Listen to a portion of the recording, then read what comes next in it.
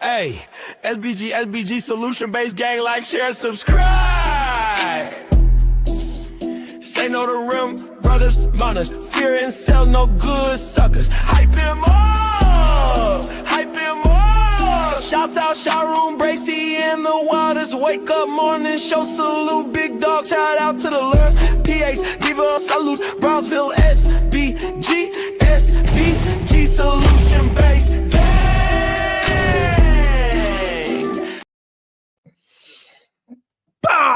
Let's go. Good day, everyone.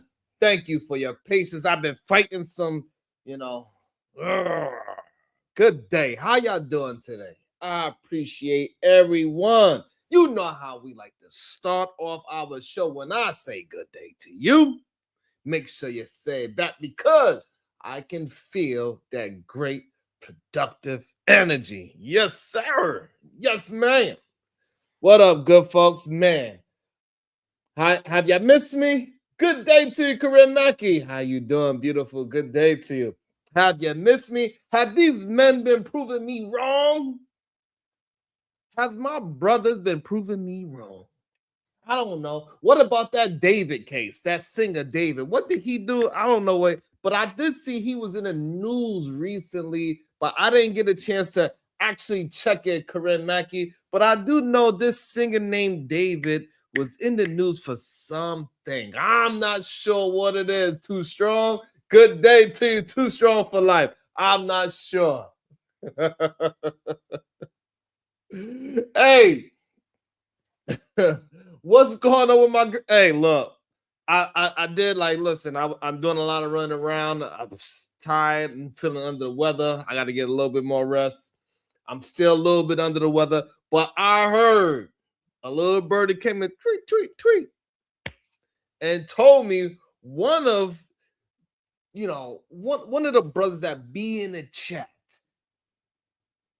One of the brothers that be in the chat was out here stalking folks. Say it isn't so. I thought my brothers was in danger. Say it isn't so. Lord, don't tell me we got our brothers out here stalking people. Oh my goodness. Correct, man. Don't tell me one of the people that's in the chat that sent this beautiful young lady over 280 messages. And she didn't respond to none of them. I mean, god damn. When do you get the message? After 280 messages? You mean to tell me you didn't get the message? Bruh. That is crazy work. However, they say, Sharon, you the crazy one, Sharon. Even though we have him in my chat, Bubba Holmes is a dude in the chat that sent another female 280 messages. And she didn't respond to none of them. That's crazy. That's a little wild. Something going on. It's something. I don't know what's going on with our brothers nowadays, to be honest with you. But there's something going on. And it ain't nothing good. I'll tell you that. It ain't nothing good, goddammit. And the craziest part about it, listen, Bubba Whole School, too strong. But correct. But the craziest thing about it was that the brothers that did try to cover it, they was coddling. They was like, no, they kind of understand how things could be misunderstood, and maybe, and maybe he misinterpreted a smile or something. This is why over here on the SBG Nation. Right. This is why over here on the SBG Nation, we say, hey, all that being friendly with men is a dangerous thing, because a man could take your smile, misinterpret it, And then next thing you know, you getting 280 messages. It's crazy. Imagine if he knew where she was actually at. This is just on the internet. Imagine how much more dangerous when you are in front of somebody. You just walking down the street and you just, hey, how you doing? Can I tell you? No, no, thank you. Next thing you know, following you everywhere you go. Every coffee shop, every goddamn Trader Joe's, every goddamn Walmart, Target you go to, everywhere you go because you smiled. Good day to you, Miss J. How you doing, beautiful? Good to see you. It's crazy out, man. Listen, here's the craziest part about it, Corinne. The reason why he decided through the chat that he got butterflies one day because she said something to him.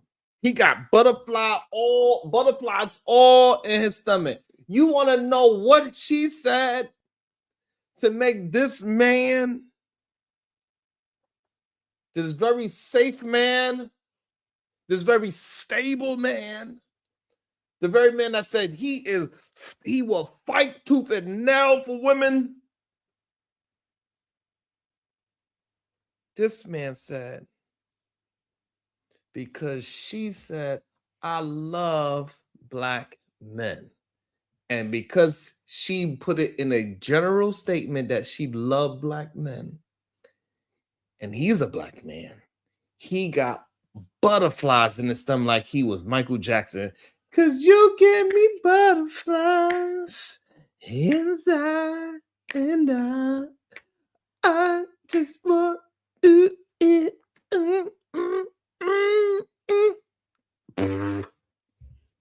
Bruh.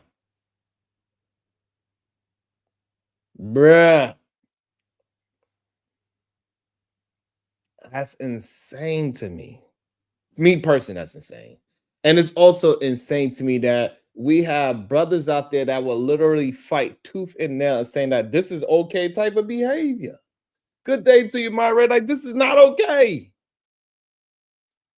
This is why we say, hey, listen, just because, we just want our brothers to be honest about what is going on. If that woman didn't say she loved you personally, you shouldn't be getting no goddamn butterflies in your damn stomach. You shouldn't be getting no goddamn butterflies in your stomach just because she said, I love black men. He said, oh, SD, what you want me to do? That's what the man said. I don't know. That's what the man said. The man said, she said, she loved black men, and that gave him butterflies inside. God damn. And then after that, after she gave him butterflies inside his stomach, then he went and messaged her 280 times and left all 280 messages unread. Lord.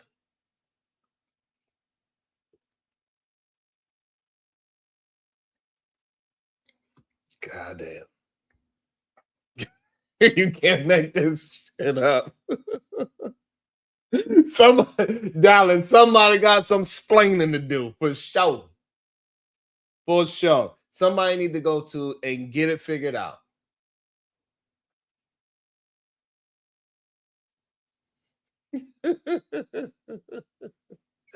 Now he over here trying to cop a plea. Now he over here. Boy, if you don't sit your silly ass down, boy, who you think you is? Now you over here. Listen, it's okay. You felt a little, when she said, I love black men, you felt some butterflies inside. We get it. Hopefully now you understand why over here on this show, we tell women, hey, don't be kind to these men. Because when you be kind to men, they misinterpret your kindness. Good day, Army vet. They misinterpret your kindness. This is why, Mr. Center of the World, men are dangerous. They misinterpret things all the time. The slightest little thing, the way how you misinterpret her saying she loved in general black men, you thought because in general she liked black men that she loved you. That's a problem.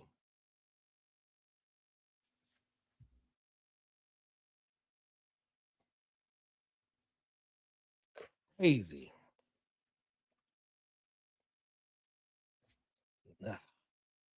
Hey, that's what I seen. I don't know what the I don't know. I don't know. And the fact that you trying to embrace it, that you saying you doing it to another woman is even wilder. And this is the problem. Some men need to learn how to have accountability, bro. You need to learn how to have accountability. It ain't cool. Whatever you going through, that's not cool to be doing that, bro.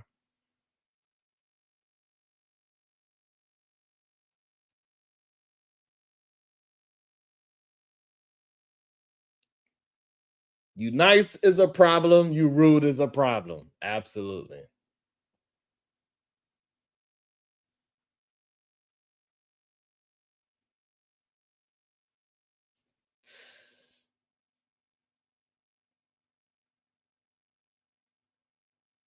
Crazy.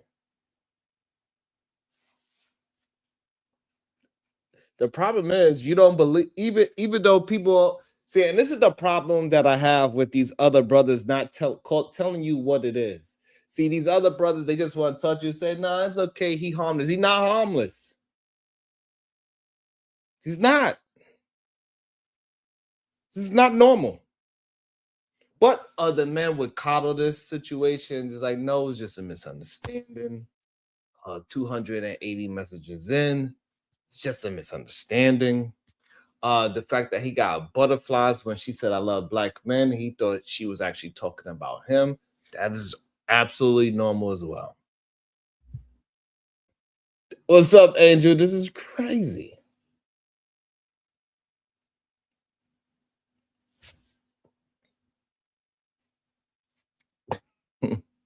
But for whatever reason,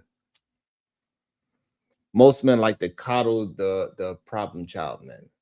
The men that have the most issues, men are not gonna hold them accountable and tell them like, "Hey, bro, you need to go get some help.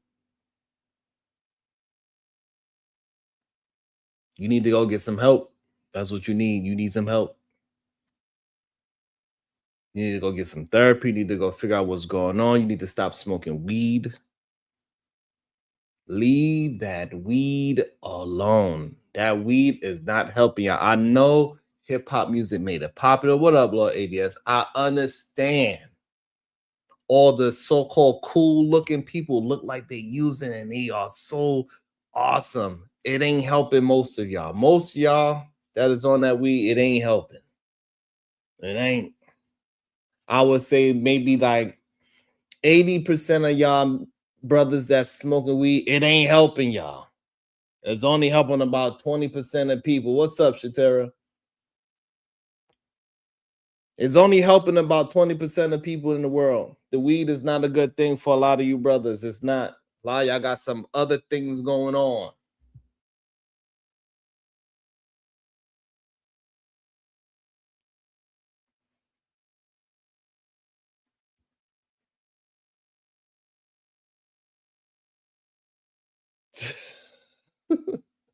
Two 280 messages more than weed.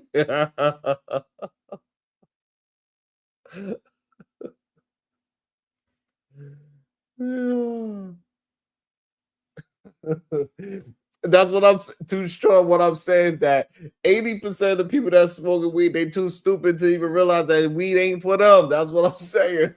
They don't even know. They do it because they think they look as cool as the people in the music video. You know what I'm saying? They got people out there that use it for medical purposes, or they needed to go take a nap because they working so hard. They needed to relieve all the pain in their body. Like it's some good things marijuana could be used for. But the stuff that these dudes are smoking, it ain't that. It ain't.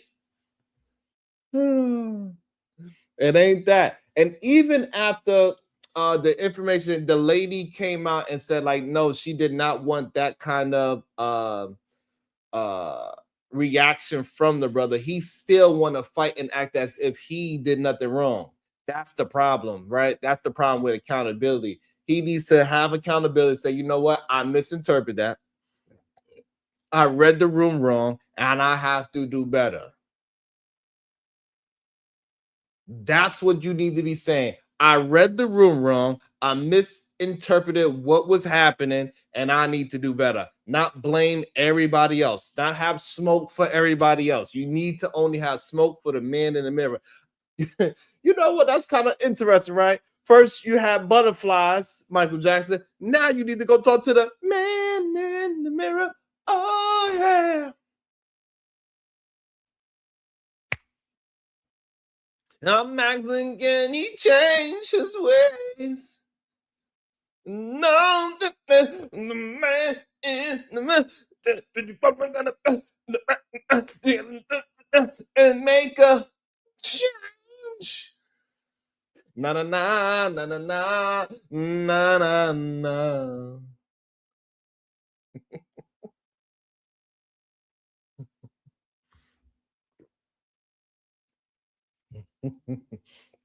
But they swear Sharon be like, hey, hey, it ain't my fault. Did I do that? It's so crazy.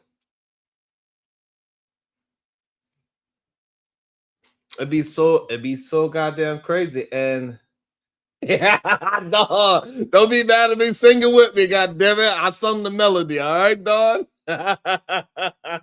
What's up, Octavia? Oh, yeah, that's the problem. To try us to fail. You are not making them you're not helping the situation. You're making them feel uncomfortable. And even though we're explaining that to you, you might not want to just take our advice because you feel like you know better than everybody else. And it is what it is. That's not accountability. That's not no man stuff right there. And you need to be on some man stuff. Because that's just crazy. That's just crazy. And and the crazy part about it, right? It kind of reminds me of this guy right here. When you just don't know how to read the room. That's what it reminds me of. It reminds me of this guy right here. When you don't know how to read the room. Yes, once upon a time, he was a phenomenal athlete. He was once a phenomenal athlete. Even once upon a time, he might even been words was said with him and Floyd Mayweather. He was spoken the same sentence for a brief moment in history.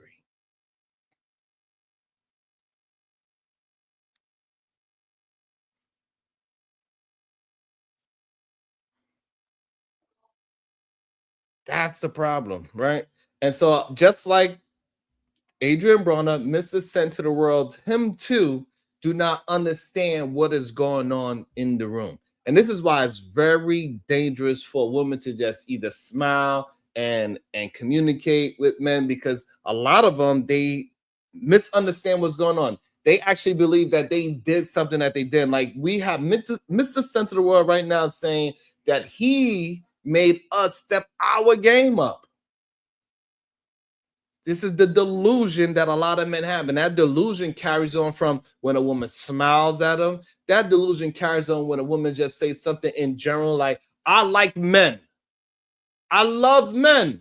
And then all of a sudden, he's like, oh my God, she said, I'm a man, so therefore she must love me too. This is what happens.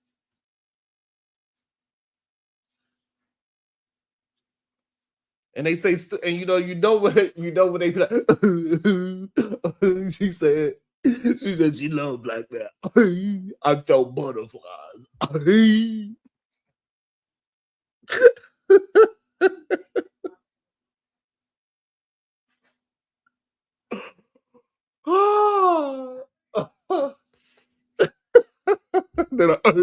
she said she loved me.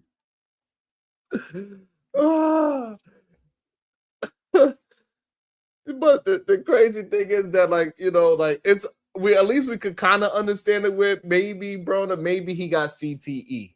You know what I'm saying? But Royce don't got no CTE. That's the issue, at least from what we know. Maybe he was dropped on his head a couple of times. I don't know.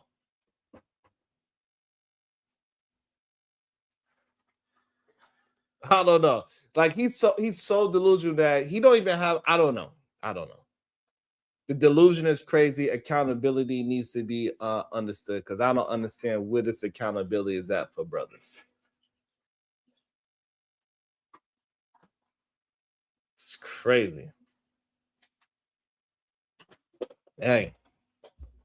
So let's look at, for examples, like Adrian Bronner.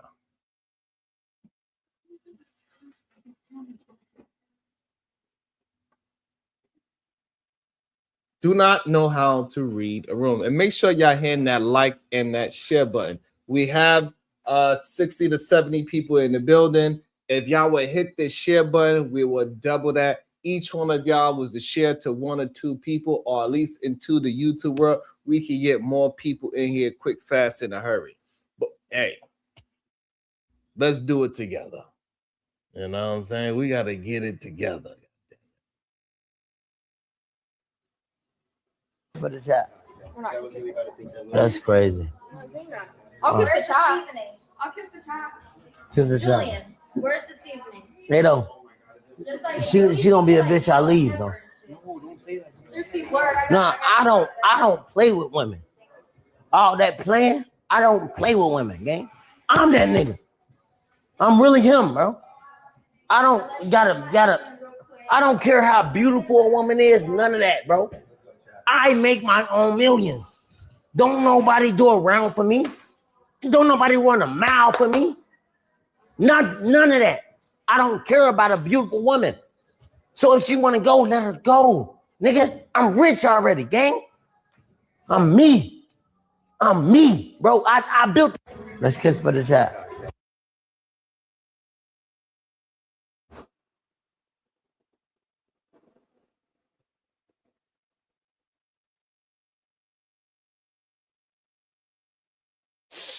Crazy. This is the delusion of men.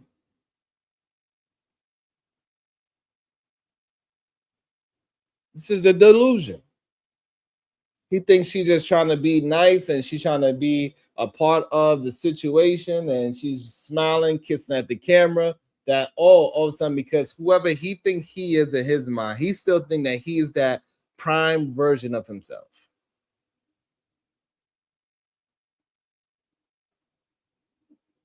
You are not that. You are not the same person that created millions of dollars. That person is long gone. You are stuck in the past. This is a problem that a lot of our brothers have, right? At least he made it to millions. But a lot of brothers, they get stuck in this arrested development. They get stuck in their prime years. They never move forward in life. That's why you see a lot of the brothers when they talking about back in my day, I used to knock them down. Back in my days in high school, I was the man. Back in high school, I was the man, homie. Happened to you. That's what he is. He is F happened to you. That's him. Back in the days, he was the man, homie. Yeah, you was. That's that arrested development that a lot of our brothers tend to have. They get stuck in a prime version of themselves, whatever that is for them. And once they get stuck there, they don't know how to move forward and get to the next level in their life.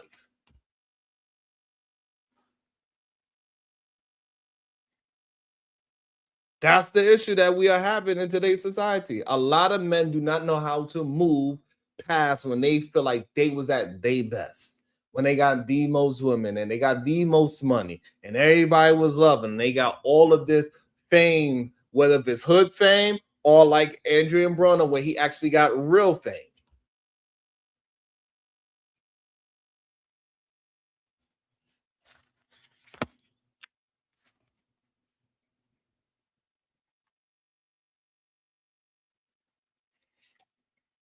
You know what I'm saying? They get stuck there. So now he still believed that he's that man that was beating people up, getting prime shows and prime boxing, making millions of dollars, and he was calling himself about billions, AB about billions, even though he didn't make it there, but he made a lot of money. He made millions of dollars off of his hands and off of his skill set. He did, off of the words that he was able to use before. He was able to be very funny, and he was able to market himself very well with his boxing skills. But that time has came and left. It's gone. And now, right after he said this, as you can see him with the beard and everything, right after this happened, the man also, he needed an Uber home, and he was asking the cameraman for money. After he shaved his beard for some reason, he's asking the cameraman to pay for his goddamn Uber home. That's crazy work. It's nasty. That's crazy work. That don't make no damn sense. But we keep acting like we don't see these things happening. And this is not just him. This is happening in real time. What the fuck? No, nigga, what's up with you, gang? Hold on. This is crazy. This is the same stream. This is the same stream. Look, this is the host of the goddamn party. This is the host of the party. Too much drugs, whatever, I don't know, just alcohol, weed, or something strong. I have no idea what this man is on. But look how you acting. Why you scaring the bitches on? Don't ever grab me. Why you scaring the bitches on, my nigga? What the fuck is you on, gang? Can a nigga get something, nigga? Not without me. I'm gonna leave it without. What the fuck? No, nigga, what's up with you, gang? Hold on. Why you scaring the bitches on? Don't ever grab me. Why you scaring the bitches on, my nigga? What the fuck is you on, gang? Can a nigga get something, nigga? Not without me. I'm gonna leave it. This is wild. This is wild. That's crazy. Look how he looked. Like, he went from a supreme athlete. Now he's looking like, I don't know what that shape is. The neck is like, you don't got no neck. Is, pop belly, looking out of shape, barely could hold a word. 1 minute we watching the stream, he had a full beard. Now he has just, what is going on? Like now, and this is a problem with having lust and degeneracy at the top of your value system. It would destroy you.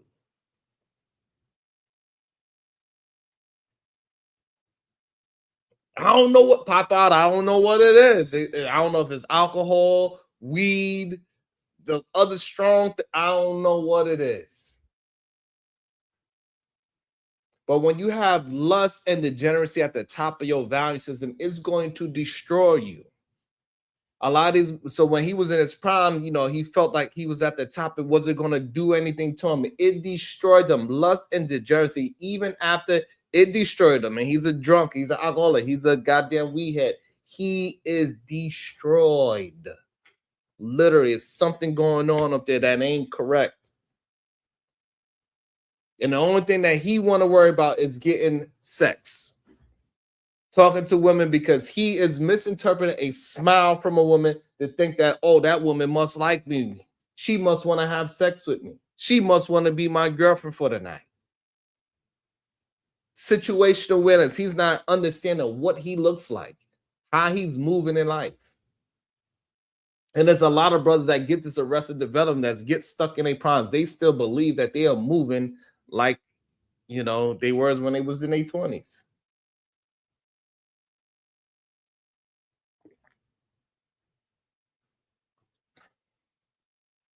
The thing is, 4884,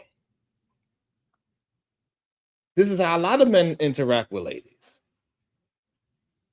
This is not something new. This is how they interact in the club with ladies. This is how they interact in the street with ladies. This is how they move on a day-to-day basis. And even though they get mad at me when I call it out, they get so upset when I just call it out. It's just wild and crazy. And I don't know why it's such a big deal for me to call it out. I don't know why. I thought the men loved accountability.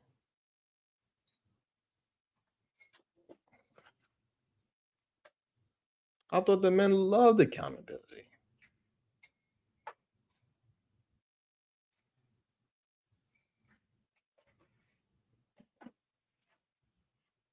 Like my mother. And here's the real thing is that a lot of the brothers, they are fighting through you know, a lot of them are fighting through depression, and they don't really understand how to deal with depression. Man, a lot of them go through some real trauma in their life, and they never got over that real trauma in their life. They never got through it. They never worked it out. They never spoke to anybody about it. They never actually got through to anything. So, you know, that makes it very difficult. And, you know, and when I was seeing Michael Beasley and he was communicating, he seemed like somebody that's definitely on his way to finish working through his trauma. But he ain't there yet. And, you know, I think people on the internet got mixed reviews. What's up, Angie? Got mixed reviews about this whole Michael Beasley interview that he did with Shannon Sharp, because some men are saying that he was too emotional and that he was, you know, because he was crying a lot in this interview. Which, for me personally, when I see it, I don't see nothing wrong with going through your emotions in real time. I really don't see anything really wrong with that. But some people do. Let's check it out. It's interesting to me. Always told me to tell you what depression feels like. I'm not allowed to show you what it looks like. That's why if I cry a little, just act like you don't notice. It's a real thing. You have a lot going on inside, don't you, Mike? Yeah, that's why I smoke a lot. And so that's what I wanted to point out too, right? He has a lot going on inside, and the first thing he said, that's why I smoke a lot. And you know, Papa was saying it's not the weed. A lot of people that's troubled, they try to find some kind of vice. A lot of them find weed as they vice for the whole situation. Make sure y'all hand that like and the share button. That's how we get this thing moving and shaking. I appreciate every last one of you. If you have $1, I appreciate that. And a lot of these brothers that have these situations, they use weed as a way to move forward, and they use weed as a way to deal with their mental health situation. And the brothers that have a mental health situation, I believe the weed is not helping them. They need to figure out a way to actually go through whatever's happening with that. I'll take a couple. Okay.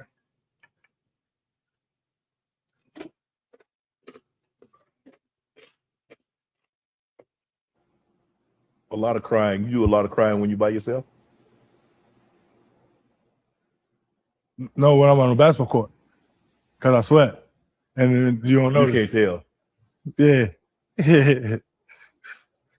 What'll make that crying stop? Just listen. Stop telling me what I mean. Just hear me. There's a little boy inside that wants to be held, that wants to be heard, that wants to be seen. How do we get that little boy heard? How do we get him seen? Stop telling me who you think I am. I've been saying it my whole life.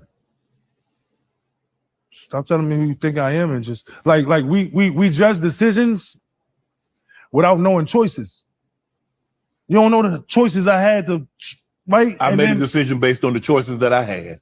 My stomach sometimes just gotta, you understand? Maybe I gotta do that shit for $20. You don't know that nigga says the stripper. She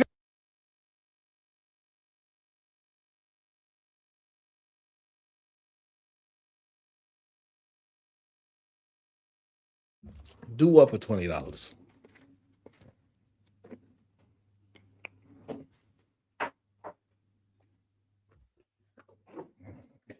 Do what for 20 hours?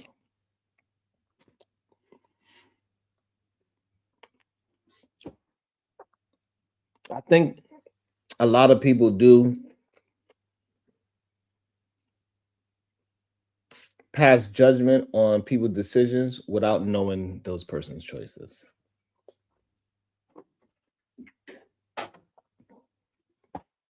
I think that was a good statement. That was a good bar that he just said.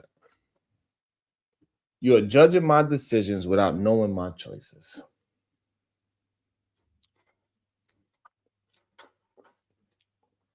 And one of the things that he asked for is like, stop telling me what I am. I already told you what I am.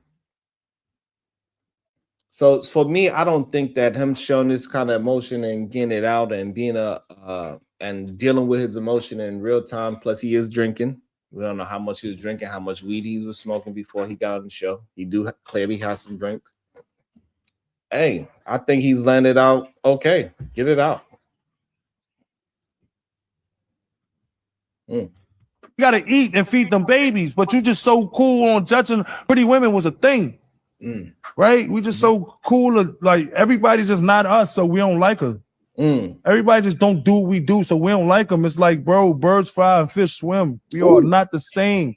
That's a bar. But God gave us all air. Like my mother always told me. That's a bar. I like that. You know, I like that bar. Birds fly, fish swim. And some of us need to all understand that. And that we cannot make judgment on people's decisions without knowing what choices they have. Some people don't have no choices or don't know what choices that they can take. Some people don't even understand that they have the choice of saying no.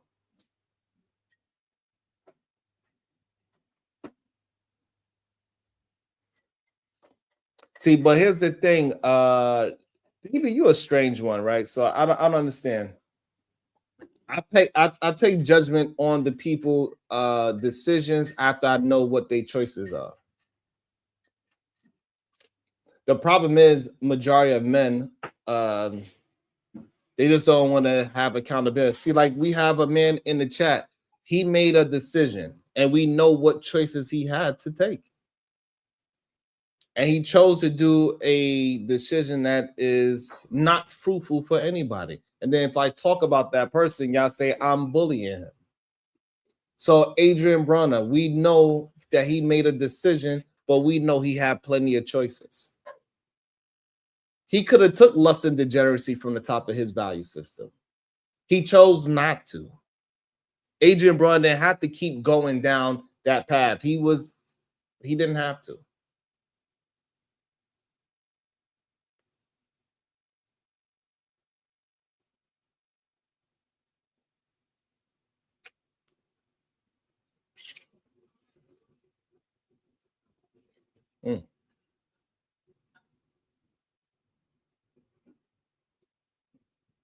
No. So here's another clip from what he was talking. So I think it was powerful what this man was saying, and that we shouldn't really judge it for real the way how. I think some of the things is we gotta let our brothers be able to speak it out, but we also gotta be able to understand what we are seeing at the same time. Let's see what this man is going through right here. I was mad at my mom for my childhood. My dad at 25 told me I cut my whole family off for 3 years. I was pissed at them because my dad was a real nigga. Was looking for me my whole life, and I was looking for him. And you got all these random ass niggas in my life. I wanted my dad. And then I got mad at my mom, and then she died, man. And I got to New York. We was getting back, and then when I got to LA, and you hear that misplaced anger, that he didn't know where to push the anger because he didn't have the proper, that's tough. He didn't want all these random men in his life. But his mom, she was making decisions, but we don't know what his mom's choices was. Clearly he had a rough situation. She made some tough decisions about the dad not being around, and clearly the dad tried to come back around and he told him what it was around 25. And so when the dad said, hey, I was trying to find you, and he was trying to find his dad at 25, that broke his heart. So now he mad at his mother. He didn't speak to his mom for 3 years. And then now she passes away. I don't understand why men are on these spaces acting like it, like this is not a real emotion, that this man can't let out a couple of tears. This also shows that men can cry when it's the right circumstances, when it's the proper time to do so. It's all right if this man cry when he's going through a real life emotion. Sometimes emotions don't actually leave, right? So you start talking about the story, and that same emotion, because you never got a chance to get over it, it will come back up. And you can still feel that same, like it happened the first time. Hey, it was just too far, and it was too late now. And then I didn't know how to say it. I didn't know how to say that. And then I just went out there. I just had the wrong shorts on. They fit the same, so I couldn't feel that shit. Okay, so for the people that don't understand what he mean about the shorts, right? So when he was going through the situation of his father telling him that he was trying to be in his life, and now he cut off his family for the next 3 years. Now he found out his mom's got cancer and she passes away. He still had to go to basketball tryouts and go to practice. And so he wasn't paying attention. He wasn't caring about what was really going on, because he was going through a lot of things emotionally. He just put on some shorts. The shorts was too small for him. They damn near looked like underwear. And he was really short, but he was still cooking up. He made the team with those little shorts.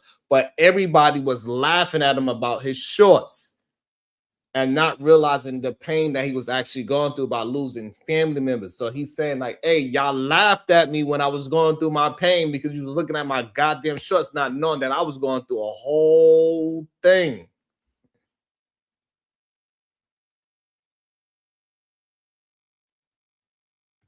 Y'all laugh. That day, James died 2 days before, my cousin. And I was supposed to be in a funeral, and I was at shoot around like, damn, should I get on this flight or just play? But if I get on this flight, they're going to think I'm lying about people dying and shit. I ain't want to play at all, nigga. I ain't want to play. I was one of my favorite people and shit, and they was just laughing at me and shit. They was just fucking laughing at me, man. I was hot, nigga. I was hot, nigga. I was hot. I hated them niggas, man, because my mom didn't deserve that shit. And then James died in the car, man. And they let James die in the car, man. I couldn't be there for him. And y'all laughed at me. But I'm going to cry a little bit, but don't act like you don't notice, right? Just act like you don't notice. Yeah, I hated that year. No, I was. That's a lot. It's a lot. Sometimes we do understand that some men go through a lot of situations. There's a lot of things that they have is heavy on them. He want to help so many people. 3 people died in the same week. But at the same time, he's going to try out for this new team. People already saying that he crazy and he ain't doing the right thing. And he's going from team to team. He got all the talent in the world, but his mind ain't there to be a professional basketball player yet. And he know if he'd have took the flight to go to these couple of funerals, he probably lose his spot. Now he can't help the people that he is trying to help. He was stuck in his mental loop that he didn't know how to get out of. And all because, the young boy inside him was never, was able to be heard. That's a lot. And it goes to show also how children go through the different phases with their parents, and how they will understand their parents, they would dislike their parents, and then they would circle back around. Like he hated his family and his mama for 3 years until now she got cancer and she wound up passing away. Then he like, God damn, my mom didn't deserve that. She did the best she could possibly do.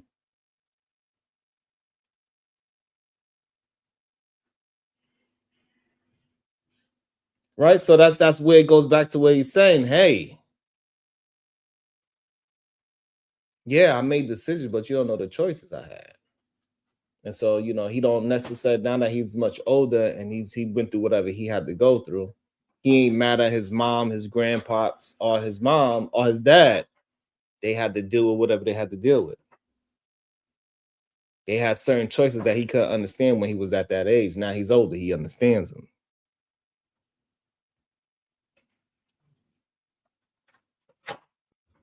And now I want to get to the main event of what I want to have a conversation about as well. There's a crazy story that I found online. I thought this story was absolutely insane. I'm not sure if this is when this story happened, but I think what he's doing is recreating the story at hand. But I think this is a real interesting story. I believe it's a real story. He just reenacting this real story that happened to him. So check a look at this. Tell me what y'all think about this. It's really interesting to me. Hello. Hey, what's up? Hey, what's going on? Hey, I got a question for you. I just left our daughter's house, your daughter's house, and you know she's graduating, and she was telling me that she wanted, I guess her biological father just came back into her life or whatever the case after 17 years, and she wanted him to come to the graduation, but in order for that to happen, I have to give up my ticket, and she told me that you knew something about this. Yeah, I didn't know something about it. And Is so that a problem? you don't think it's a problem? Like after 17 years? Like you don't think that's a problem? No, I don't think it's a problem at all.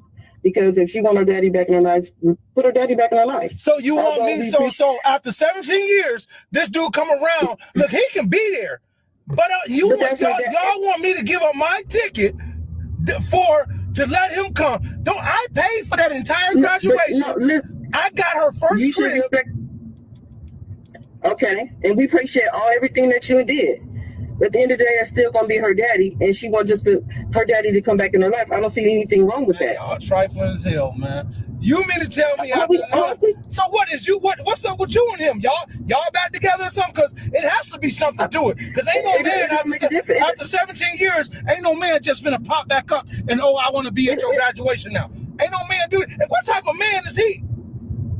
What you mean? What type of man is he? Listen, he's trying to come back in his daughter's life. Any type of man. I don't see nothing wrong with that. But y'all in cahoots with trying to get me to give up my ticket that I paid for? Come on now, ain't nobody in cahoots. It's just like she want her daddy to see her daddy graduate. What's wrong with that? Yeah, but you brought it to her. She told me you brought it to her. You brought it. You convinced her to do that. Because we're trying to build a family. We're trying to build a family. After 17 years. We're trying to build a family. After 17 years.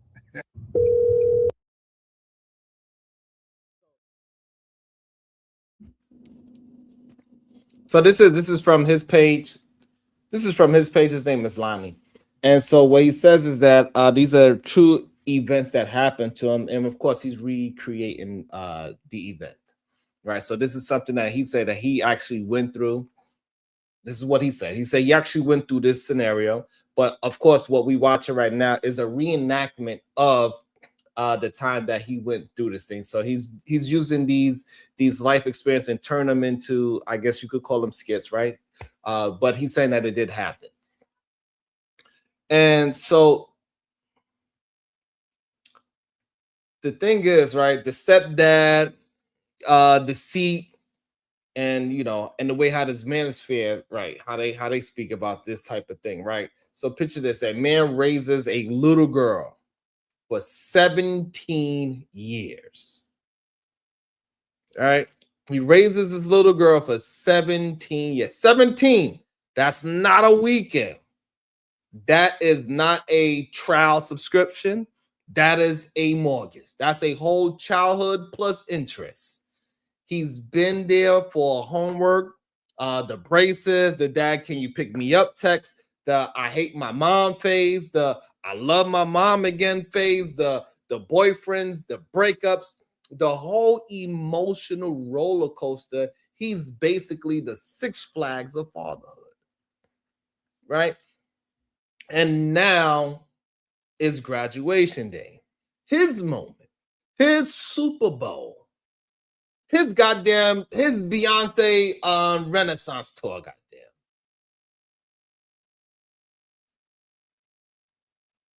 You know, maybe he's going. He thought of it, and you know what I'm saying. He was gonna have his suit on. He got the camera charged.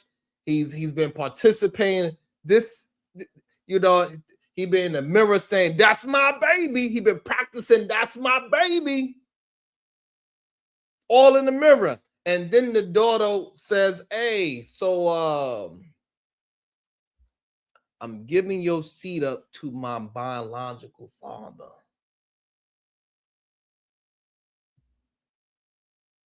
That's kind of crazy. And if a man was to hear this, and this man's soul will leave his body like a goddamn Marvel character getting snapped by Thanos. That's what will happen when this happens, when something like this happens in real life.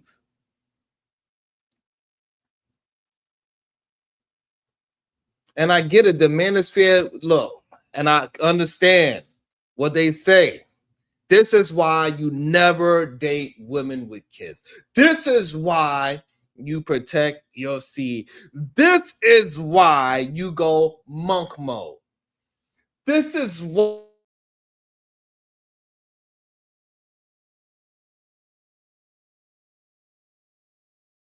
you know what I'm saying? If they get a hold of this, they're gonna treat this one viral clip like it's the goddamn book of Revelations. But let's be real about this situation. In reality, did this possibly happen to this man? Yes. Did it happen to some men out there? Yes. We seen like we heard of these type of situations before. I think it also happened with a wedding situation as well. But even though this ain't common, this is not a common situation. This is the Florida of family drama, rare, chaotic, and confusing. Most stepkids, they love their step parents. They know who showed up. They know who paid for the field trips and the sneakers and the therapy sessions, but every now and then biology calls. Humans got this weird Pokemon instinct to find their original trainer. But here's the real plot twist in my mind when I seen this story, so we can have a conversation. I'm about to drop the link shortly. It ain't the daughter. It ain't the biological father. It's the mother. Because she's standing there like, yeah, I think she should give the seat to her real dad. And the stepfather's looking at her like, real dad? Ma'am, I've been the real dad. I got the receipts. I got the tax returns. I got the emotional damage. This man is realizing in real time that he missed 17 years of red flags. Because let's be honest, people don't just wake up ungrateful. That's a habit. That's a lifestyle. That's a personality trait. This woman probably been showing signs since year 2. She probably never said thank you, probably never hyped him up, probably never appreciated the sacrifices, probably treated him like the family Uber driver. And he ignored it because he was trying to be a good man. Or she had some of that good. You know, a lot of men, when they have that lust of the jersey at the top of their value system, you know, that good can have them tripped up.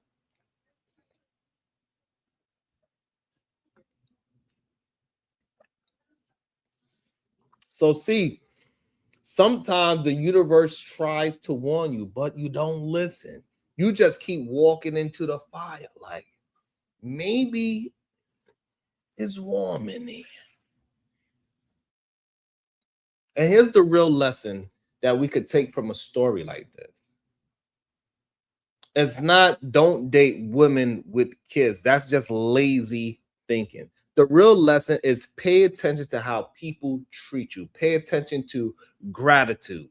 Pay attention to reciprocity.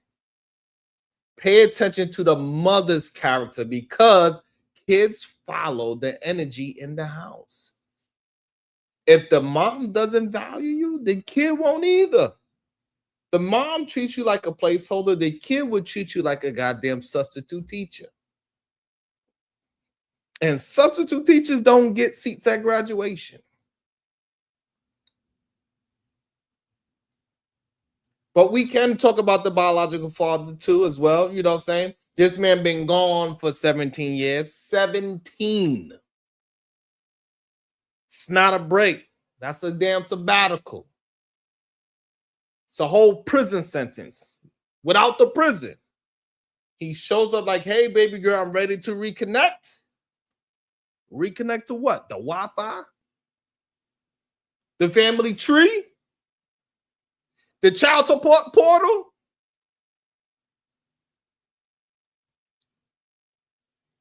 But biology is powerful. Make sure y'all hitting that like and the share button. I appreciate every last one. If you got $1, I appreciate that as well. And biology is powerful. Kids want answers. Kids want closure. Kids want to know why you weren't there. And sometimes they give that parent a chance, even if they don't deserve it. That's human nature. Not manosphere logic, not gender politics, just people trying to fill emotional potholes. And we know when we have these situations, let's get the likes up, y'all. I appreciate every last one of y'all. Thank you.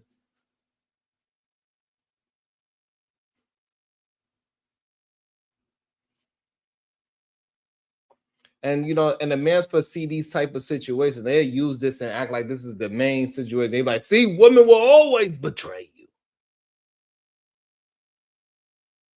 Stepkids will always betray you. Never love a child that's not yours. And I'm like, bruh, relax. This is one family, not a goddamn prophecy. Most stepdads are loved. Most stepkids appreciate the person who raised them. Most families don't operate like a goddamn Maury episode. This situation is messy because the adults were messy, not because step parenting is doomed.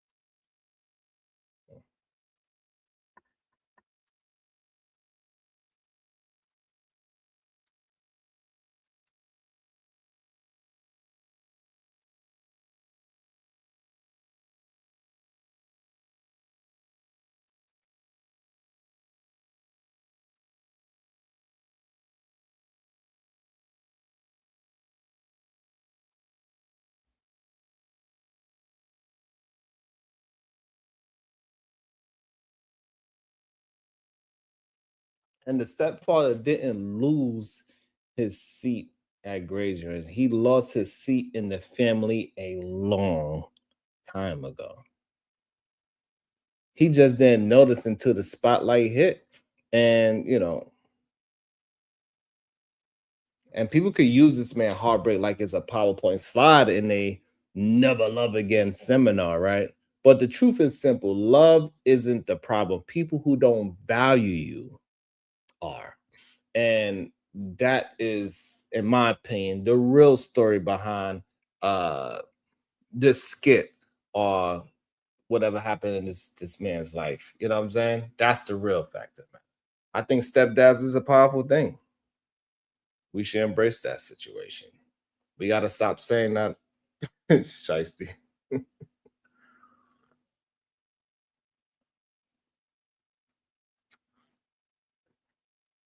Shout out to King Alpha.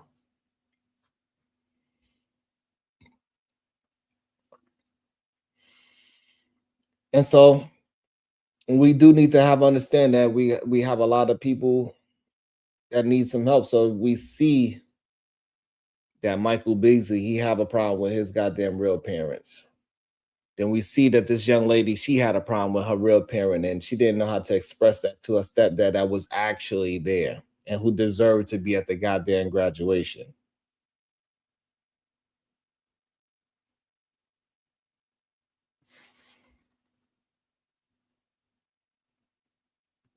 Shout out the time watcher to that. So he chose to love someone who didn't respect him. Absolutely, that's what I believe happened. He didn't pay attention to all the red flags for the whole 17 years. Matter of fact, she probably been showing him that since year 1 and 2 that she moves a certain way. He just didn't want to respect the red flag.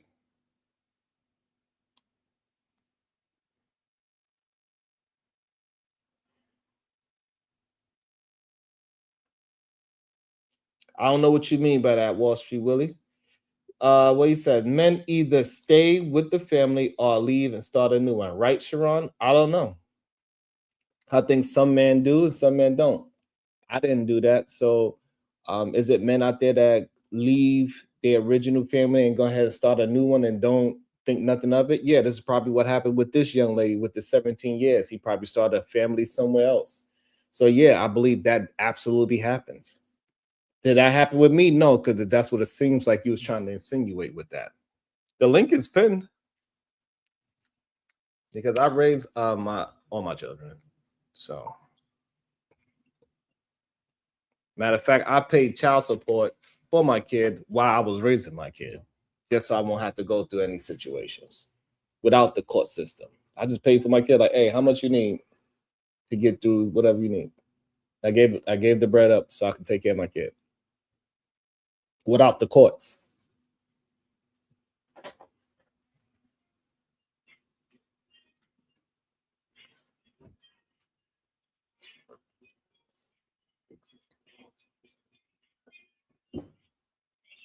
So that's me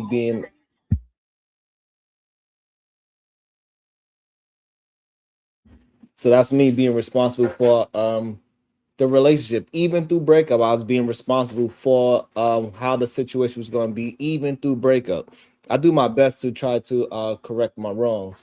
I did a lot of things in my life, so I had to correct those things through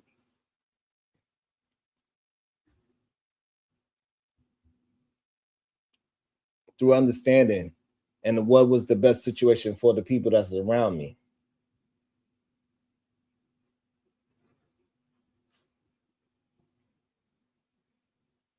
And so I think that is crazy that Wall Street Willie would say the step goofy. That's crazy to me. I don't understand what you mean. I would like for you to hit the link and explain to me what you mean by step goofy. You believe that anybody that's a step parent is goofy. So what should we do? I don't want to assume anything. So Wall Street Willie, if you can, you have some time, please hit the link so I can understand what is it that you are trying to communicate, because I might be misinterpreting that through your chat.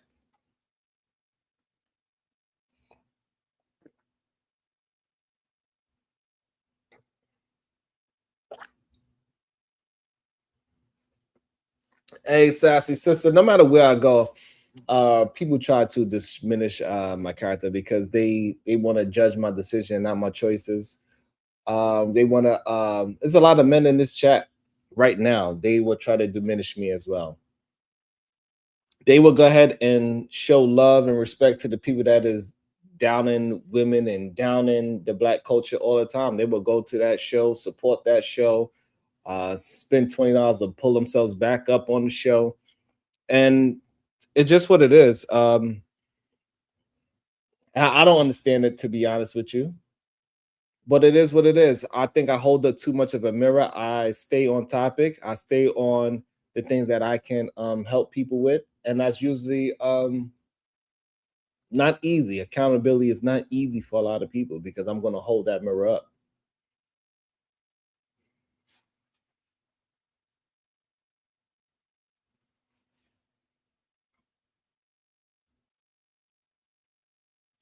So, that's just what it is.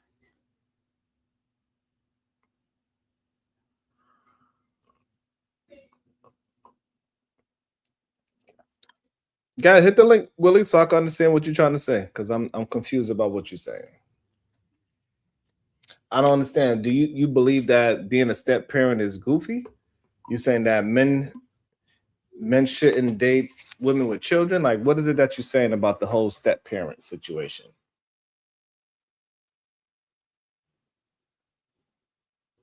So, what about the people that do legit break up and they have children? Should not ever date again until their children's out the house? I mean, that is an option for some people. For some people, that is an option. Like, hey, look, I made this child, this thing didn't work out at an early age, and now I'm gonna wait until my kids like can take care of themselves till I date again. But if you make that type of decision, then therefore that means that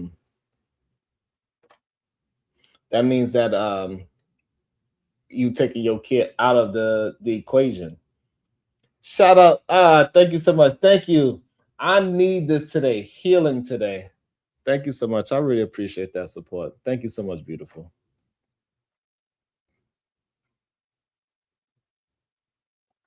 I really appreciate that.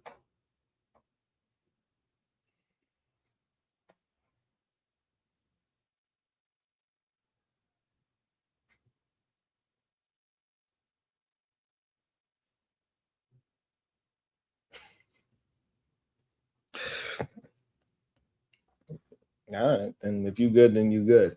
But so yeah, I don't think that step parents should be taught down on. I don't understand why so many men would try to talk down on step parents. It's just kind of weird to me. We need to keep moving forward with our people. It's no reason for us to be making false accusations. I don't know. But that's my spill. I did a whole hour of my thoughts of Adrian Broner. That's my brother's living in Arrested Development. This is what happens a lot. Oftentimes we see in these goddamn panels, men living in Arrested Development. Adrian Broner is a perfect example of Arrested Development. Men not moving forward in life. They get stuck in a prime season, and whenever they made the most money or they had the most hood love, they was hood stars or something like Adrian Broner. He's a real star. But this happens even in the smaller senses. Even far down in Harlem, somebody believed that they were way bigger than what they is, and they get stuck in that past life. They get stuck communicating like in a past life. And then so as they get older, they still dressing like when they was in a prom. They communicate like they was in a prom. They never actually move forward. They also represent to other people in that way as well. And this is a sad thing to see day in and day out. It's weird to me. Welcome to the show.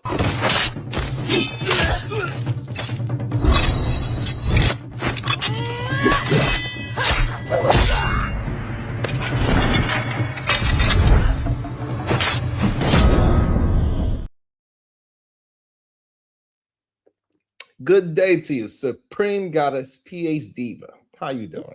Good, sir. Good day to you too. Look, it's Adrian Bronner, the same guy. It was another video of him like basically asking this guy to get him an Uber to like pay for his Uber. Is that the same guy? Same guy. Not only that once he was talking to the young lady saying how he was a millionaire and that he don't take this kind of stuff and all that, whatever happened throughout that day, somehow he had a beard in that scene, and a couple of hours later he had no beard. So I don't even know how he went from a beard to no beard begging for Ubers. Damn. Okay, so how long ago was it that he was like actively fighting? Probably about like a good 5 years ago. Oh, that's not that long. So No. is it still the case? Remember they was doing like 30 for 30s on it, and it was a lot of talk about how like shortly after retiring or stopping playing their sport, a lot of black athletes go broke. The problem you remember that? Yeah, I remember the 30 for 30, but the problem with somebody like Adrian Broner, Diva, he was going broke while he was actively fighting. Oh shit. Okay, well damn. Yeah. That's a problem with somebody like, because he got because he was like very close to Floyd Mayweather money. Wow, really? Yeah, he was really that good. He was really good. Okay, so then how Skill are they going set, about? marketing. What you were saying, Diva? I don't understand. Like, what are they doing to go broke? Like, where's all the money going? Because I was It's hearing going something to their about lust. Mayweather being broke, or having some issues too. So Hey, I think it's going to their lust and degeneracy. See, Adrian Brun, I think the only difference between Floyd, he didn't drink up and smoke up his money, but he's doing a lot of nonsense things as well. He's shorting people on contracts. So a lot of his money, he fight in the court a lot because okay. so a lot of time, for example, this whole Netflix thing might cost him $100 million. Wait, what happened with Netflix? He's supposed to be fighting Pacquiao again. Okay. But he kind of like breached the contract by saying that it's not a sanctioned fight, and then now he's trying to remix the contract in a lot of times. So he already got everybody interested and everybody signed the contract, but now he's trying to like backtrack a little bit. No, I don't want to make it a sanctioned fight. I want it to be an exhibition fight and this, that, and the third. So he's trying to get them so involved that they cannot backtrack the money and stuff like that. But Netflix is like, nah, if you back out of it, it's 100 M's. So I don't know how this is going to work out for Floyd. That's going to be a lot of money lost because clearly he be messing up the money because he still think, because he could get a lot of money just to jump in the ring and on some, I'm going to fight you for 6 rounds and go home. And it'll have to be a real fight. You know what I'm saying? Yeah. What that makes me think of is I forget what the name of the book is. And I talked about it before, but the reactionary masculinity that a lot of black men have, one of the, I guess, symptoms or one of the characteristics of it is like that conspicuous consumerism. Say that one more time. I think that's missed. Say that again. Just that one of the characteristics of reactionary masculinity is conspicuous, what is it, overconsumption or consumerism. And so you can have all the talent in the world, but if your mind ain't right, you're going to end up giving it right back. Giving it right back because your mind ain't never caught up to the actual money flow that you are creating. Right. And so if you $50,000 and you all of a sudden come up on $100 million skill set, but your mindset ain't never catch up to your skill set, somehow, some way, you're gonna get right back down to that $50,000 person. Right. And even, more than that, if it's the case that you got all this talent and so you're able to reach all those heights, but still your sense of self-esteem requires you to have some other person's name on your back, then there's an issue there, right? That's a good one too. That's a good one too. I heard Fighter Complex got a fight coming up too. All right, Fighter, don't lose another tooth, nigga. Hopefully he getting paid for this one. Wait, he lost his tooth for free? Not tooth is for free. Yeah, he lost a tooth for free. Well, I mean, that's part of the grind too, right? So, if you're gonna you got to go into most people, they go into amateurs first. Okay. Yeah, so amateurs, you typically don't get paid. You could eventually get good enough in amateurs where you could get some pay.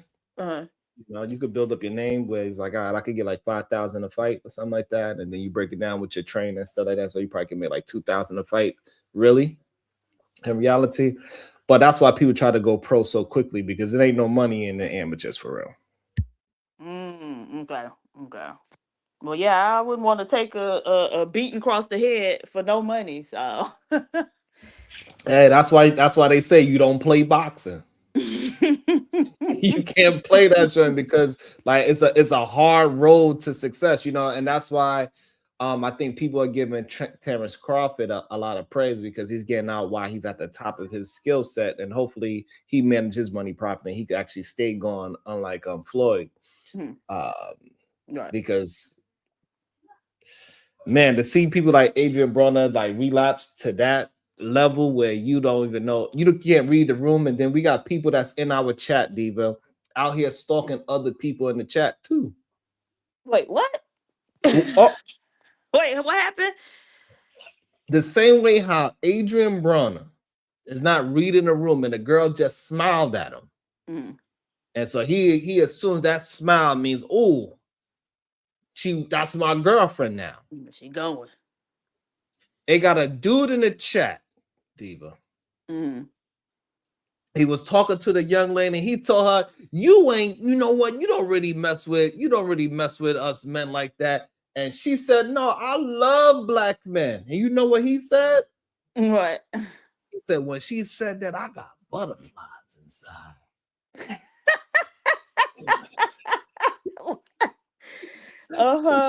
You give me butterflies inside. Crazy, Diva. And then after he got those goddamn butterflies inside, Diva, he sent the lady 280 messages that she did not read. Wait, what? Why 280? Like when she didn't read the first one, like why did he go back? And then if she hadn't read like number 10, why, like, you know?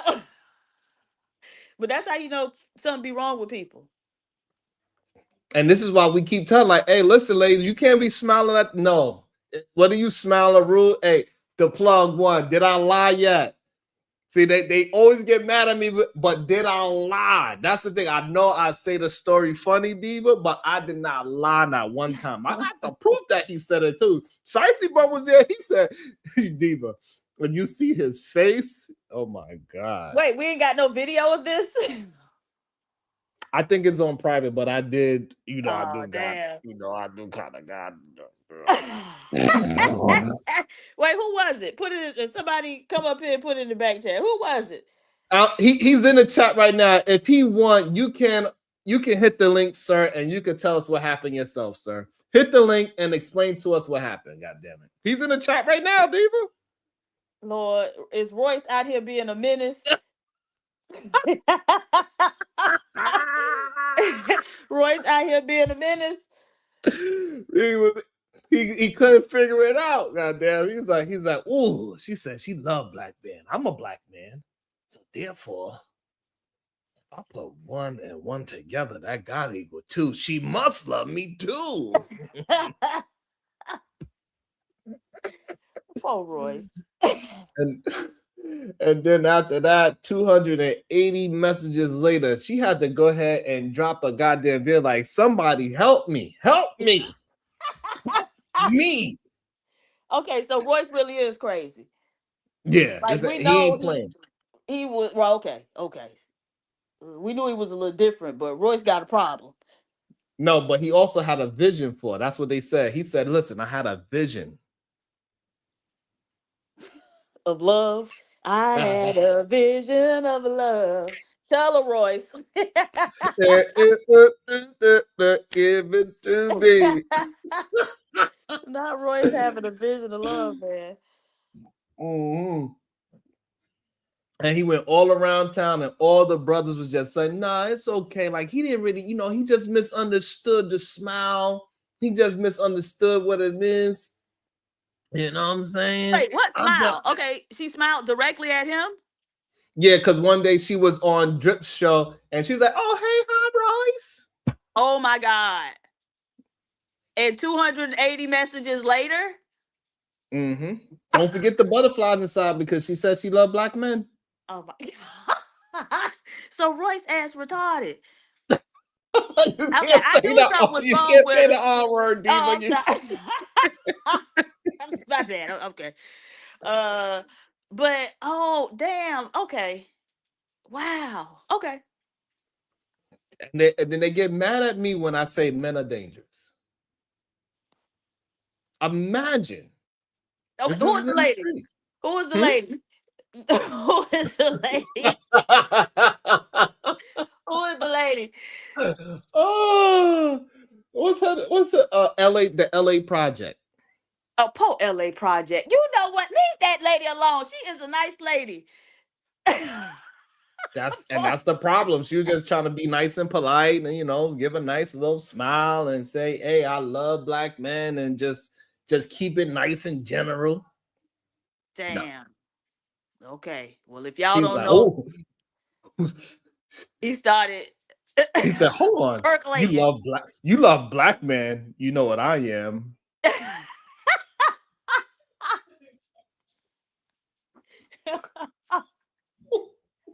Poor lady. Oh my gosh. Insanity. Okay, well, you niggas, rest assured, I'm gonna see. I got you, Sharon. I hate y'all. So I hate you in words. So Oh my God. That is crazy. Insane. Let me see if I can send the video to myself. Hold on. Let me see if I can send the video to myself. Because, man, I tell you, hold on. Let me see. I might have to email it to myself. I'm not sure. Oh, I might be able to do it. Let me see.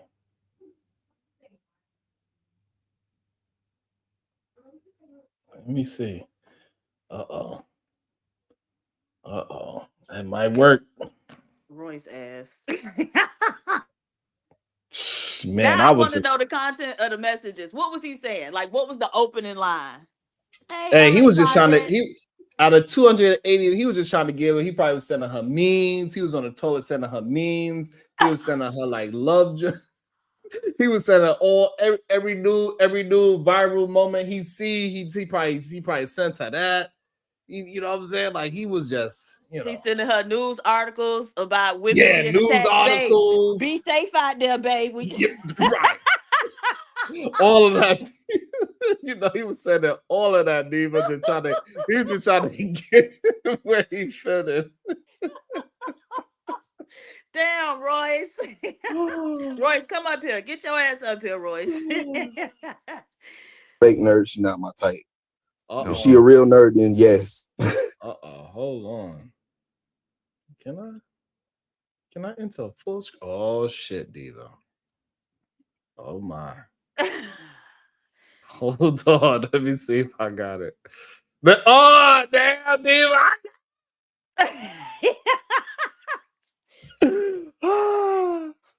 Diva, hold on, Diva. This is what I caught. I caught a little snippet of the show. Hold on. You ready? Fake nerd, she not my type. If she a real nerd, then yes. Let me ask you this: did any time between your interaction did you interpret anything that any sign that showed that she had feelings for you in that type of way?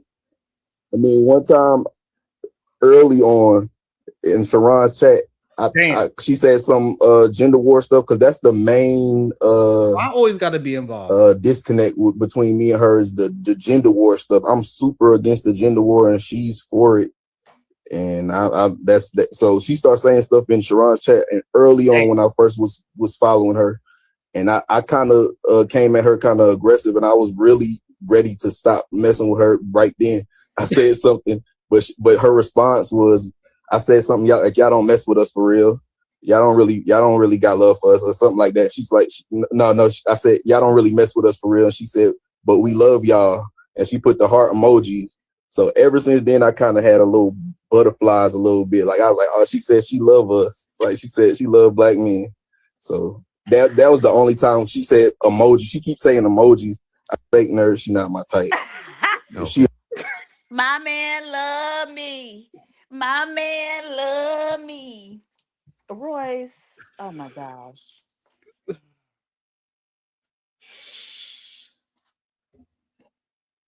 Yo. Poor Royce. But I mean, so that shows you how he not getting, that positive regard from women. Y'all smile at Royce. Oh, you know what? Don't smile at Royce because it's You gonna be can't- 500 yeah. messages later. Don't smile at Royce. Try to turn your head when you see Royce, y'all. Oh my God, damn! Why I always get blamed, Diva? Why I gotta be blamed? God damn! He say, "How I get in it?" I didn't even know this was going on. Goddamn shit! Dang, so how long had he been harassing that lady? Right. That's the key one right there, right? It took over 280 minutes, but she finally had to say enough is enough. Like it So was what did she after do? the 280, and then like eventually, like she'll go to places and like this is probably why she don't be in my chat no more. Damn. He probably done chased the woman off this damn chat. Roy's creating a hostile work environment, a hostile chat environment. I think the link is pinned. I don't know. The link not pinned? It's pinned. Yeah. So you know what I'm saying? Like, so you know, that's why a lot of people be running away, you know, whatever, you know, they got some hots, you know. I understand LA project. I don't blame you, sweetheart. But also what I do understand that I do find strange is that like the places that he did go, they did coddle him. They's like, oh, Royce, I understand why you could misunderstand that when she said I love black men, how you could have interpreted it as you are a black man. I was like, what? They was giving him all types of excuses to say why he could have misinterpreted the way how she was communicating something. Hey, I don't understand it, but that's her man's in them. You know, DJ Wiggs' doctor is her man's in them. She have a weekly show with him, and he was like, I understand you, Royce. I was like, that's crazy. Welcome to the show, the voice of Venus. Good morning. What's up, Venus? I just came to tell both of you something. You give me butterflies. Inside. I just wanted to sing y'all a song, you know, and show my love, my appreciation for black people. That's all I wanted to do, you know. You better watch it. It's 500 messages later. That song was for you two. Okay, that's it, you know. It's just crazy. I don't know. And you know, like I do find it interesting that somebody like Reese Cup be coming in my chat too, where she knows she don't like me. She knows she don't like me. Why are you here? Why you think Reese Cup come in when she knows she don't like me? I be seeing you in those chats, Reese Cup. You be talking hella shit about me. I'm like, damn, what I do to Reese Cup? I guess because I be holding it down, making sure, you know, certain men get called out and be held accountable. I don't know. She a Taz groupie, so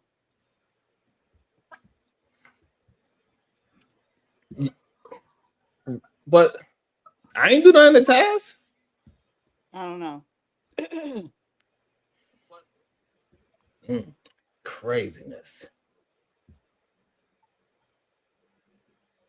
Why you think Reese don't like you? That's my girl.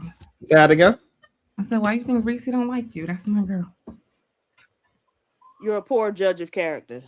For real? Damn.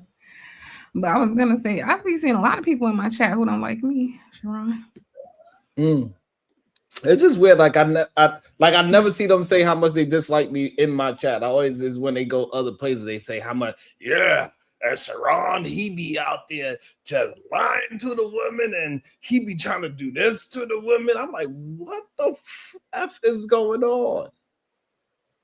And I don't I understand. told that stupid bitch, if I catch her in the chat, she out of here. She brought her stupid ass over here anyway. Bye, bitch. Wait, this is the girl you and Diva was Yes. Oh, wait, yes. wait. Yes. Never mind. Okay.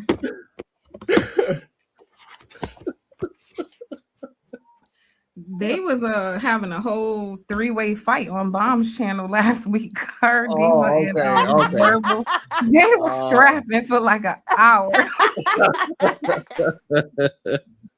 It was like Verbal versus Reese, then so Diva anybody that can't get to like, Diva, they get mad at me. Anybody that get mad at me, they try to get at Diva. That's crazy. I guess it makes sense. I guess I don't know. I remember that day was chaotic. I jumped off that panel so I said, not today. Hell no. Why? Because you and Verbal had it already. I felt like it would just be bad. Like, you know, I didn't want to participate. It was like, damn. It was already enough. We're like, shit, we got here. Oh man, that's crazy. But see, like even when I do support my brothers and I say that this lady was horrible for doing this to this man, this stepfather for 17 years, they don't give a damn about that shit. Okay, is that real? Just because it was something that went viral, it was the same type of situation, and it went viral a few years ago, maybe like 4 or 5 years ago. And With the so wedding. With the wedding. was it a wedding? I thought it was a Yeah. graduation too. No, I think it was a wedding. That one. Maybe that. Okay. Because I'm like, these niggas be lying. But I think this one, I think it happened to him, but he's recreating this scenario of what happened to him a few years ago, whatever many years ago it was. He trying to recreate his real life scenarios and use those as his manosphere talking points. So he's saying that it really happened to him. That's what he said. Somebody said it's not real. I don't see. I don't know what y'all talking about. Because I looked at his page, he said that and his page says that he's reenacting his true life events. So he's making his own like docu-series of true things that happened to him. Who are you talking about? This story that this guy was reenacting about. He was a stepdad to this young lady for 17 years. And he got her, and she was graduating high school or college or something of that nature. She was graduating, and he paid for whatever it is that he need to for her graduation, and he got her a new apartment to celebrate her graduation. And while all this was happening, her real father came into her life all of a sudden, and he wanted to be at the graduation. And the mother and the daughter conspired for the stepfather to give up his ticket to the graduation. Oh, hell no. Absolutely not. Is that for real? Or because these people, I don't think so. Because they love to get a little storyline going for some followers and get the rage bait, get the men angry and shit supporting you. So is it a real story? I'm just going by what he said. He said this is a real reenactment of a true event that happened to him. That's what he said. His name is Lonnie. He got his real name there. So I don't know. I'm just going on about what he's saying. I hope he left everybody because I would have that day. I'm like, okay, no problem. Here's the ticket. By the time they got home, my shit would have been going. I'm sorry. Yeah, absolutely. I agree 100%. And I was building my conversation that it's not necessarily to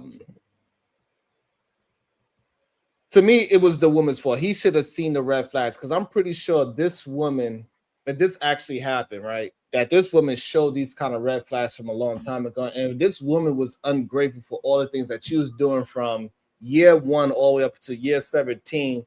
That if the woman is acting like this, the mother's acting like this, then the daughter's going to have that same kind of emotional reaction towards you as well and not be grateful of all the things that you did. Because if you're in this child's life for 17 years, you went through every kind of emotion that this kid had.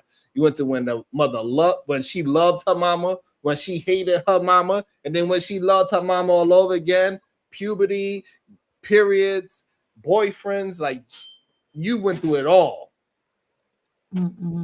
So, like it's just a little strange to me that, I don't know.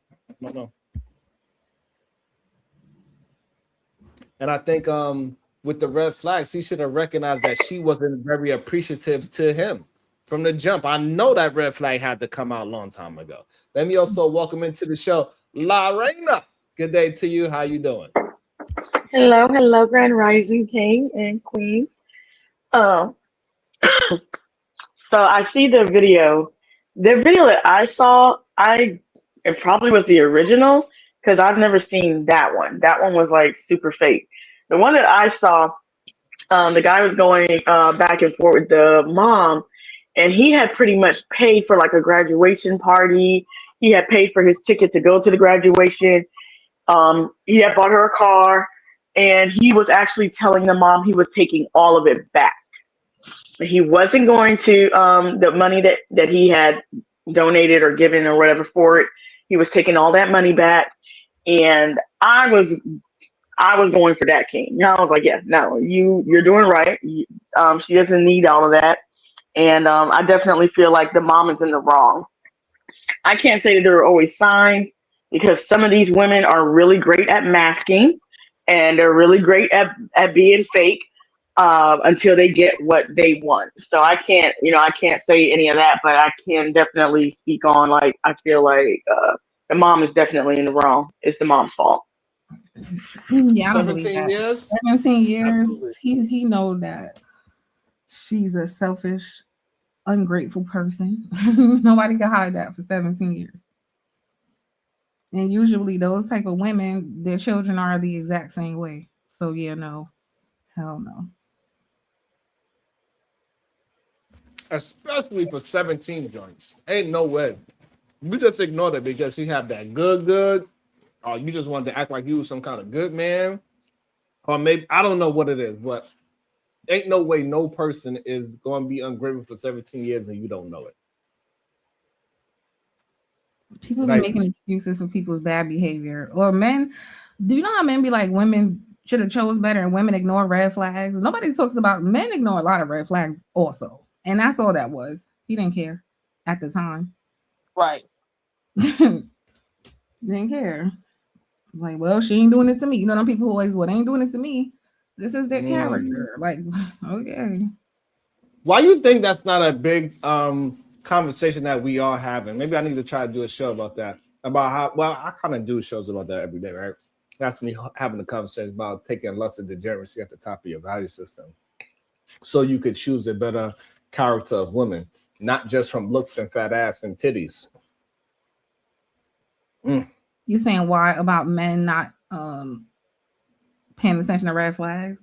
Yeah, like what is that? Like that's crazy to me. What I found in dating in general is that even when men have an issue, a lot of them do not know how to come and talk to you about it. So they tend to ignore things until it becomes too much to ignore. A lot of times I've seen that. So one of the things be like people will see things, but they won't say nothing because they don't want to argue, right? I don't want to argue. Like, so they think that they're making things better by ignoring conflicts, but they're actually just making things worse, right? Because they end up building up. Absolutely, because my grandmama told me shit don't change until you get up and wash your ass, knuckle. Boy. So you gotta get up and wipe your ass. You gotta nip shit in the bud. It's another thing that grandma used to say. You gotta nip things in the bud. If you let things that's lingering around, it's gonna turn into a habit. And that red flag, a habit of 10, 17 years, eventually you're gonna get to a boiling point for sure.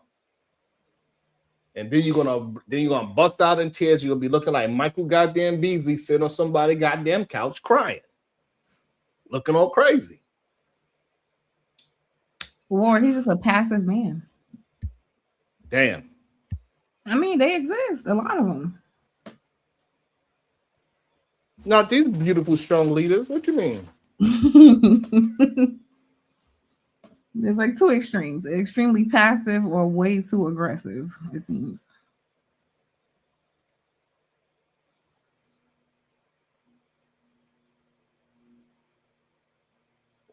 I'm not sure what KT mean by that. What does this mean? What does this mean? Y'all say men who do bad to their wives were able to what? Were able to do so because they deceived the woman they were with. Yes, that's what we said. Her comments are highly sensible.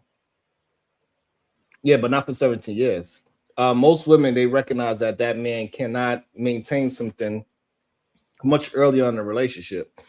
And then they turn into a situation like where they deal with a man for a year or two, then they leave his ass. And then also they're going to get penalized for that situation as well. Even if they with somebody every 2 years, after 10 years, that's still a lot of men. According to the manosphere talking point. And then if you do that, you still going to get treated like they're going to make it seem like you've been with every man back to back in the same day, like how they doing Meg Thee Stallion with this stupid ass meme that they got, which doesn't make any sense. So they have a like it was all in the same day. Have all these men right behind her. It's just disgusting to see at this point. And I don't know You how. can't win for losing.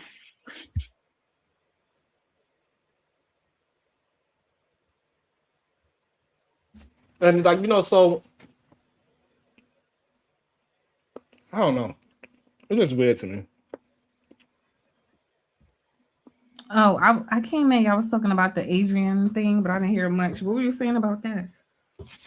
Adrian Broner, I feel like he is a prime example of men having arrested development, stuck in a prime era, and believing that they ain't never even though he got the pot belly, he's far from his athletic capabilities. He's far out of the millionaire situation. He's got to ask a cameraman for an Uber to pay for his Uber because he don't have no money. He got kicked out of bars recently because he can't pay his tab. He's drunk and a young lady was walking by. She smiled at him. And soon as she smiled at him, he thought that, oh, that means we could go. That means, oh, she must love black men. He's wound up getting butterflies in his stomach.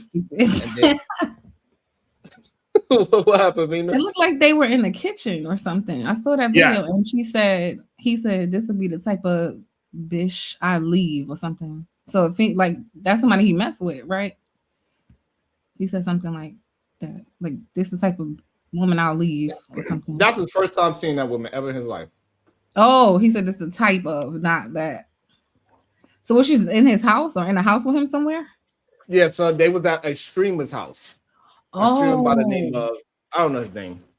I thought that was his woman. That's not a girl who messed with him, or no, that's just a random chick that was in the house. That's even more embarrassing.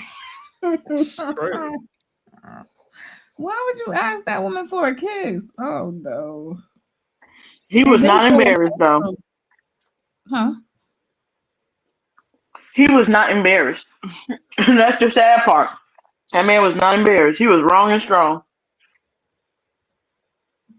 And that's the problem with a lot of arrested development men.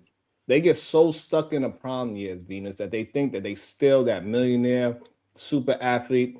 And even though, he was somebody that went to the top of his level, it translates to the people that's like from high school too. When they was the best basketball player when they was in high school, they are stuck there. They still communicate like they there. They still dress like they there. They still say, you know what I'm saying, like they are there from 20 years ago. Okay, but my issue is, and it speaks to the entitlement of men, right? Let's just say he was there right now.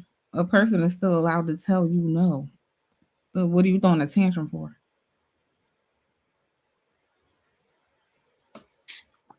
I feel like a lot. Yeah, you got it, Lorena. Got. I feel like a lot of those men, that's where they peak. They peaked at high school. So right now, they're still searching for that high, but they can't find that dopamine fix because they peaked in high school. They felt like there was nothing higher. That's where they had all of their accolades and everybody, praising them and shouting for them. And now they're seeking that same dopamine fix and they're trapped at that age in which they peak, which for a lot of them, it was high school. A lot of them also their trauma happened in high school as well. So they're also stuck at those ages in which their trauma occurred when they were forced to become the man of the house, when they were forced to grow up way too early. Like, I'm not giving a whole bunch of excuses, but I do give grace and understanding. That's not a man that I would get with, but it is a man that I would work with. Absolutely. And that's the issue. Too many women is working with men that's in arrested development. Hell no. When I say work with, I'm sorry. I'm a certified coach, a life coach. So when I say I would work with as far as helping them mentally, but not work with as in like get with them to work with them so they can become like nah. You gotta be very clear with those words because it sounds like you meant in a relationship. You mean like business work with. Yes, that's correct. Business. Yeah. I wouldn't even want to do that because just being in close proximity, you see, it don't take much for them to get it in their head that it's something there, and then no, don't just stay away from me. But I did want to go back to the book that I was talking about earlier that talks about reactive masculinity. which I think very many black men suffer from.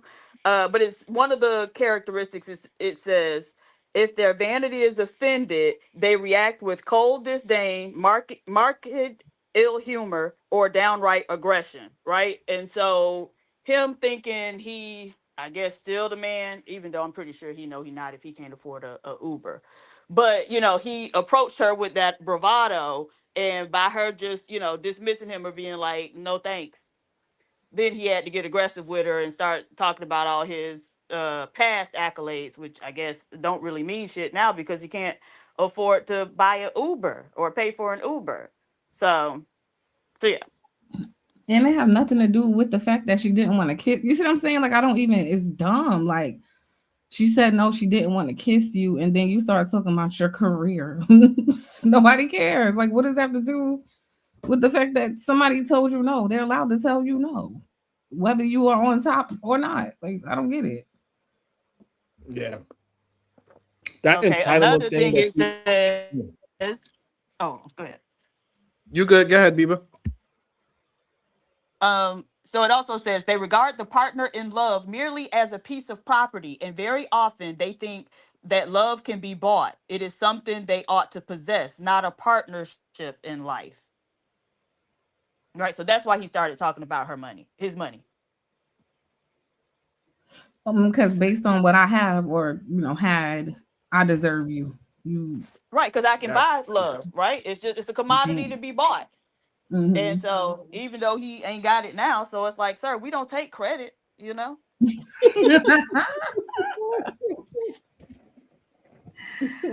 Oh no. That's funny.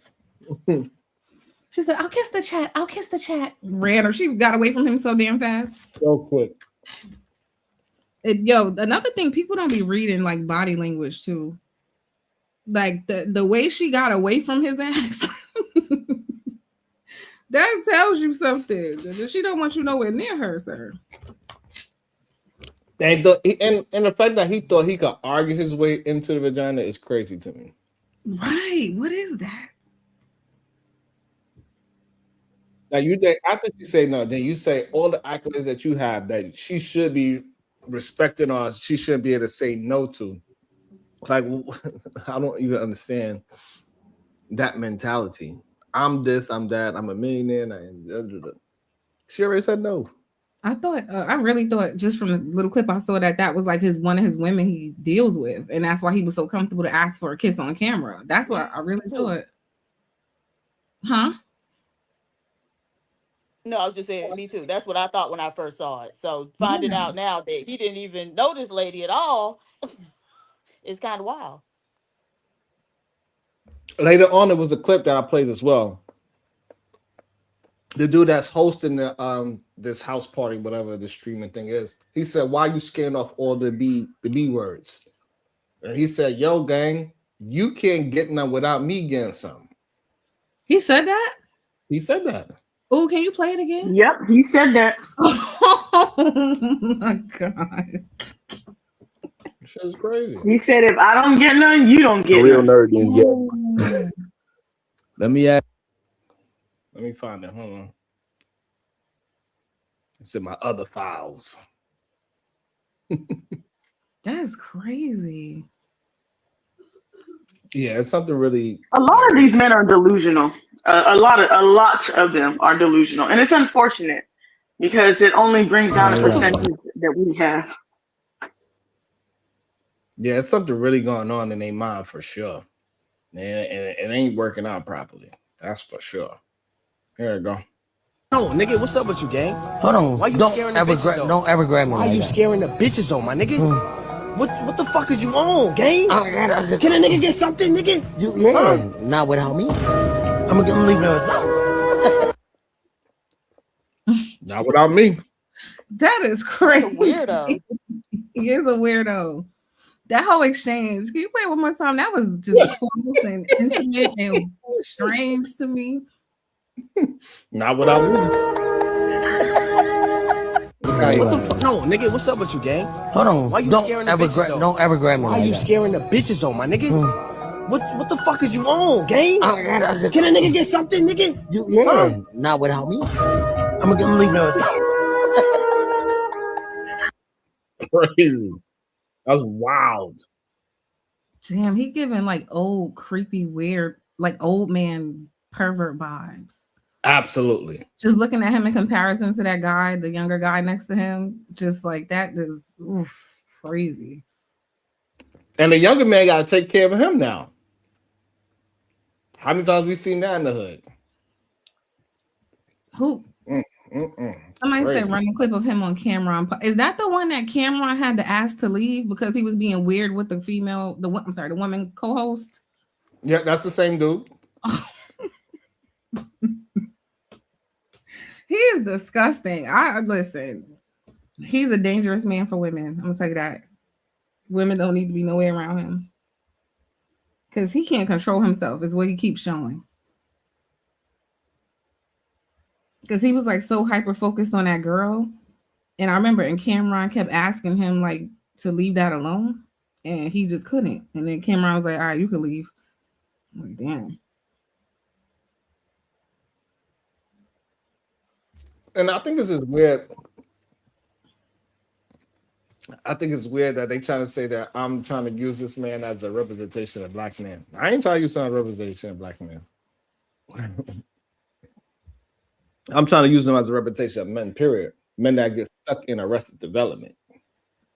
That's the part that they failing to understand. And there's a lot of men that get stuck in arrested development, just like Adrian Broner. They get stuck with talking about their past and what they used to do, how much drugs they slang, and how many banks they robbed. Oh, speaking of, welcome to the show, Ruthless Truth. Toothless Roof, where you been? Now his microphone don't work. God damn. What's up, man?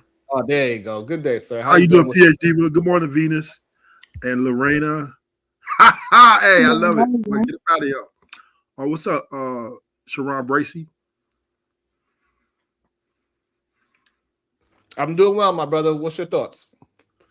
Oh man, I was just responding when they said that the guy was dangerous. He don't need to be around women. I'm like, this is a dangerous world, period. Everybody got to watch everybody, right? Yeah, but you got to watch men a little bit more when it's around women because they will try to take advantage. They don't believe in no. They don't understand what no is. They don't understand what a smile is. They don't understand when a woman says, hey, I love black men. That doesn't necessarily mean she's talking about you because you are a black man. So can I tell you a quick story? It's really like less than a minute. I have a homegirl I've been known for like 3 years. Her name is Alyssa. And right now she's currently fighting 25 to life. I met her. We were at some type of event where we were, we kind of met anyway. We became cool friends, and shockingly, just about a year ago, she had a boyfriend, some dude. She's Hispanic and black, and so her boyfriend her boyfriend she was dating, he was Hispanic, and she decapitated his head and offered his like head up to her goddess, the devil or something, right? And she ran off to Mexico, and then they went to Mexico and got her, you know what I'm saying, and brought her back, and now she's fighting 25 life. And I thought when it first came out, I thought, man, she had help. Maybe her boyfriend, maybe somebody helped her. They said she did it all by herself, and she said they charging her with first-degree murder and special weapon, because to decapitate somebody, you have to have a special weapon. You just can't do it with no regular. So I'm just saying, women are dangerous, man. And there's a lot of cases out here. Women are deleting men and are getting men robbed and jacked and stuff like that. That's been kind of old. So I mean, it's just a dangerous world we live in. I'm not saying men aren't dangerous either. We both can be dangerous, at any given time. Just for the record. Just for the record. Okay. And who's more dangerous, men or women? Ooh. I think women are more dangerous because easily underestimated. Right? Easier to manipulate. Like people underestimate them. Like, oh no, this is a good girl. She would never do me right. So it's easier for her to lure her victims. Yes, women are far more underestimated than men. Men, So you kind of who what you mean by lure they victims? You saying there's more women out there that's luring male victims to their death? all men are getting jacked, right? Getting robbed.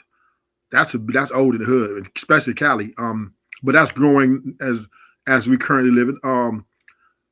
Get a guy, give her a number, talk nice to him, come out and have her homeboys waiting in the closet. You know what I mean?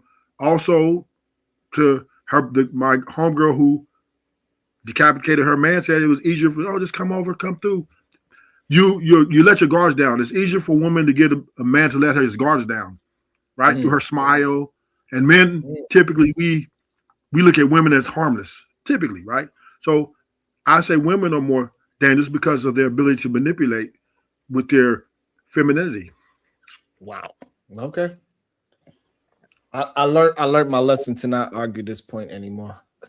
Thank you. I was just gonna say that. I was gonna say this is like becoming an every stream thing where there's at least one man who's gonna jump on here and definitely be a little, as my daughter would say, delulu. Because who do you feel is dangerous most of the time? Do you feel like it's women that are dangerous more frequently than men as well, or do you feel like men tend to be the one that are more dangerous more frequently than women? I think women are more dangerous than men frequently. And I can add context there because once again, most dangerous men are the minority of men, right? Most men are average and pretty harmless, right? Women are a lot more numbers. And this is recent. Let me say this though. So why do y'all say that? Because Adrian Brunner, he's not he's never been convicted of no crimes from what we know, correct? Who? Adrian Brunner. Oh, okay. Right, but you wouldn't consider him a danger to women even after what we just saw? Is that the guy who took his parents out? His grandparents or his parents? No, he's a man that's alive, walking around in the streets right now. But what happened was it was a young lady in the house, walked past him, smiled at him, and he said, "Come here, give me a kiss."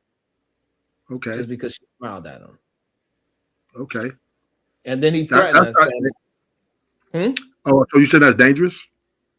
Yes, that's very dangerous. In the house, and he's trying to kiss random people where he don't know the lady. That's not dangerous. That's somebody to be a bit thirsty, but it's not dangerous. That's your idea. So your idea is I guess it's just the idea of what men believe is dangerous. Like y'all tend to sweep sexual advances under the rug as not dangerous. Well, women do the same thing, right? Women go to great lengths, especially when they want your money, right? They go to great lengths to make themselves dress a certain way and look a certain way and to lure you in to take your money, to get you to spend on them or to take what you got. Well, so I mean, you're saying a whole lot with the whole little. Men are better. Let me say this. Let me preface this. I'm not saying men are better than women. I'm not saying that. Let me get that. We fucked up. I ain't not saying we not fucked up. But I'm saying women are fucked up too. We're kind of alike, right? We are. We're not saying that women aren't messed up. But hold on. But you're not saying women are. You saying women are more. I think because they're more. Yeah, I mean, they're more. You're not saying you're not comparing it as an equal thing of 50-50. You said no, women are more dangerous than men. Yes, because they're, in my opinion, they like to take advantage of men more. Nowadays, I think it's switched. It used to be back in the day the men were, but now in 2026 the women are more dangerous because they don't like men like that, so they just want to take from them. So they set them up. They do all kind of things. Play them. Dangerous because we don't like men. Well, yeah, y'all really don't. We do like men. No, y'all not in general. Y'all don't. I always have to ask this question when men come on this and they're acting and they're saying these things. Do you have a daughter? Yes. Oh, Are you you? don't want to hear that story, child. This man No. actually referred to his daughter as the B word. And Oh, okay. All right. So he is exactly the character that my he is daughter's currently go playing. He's exactly what I everything that thought. you're You know perceiving, what? multiply that. I call Go on ahead and keep on talking. As long as you're standing in business and as long as you're letting me know that you are only adding to the problem. Because the thing that gets me really upset with this is I'm raising upstanding men. And my upstanding men are now going to have to deal with your traumatized daughter. This is the kind of women that they're having to deal with. This is the kind of women that my boys are having to date. And your daughter is traumatized. Whether you want to believe it or not, she may not know how to voice it right now because she is too young to even understand. But later on in life, this is going to resurface and you're going to remember this conversation my because these daughter's are the women that I had to help. These are the women that I had to sit down. These are my clients that come to me and they're having to sit down with me and they're having to tell me these things that they have endured as a child that they normalized because the people in their lives that they should have trusted, the adults in their lives who should have been there to protect them, to help them, they were not because you were too busy dealing with your own trauma because you are traumatized as well. The way that you see things, the way that you're perceiving them, it's completely understandable. You are hurt, and hurt people only hurt other people. my I gotta daughter's go to go an getter. interview. Y'all have a wonderful day. You Thank you as for the well. thank you for the You as well. And what she my said is my daughter's a accurate go digger. in I said assessing my daughter's a you go digger. I said nothing. My toothless. daughter's not traumatized. She's a go digger. Simple. But see, you referred to her as the B word, I'd be quicker than gold that, digger. Shadow. You actually said that. You Yeah, referred to yeah, her I said as that. Yeah, I know. a B Yeah, I word said it to her gold face. digger. You Yeah, I said told And her. that. once she said that, once she brought up the child, I was like, nope, sniping her. Like we've My already made daughter, that. Sorry. my daughter is going to be The for the B word guys gold digger. You who said falls that for her. about your daughter. For the guy who falls for her, I feel sorry for him. I'm blocking both of them. I don't want to hear the problems because it's going to be toxic. Welcome to the show, Shadow the Time Wise, and then we got Pastor. What's your thought, Shadow? Switch my bullet to the man who apparently doesn't like his daughter. Oh, I love my daughter. Goddamn. She's just a go digger. She's just a go digger. That's it. Why you don't like your daughter? I love my daughter. Slap the taste out of your mouth. I'd like to see you try. Why did you refer to your own daughter as the B word? Oh, he's gone. Okay. He's taking a nap for now. Giving him a chance to reevaluate his child. He got 15 minutes. Welcome into the show, Pastor. What's good, man? How y'all doing? I'm all right. Well, What's your you already know what I think about the stepdaddies. I think it's a sucker job, and I seen that reel about that dude was very hurt. He like I spent all this money. I gave this, I gave that. 17 years I've been down, and this is why the manosphere was telling dudes to not be stepdaddies. Because I've dated women with kids before, and thank God I got my own. God bless the child. God bless the child that has their own. And I'm glad I got my own rather than chasing behind somebody else's. Because can't nobody. Now I can argue with my baby mama about custody and stuff all day, but she can't never take mines from me. You being a stepdaddy, they can take these kids from you at any time, unless you legally adopt them. But these stepdaddies and these women are not letting these stepdaddies legally adopt these kids that have any type of rights. Anyway, they not they not letting these men adopt these kids and these kids take their last name. So let me give you some more. Let me give you some more ammunition before we deep dive into the stepdaddy situation. I recently seen a story of a man that was dating a woman. She had 4 kids. He wound up marrying her. Put 2 more kids on her, so he got 6 or something like that, 6 to 8 kids or whatever the case is with him and her, with the other kids that's enjoying. So they have a Brady Bunch type of situation. He also adopted those kids as well, so they all have his last name. They wound up getting divorced 10 years later, and now he got to pay child support for all 8 to 6 kids. So just to give you some more ammunition. And However, that's nasty work. You paying for the majority of them kids you paying for ain't even yours, man. And that's just the sad world we living in. and so now my problem with what you're saying is this: he might look at those children as his own children, so he might not actually care about paying for other kids, which is his. Just because you didn't give birth, or those kids are not your seed, doesn't mean they are not your children. That you ain't raising them properly, and that you actually have love and you got care for them. So this idea that your legacy is only your seed is just not a true statement. It's about the things that you leave behind, and usually is your human interaction. Nobody's gonna really give a damn about how good of a construction worker I was. Nobody's gonna be at my goddamn frame like, man, the way he used to drill them holes. Ain't nobody ever gonna be a drill a hole the way how Sharon drilled the hole. Nobody gives a damn about how good of a construction worker I am. What they care about is what I brought to them. If I made them laugh, I made them happy. My essence as a human being and what I left, if I gave them any kind of jewels that they could take with them and pass on to somebody else, that's what true legacy is. So this idea that legacy only can be passed down through your children, where you may or may not even be a part of, is just a wild statement. And many just leave that alone and understand that you can absolutely be a great man to children that are not yours. That's not true. You can be a good coach. Go be a coach. Go be a Pop Warner football coach. You cannot be a good man to children that aren't yours, yo. You are just a decent person that's providing financial benefits for, I hate to say it, bastard children to one day grow up and be worth a damn. You're just trying to create fruitful bastards at that And point. so when I hear men say this type of stuff, I what it feels like to me is that they just trying to make sure that they baby mama never find somebody that is decent. Nah, that ain't. I don't care about that because you can't find a fight. You ain't gonna be. You thinking you can? Thinking that fathers are interchangeable is pretty much what you're saying. A father is not interchangeable. I also don't think a mother is interchangeable. I don't believe in stepfathers or stepmothers. You cannot interchange parenthood. You can try to substitute it, but you cannot interchange it. So yeah, I'm not saying that they should be interchangeable, meaning that now you have a new dad and the old dad needs to go away. I'm not saying that at all.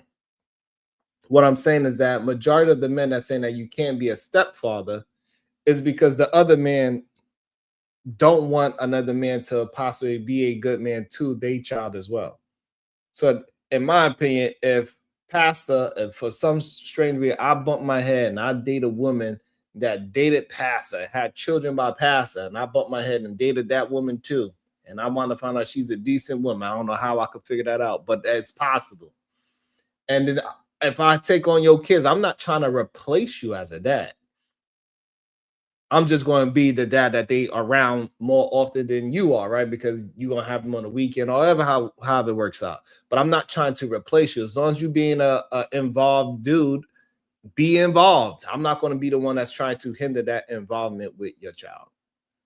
I think to a certain extent that hindrance is inevitable because your household is not going to move really past that biological father. That biological father is going to have some say so in so much of your household that your household really ain't moving as far as it's not moving as forward as you would like it to. I feel sorry for the stepdaddies. I don't feel sorry for the biological. I don't feel sorry for me because I know me and I know the position I have in my child's life. I feel sorry for any nigga that's gonna try to substitute it. I mean, I really feel sorry for him because it don't work that way. It don't work out as well as we tend to think it does. Right. So now Children long for their biological parent. when you talking about the household, you are not gonna be doing anything that's a part of my household. The only thing that you're gonna have participation in is your child. That's it. And And as that's a long as you're major not part of your household. That's right, a that I'm gonna major be part. working, that we're gonna be working together to make sure that your child is living the best life it possibly can be. So why would you hinder me for being responsible for your child 80 to 90% of the time? I don't even think it's the biological fathers or me per se hindering him. The hindrance is just I'm not hindering. The hindrance is going to be natural. Whenever you got to If inquire, you can, enough. Pastor, give me some examples of what you mean, Okay. how it would hinder. So, like, just so we could try to work it out. Yeah. Okay, so like let's go to something as simple as school clothes, right? Mm-hmm. And school shoes. Okay. The clothes and shoes that I buy my kid is going to so to a certain extent be a hindrance to your household. I'm still coming over there, dropping off shoes, dropping off clothes, child Mm-hmm. running out, daddy, daddy, daddy, and all that other stuff. It's to me, it don't seem legit. You got this other man that can pop up, have a say so over his kid in your house, what they wear, what they eat, where they go to sleep, the sports they play. You like a by proxy dictator to another man, to this new man's household, if you want to call it that. Absolutely not. Yes, you are. No, I'm not, because if you want your kid to wear whatever sticker you want your kid to wear, if your kid is happy, then I'm happy for that kid. I don't understand. Like, I You're talking don't. from a utopian, not a utopian. You're talking from a very decent man's mindset. The Okay. reality of it is, most men are not coming into that. Most men are not that humble about dealing with another man's child and his ex-woman. Ah. Most So men are not that like that. so you believe most men they will have a problem with another man? Yes, I think the new guy is going to have a problem with the biological father having so much say so in this situation. Now I get it Mm. where what I'm saying, you can put your ego, you can put a lot of things to the side for the betterment of the child. I get that. I Okay. just don't think most men are like that. Okay. Fine. That's fair. Shadow, what you think about that? I'm glad somebody else said it. There goes. You know, it's funny. I kind of agree and disagree with Pastor, but he says something that I agree with. Sean, you'd be able to put it to the side, but I don't think you could dictate how another man would do the same. I know a lot of men personally who are stepfathers who have issues with it because they don't like dealing with baby daddy drama. But I know a lot of dudes who've married chicks who don't want to deal with baby mama drama too. So I think Pastor is right in that extent, but I think he's also not considering the fact that if people think about their kids first, then that is what it is. But like I know somebody, I don't remember what it was. He had kids with some chick, and he brought food for his kids. I think he had like 2 kids or so, but she ends up with 5. 2 from one dude, 2 from him, 1 from her new guy. But what ended up happening was, since he didn't bring food for all the kids, it became this whole thing where the dude who lived at the house wanted to fight him over not bringing food for his kids too. Like, and some dudes are like that. It's just, I mean, that's weird, but I mean, it does happen.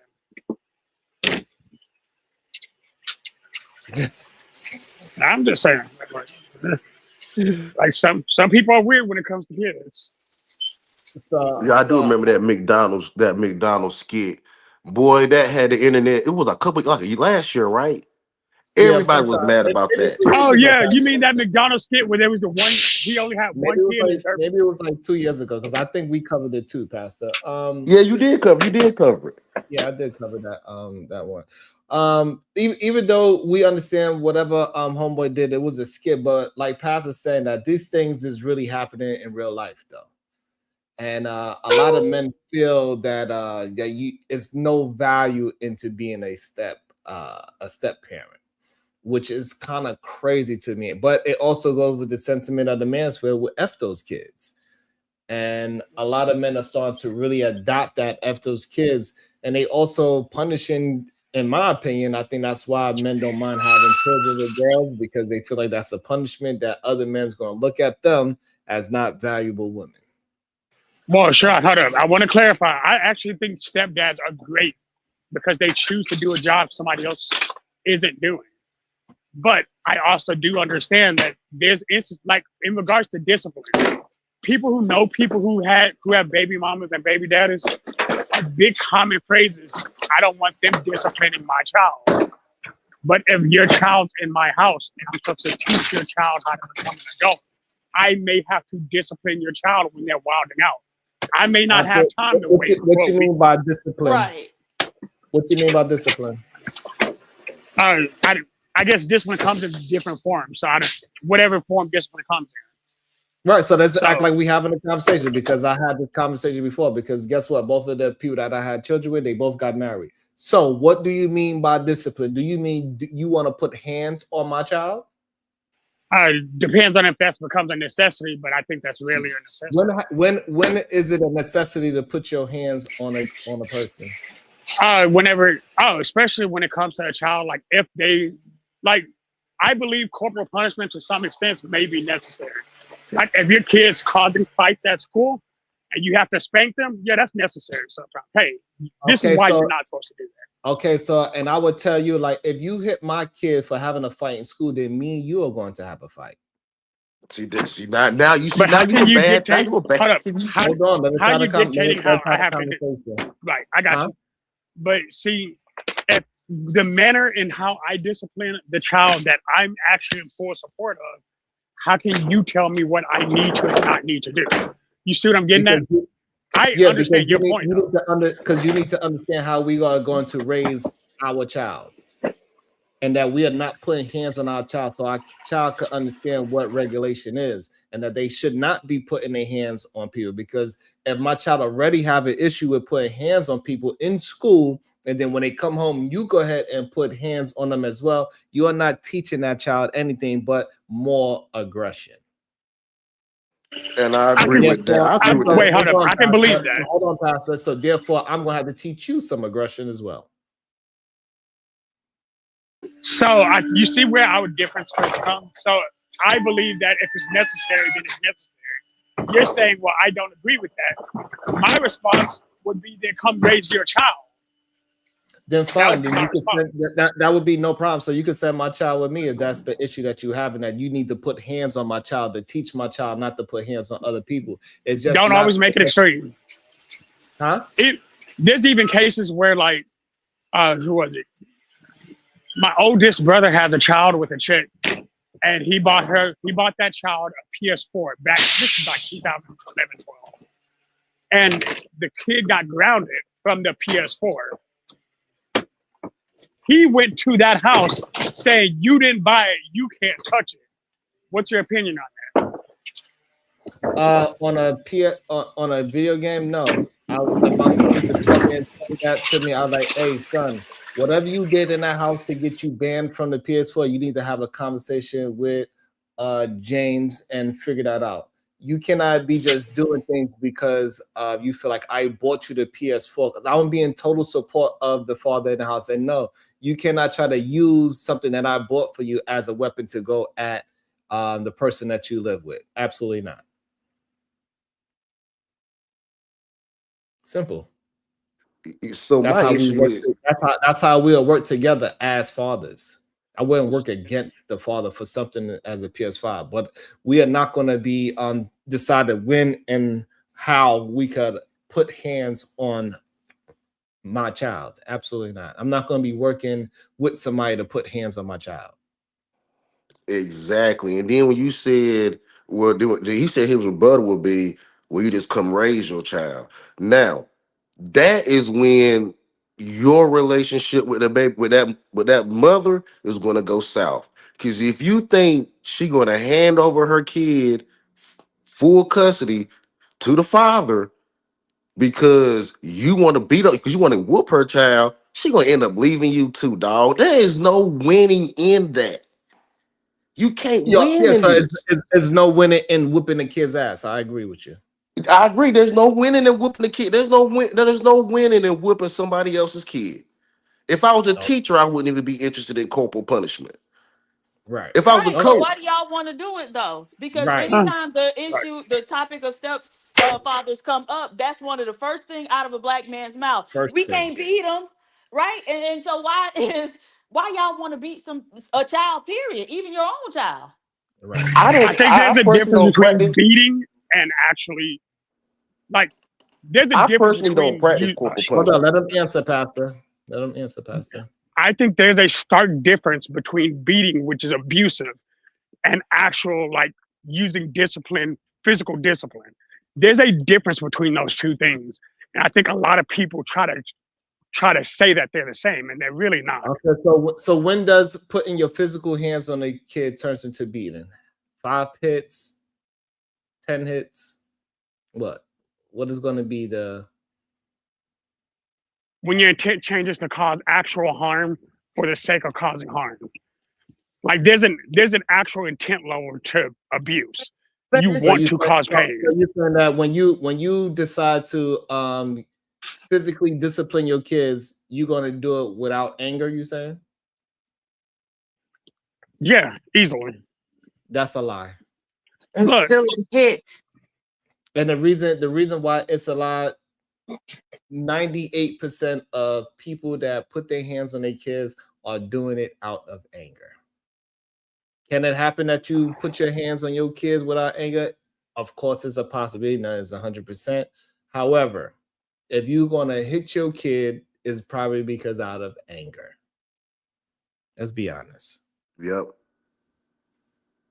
Let's be honest. And you should not be disciplining your kid out of some goddamn anger, especially physical. I agree with that sentence, but I don't agree with the first part. But we can agree to disagree.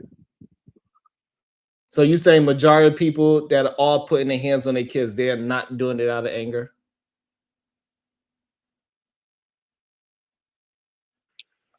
I believe that when most people are disciplining their kids, they try to do it for a particular reason. Typically, in order to correct a behavior that's gone to a furthest level. I think this whole "don't ever put your hands on your kids" thing is a new age thing that's weird. It's not just a new age thing. It's also a way to help your kids be smarter. Putting your hands on your kids make them stupid. Literally. I agree with that too. Well, I can't believe I'm agreeing with you on that, but I actually agree on that. Shadow, were you spanked as a child? Not until I got to my white parents' house. Okay, well there it is. Yeah. Hold on. But they corrected a lot of bad behaviors I had. If this is the corrected version of you, they should have just threw you in the trash. I mean, to be fair, that's your opinion on most black men. So yeah, but I can't be mad at you. I'm telling I can't the be mad at gospel you for truth saying when that. I'm talking about you, and I'm sure most people would agree. They should have just threw you in the trash if you. I mean, most people who speak the same language. Corrected. So if Shadow, this the corrected version. Wait, how did bye, baby, bye, bye. Diva's burning right now. Bye, baby, bye, bye. Keep going, Mama. Hold on, Shadow. You saying that you got your ass whooped as a kid? They did. No, not again. 9 until I was like 12. Right. So you got, well, regardless, you got beatings. That's a kid, right? 12 is a no, kid. no. I didn't get beaten. So again, we're gonna specify words. However you want to frame it, beating, spanking, however you want to frame it. You got physically punished. Corrected. Yes. Mostly in extreme circumstances. Okay, so what happened when you came home from jail? Did you get physically corrected then? We don't need to have that conversation. You really want to play with me today, Sean? No, okay. I'm just saying. What behaviors did they correct in you with the spanking or the whatever? Yeah. Shadow? 1 second. Hey, 1 second. There's a lot of background noise. There's a wood chipper going. 1 second. Okay. Maya Reed is crazy. I that's the first thing I thought of, but hey, that's your parent. That's your parent. Yeah, white parents beating they step boy, they adopted black kid is crazy, dog. I would have been on some Nat Turner. I just don't know if I could have. I don't know, dog. I don't know. Hey, I don't know. I just don't see where ass whoopings actually help. It might help in karate school. Okay. Also, corporal punishment is not limited to race. If y'all are pretending it is, that's wild. Okay, can just tell us what they corrected, what behaviors they corrected with it. Yeah. One of the biggest behaviors that got corrected was when I was younger. I had a habit of picking things up and swinging it at people whenever I got upset. Like I physically responded to any emotional response. At one point, it was my mom who was like, "Hey, look, let's talk about this." Talking didn't help with me, but whenever my dad stepped in, yeah, it corrected it because he not only when he did what he did, he didn't explain why he did it. Pain is pain. Hey, Just saying. look. Hey, listen. Is that all I'm saying is this. My mother, she said, tell me why she was correcting me into it. She'd be like, didn't I tell you nothing? And my mother had a stutter too. Didn't I tell you not to go outside? Did not tell you not to go outside. Not the remix. Oh, you ain't shit. Not the remix. That's wild. I'm That's telling wild. you, Diva. She was like a goddamn. That's probably why I started DJing, Diva. Shit. I ain't never thought of it. If you whooping me faster than you can speak, no. That's Wait, is that the only behavior they corrected with spanking you, Shadow? No, they Picking up corrected me shit and swinging in it at different people? ways. Okay, okay, so Yeah, tell us. I for the most part, I was a good kid. Like I kept good grades. Like I was a really good kid. No, I was just you a really wasn't. bad You was adult. picking up No, shit I was a and bad swinging it at adult. people. And No, that's I the was a thing. bad Like you adult. be like you live in a different reality too. Like the way Diva, you you like interpret making shit is assertions? How weird. about we not? So instead of making an assertion, tell me what you mean. Because your Right. assertion, I just said the way that you interpret shit is weird. okay. So when I said that How I is was that generally, ambiguous? so here's the ambiguity in it because you made a statement based on something you clearly couldn't have known. So I'm trying to figure out why you would have assumed that. Because Because for the if you're most part, saying hold on. you were a really good kid and you was picked at 12 years old, still didn't have enough sense not to know that when you get mad, you don't pick up shit and swing it at people. Like those two things are inconsistent, baby. Okay, so let's see if I can help you understand this. A behavior is not indicative of a total personality. I figure you should understand that, but maybe. No one would classify somebody who is physically violent as a really good kid. Oh, he a really good kid. He'll just pick up a club and bash you in the head. But other than that, he a really good kid. He get good grades. The fuck? Assuming that happened a majority of the time, It doesn't right? have to happen the majority Okay, of the so time. again, so And you're we know missing the that it entire wasn't point. uncommon because of how frequently you get angry today. So as a No, 12-year-old who ain't have enough sense to know that you don't go around picking shit up and swinging it at people just because you're mad, yeah, I'm pretty sure that you were frequently angry the same way you oh, frequently act out wait, now.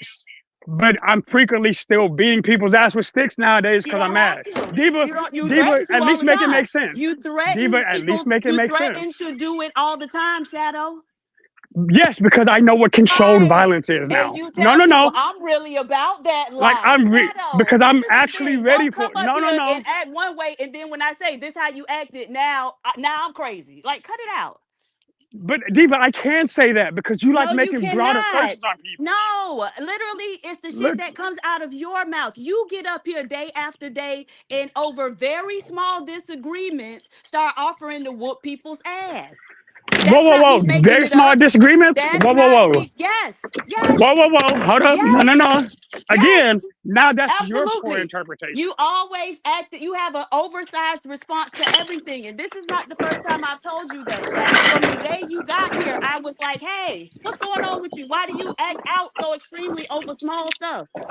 And we've all And seen it. So don't sit here and do and try you to act like I'm making some shit up about you. but Diva, you do the same thing daily. No, I And don't. I wouldn't hold up. And I No, not wouldn't like say, you and niggas. hold up. No, No, no, no. no. We are No, not you the don't do it. same. No, you're right. You don't do it like Not me. over that type of stuff. When they disrespect, then yes, I'm gonna meet your disrespect with disrespect. But I'm not up here just because me and Shawan Wait, disagree going off. Are you wait, Diva, serious? you don't do one-upmanship? That's not your coach. That's not your I just cosigns. said if we up here, I'm gonna meet disrespect with disrespect. And so yes, I'm gonna do it better than you. So you have Yeah, a bigger I'm gonna bring one-upmanship a goddamn bazooka to to the a knife rock fight. fight. Right. Yeah. So yeah, that's me. Okay. But again, if somebody is started it with me just because I hit harder than you, that's not a problem. But again, you get upset and just so extremely so over small stuff. Even when you talking with Sharon. I think just say small things are subjective. You're Okay. saying All small right then. things. Right. Because So I just said you delusional. And so the small thing to everybody else is some big shit to you. Right. Something wrong with you. I keep how telling you that. wait, how does that equal delusion? I don't All for right. somebody Something who's wrong so with smart, you. you know the Yeah. definition of delusion. Yeah. Yeah. You delusional about it being a big deal. So my opinion of a big deal and your opinion of a big deal is different. That creates a delusion. No, we Not talking right. subjective So we opinion. gotta I'm just the saying that sounds like subjective objective opinion. opinion, right? The objective Subjective. opinion. No. The objective opinion, right? So in the courts they have a concept called the reasonable person, right? So we using a Yes. reasonable person, and so the people in the chat are reasonable. The average of the people gonna be reasonable, and everybody has the same reaction to you, Shadow. And my mama So always told us growing up, everybody ain't gonna lie on you, well baby. Everybody ain't wait a gonna lie minute. on you, Now baby. we can wait, now we gotta change that Everybody statement a ain't little gonna bit. lie on you, sweetie pie. I mean, if everybody has a similar mentality, Right. is it not possible? If everybody in that central group can say the same thing because they have a central objective mentality, is it not uncommon for them to think similarly? It's I'm a just saying. reasonable person. A reasonable person. You just said reasonableness, but you daily say all niggas ain't shit. I'm just saying a reasonable person Yeah, wouldn't I say said that all of either. y'all dangerous. I didn't say ain't shit. I said dangerous. Please quote me Wait, hold up. accurately. Whoa, Please quote me you ain't said accurately. you ain't ever said all you niggas ain't shit, Diva? I probably Ever? have, but every You day you I definitely say that have. y'all are dangerous. No. You See, this is Stay the your ass on thing. camera real quick. You said that every day I say all y'all niggas ain't shit, and that's not what I say every day. wait, to be fair, that's fair. Every day I say that y'all are dangerous. All of y'all are dangerous. You know what? Actually, that's a fair misquote, so I'll give you that. Right. So You're shut right. your black No, ass up. Right. And you stay up here proving everything I be saying. Shadow, just shut up sometimes. And I keep having to tell you, at some point, you just got to shut up, baby.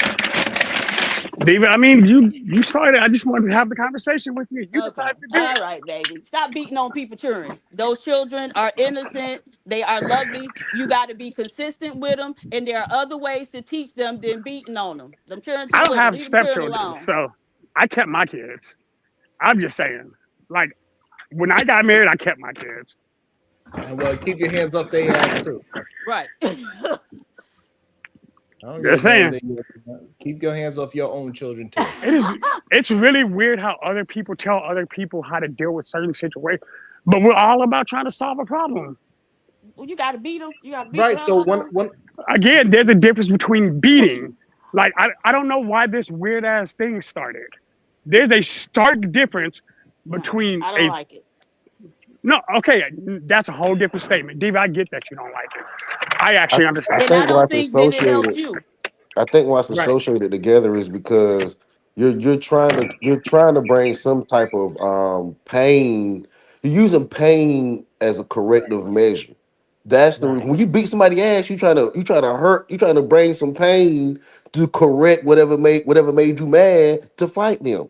Whenever you beat this kid, you trying to bring some pain in order for them to not do that no more so you can like your kid more, I guess. But still, it's still bringing some painful corrective to correct them. I don't necessarily know if that's the best way to do it. Wait, question: do y'all?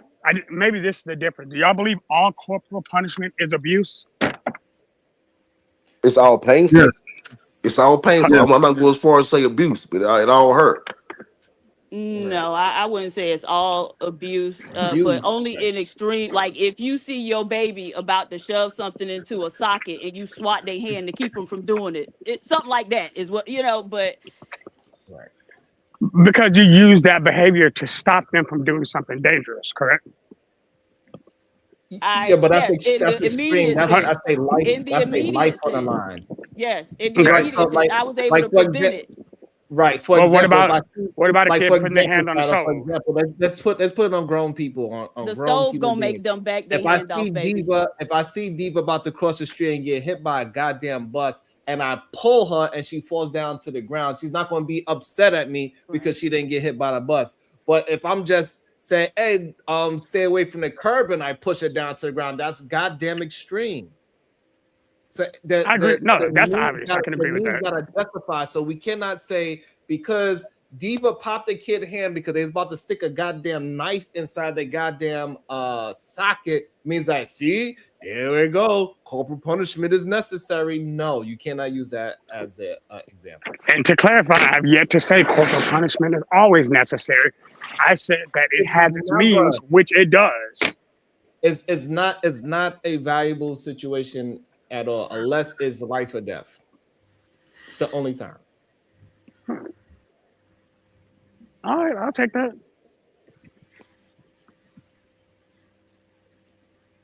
It's just weird that people want to put hands on another human being to correct them. It's just weird to me. So I got a question for you, Shiraz. Mm. Do you think that violence is the way of life? No. How do you think that violence happens at a greater rate than the society should expect, or at a lesser rate? I don't understand that question. So violence, right? It's we just put a number on it, right? So we understand that violence happens quite frequently, probably once every 5 to 10 seconds, right? So whether it's war, whether it's fighting, whether it's whatever, right? We can make the correct assessment that people are by naturally they violent. They get mad and act out, are angry, or even sometimes just for disciplinary action. Maybe they're not mad. Maybe they just need to make someone understand to consequences for their actions. But we can agree that violence is just the way of life. It's the way we communicate. Right. I think I could communicate aggressively without telling without physical harm. So if I come in your house right now, without permission, boom, start eating out your refrigerator, put my feet up on the table, and you like, man, get out of my house, man. You don't live here. I'm like, you ain't gonna do nothing. I'm just gonna eat your cereal, everything. You just gonna sit there. Oh, I'm not gonna do anything. I'm just gonna let him finish eating. Are you my kid? Huh? Are you my kid? No. I'm just a stranger coming in your house, kicking my feet up on your table. I don't mind somebody shooting a stranger for being in their house because that's life threatening. Somebody's in your house. I'm just coming to get some food. Open your refrigerator, literally get some refrigerator, make myself a sandwich, grab a Coke, kick my feet up, look for the remote control, and you don't even know me. You're gonna forcibly get me out of there, or are you just gonna say, well, maybe maybe he's hungry. Yeah, no, I'm gonna forcibly get you out of my situation because I have other people to protect. It ain't about me. Okay. So what? And that's your way of communicating to me that I'm not welcome. Correct. Okay. So, I'm not saying that violence is necessary in all forms of life. Right? There's some things we can talk out. Some things we can, psychologically jog. But there are things and there are times where violence is very necessary because it's the way of life. Because sometimes some people only understand that level. Sometimes you have to go there. So we understand. So I think the issue is that we developed a soft, punishable nation without it being physical. If people in the States if you steal something, you're going to jail for a long period of time for stealing a piece of gum, and there's a ridiculous amount of time, that probably would stop people from stealing. But since people can, especially in New York City right now, you could knock somebody over the head and you get out the next day. New York City is kind of wild right now because they know they're going to get out the next day. So the punishment is not matching the crimes. And so that's the issue that New York is having at this very moment. So they could rob somebody. They have more. It seems like the lawless people in New York City have more more rights than the people that's doing the right thing. Right now in New York City, you could go ahead and open up a suitcase in front of a business that you stole the products from and sell the stolen product in front of the store you stole it from. You know what I'm saying? Right. That's how Yeah. wild New York City is, right? So, you know, I think you got to have a proper punishment where it don't necessarily have to be violence, but also people believe jail, just putting somebody physically in jail is some kind of violent act as well, too, right? So, I'm about to say those people are Well, experiencing Sean, isn't violence. jail kind of force? Isn't That's right, jail what a so measure of force? like if you want to add jail as a form of force and that is violent, then yeah, then you can have that if that's what you want. But they need some kind of a punishment. So you know, putting a kid in the corner, you force them in the corner, but you're not physically hurting them. And that's what I would say jail is. Jail is getting put in that corner. I don't think jail is violent unless you get your ass Right. beat in I jail. don't think And unless you get your ass Yeah, beat jail in is violent. jail, right, that's unless something Wait, hold happens. on. The entire thing about force is you cannot fight against it. Literally, if you are put in a jail cell, you are unable to leave by your own violation. You are literally being forced to stay there. So let me That's forced by definition. Thank you, so let me Captain say this, Obvious. right? We understand that, but what we're saying is that it's not necessarily violent, right? If more people understood that you get harsher sentencing for petty crimes, it'd be less petty crimes out there in the world. That's what I'm saying. So what I'm saying, so let's look at this, right? This is how prevalent violence is, because it's the way of life, right? Cops are going to go with their guns on them at anywhere they're called to. They're going to stay strapped, right? Because who knows, right? It's a way of life. It's an understanding. It's an understanding that to enforce the law, enforce these things, we need to have weapons of destruction on us to try to get a proper enforcement gun. So We whether man don't. or woman, If we used to on get rid of the trial, weapons, if we used to get rid, if we had harsher penalty for having weapons, then people won't carry weapons. no, I'm just talking about the police force, right? and a I'm talking cop about can the police. arrest you without pulling a Right. weapon. What I'm saying They is that use the reason weapons to regulate society. The reason why what I'm saying is this: if we was to say we was to take away the amendment of the right to bear arms, and we had strict rules for knives and guns, then guess what? People won't be having knives and guns. But they'll find other weapons. They'll find other weapons. No, they Believe me, won't.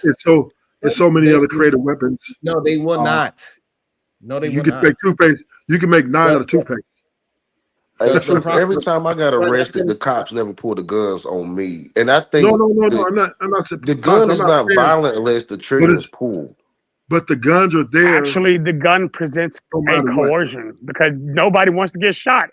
Guess what? If Okay, when the so cops hold pulled on, you hold over on, and you hold on. decided not to stay, Hold they would on, use y'all. force. Hold on, please. Do they have countries where police do not carry guns? Yep, Europe. Absolutely, a bunch of them. Okay, thank you. But Case they also closed. have a specialized force that does have guns, including in Japan, which doesn't have guns. They have tasers though. They have other ways of detaining you. They got No, tasers. there are Okay, so specialized hold on, forces even in those So countries that let do me carry understand. guns. What's your argument by bringing up the special units force? What does that mean? Because it shows that at certain points, using the coercion of force is necessary. That's what a gun typically is for most people. Most you're people who saying- have guns have never shot them. All right, so but in general, they don't use guns, correct? Right, because the threat Okay, of so the therefore, threat y'all of gotta stop. escalation causes the force. Okay, so therefore we got to stop using extreme. Like for example, the extreme of popping a kid because they about to shock themselves, possibly to death, and you pop their hands so they won't shock themselves to death. It's not an excuse to say, oh yeah, you know what? Every now and then you need to pop a kid and hit them with a belt. Those are two different circumstances. When you gotta call a SWAT team, that is extreme circumstance. And you can't use the SWAT team as a way to have a presentation of violence. Oh, okay. Well, if a 3-year-old kid picks up something out of, let's talk Walmart, picks up something and throws it through a display case, right? Because, he's just throwing a tantrum. Or he throws it and hits glass, or whatever the case is. We don't even have to go that extreme. Kid does something extreme. Your response is to, hey, go sit in that corner until I'm done. Yes. I'm not going to whoop my kid ass for breaking something in somebody's business, especially if it's a major business. But is there a certain point though that you will use if your kid to a certain is there a breaking point where you will physically enforce your kid to do something if they continue? Like if it's at a certain point that you will whoop them? No, I don't. If they are going to put themselves in danger, physically Or death. one of they just tell your wife, shut the hell up, and I'm not doing this. And then they tell you the same thing. Or you're just gonna sit there and say, well, let's keep talking about it? Yes, we're gonna talk about it. And then they say, fuck you. And then we could, if they want to continue the conversation, we could have the conversation. It's my child. So what if they, I'm just saying, is there a point where you have to put your hand down? Potentially. No, not in communication. My kid is having some kind of out the blue, out of body experience that they want to curse me out that much. No, I'm literally going to be focusing on their words and paying attention to what they're saying and why they're saying it in this meantime. What is going on with my child? I am not going to say, oh, because you said F me, now I got to punch you in your mouth because you said F me. No. Not necessarily punch him, but tell them to take the belt and put belt to ass. But there's an underlying reason why your child was saying the reason that. why I don't think that's a valuable option, because you're not actually getting to the core of the situation. That so is just true. because I whooped that child's ass for saying something that is egregious to me as a parent, that's not deserving. Me whipping them is not getting down to the actual problem. So let me ask you this question. All right, just move from that. Okay. Do you think violence is necessary to maintain civil liberties? I mean, civil lifestyle. No, I think proper punishment is needed, and that's what I believe is needed, not violence. So, because this is what I've learned, right? That people respect people who are violent more than they respect people who are cowards or who are very. That's a lie. Nice. I'm sorry, but that's a lie. I'm very passionate about children. I worked in the school district for 10 years. Half these parents that are talking about whooping their kids, you guys don't even spend enough hours with your children to say you want to beat a child. If the highest court in the land took out corporate punishment in school, what makes you think that you can beat your child into submission? Why you say the word beat though? This is what you guys are describing. That's technically what it is. It is what it is. Right. It is what it is. I don't know why y'all. And then he keeps asking Mr. Brazy. I'm sorry. Hi. Good morning. Hi, Diva. He keep asking you questions, right, to try to substantiate his belief system, right? If you teach children early respect, right, and respecting themselves and respecting the caregiver, which are the parents, it will give them a healthy behavior, and then it transfers into the school district. This is why we have a lot of the children who are combative with teachers. It was a big trend about these kids are fighting teachers, fighting security, right? These kids are getting beat at home as well. So whatever they're doing, these parents are doing, is not working. It's not working.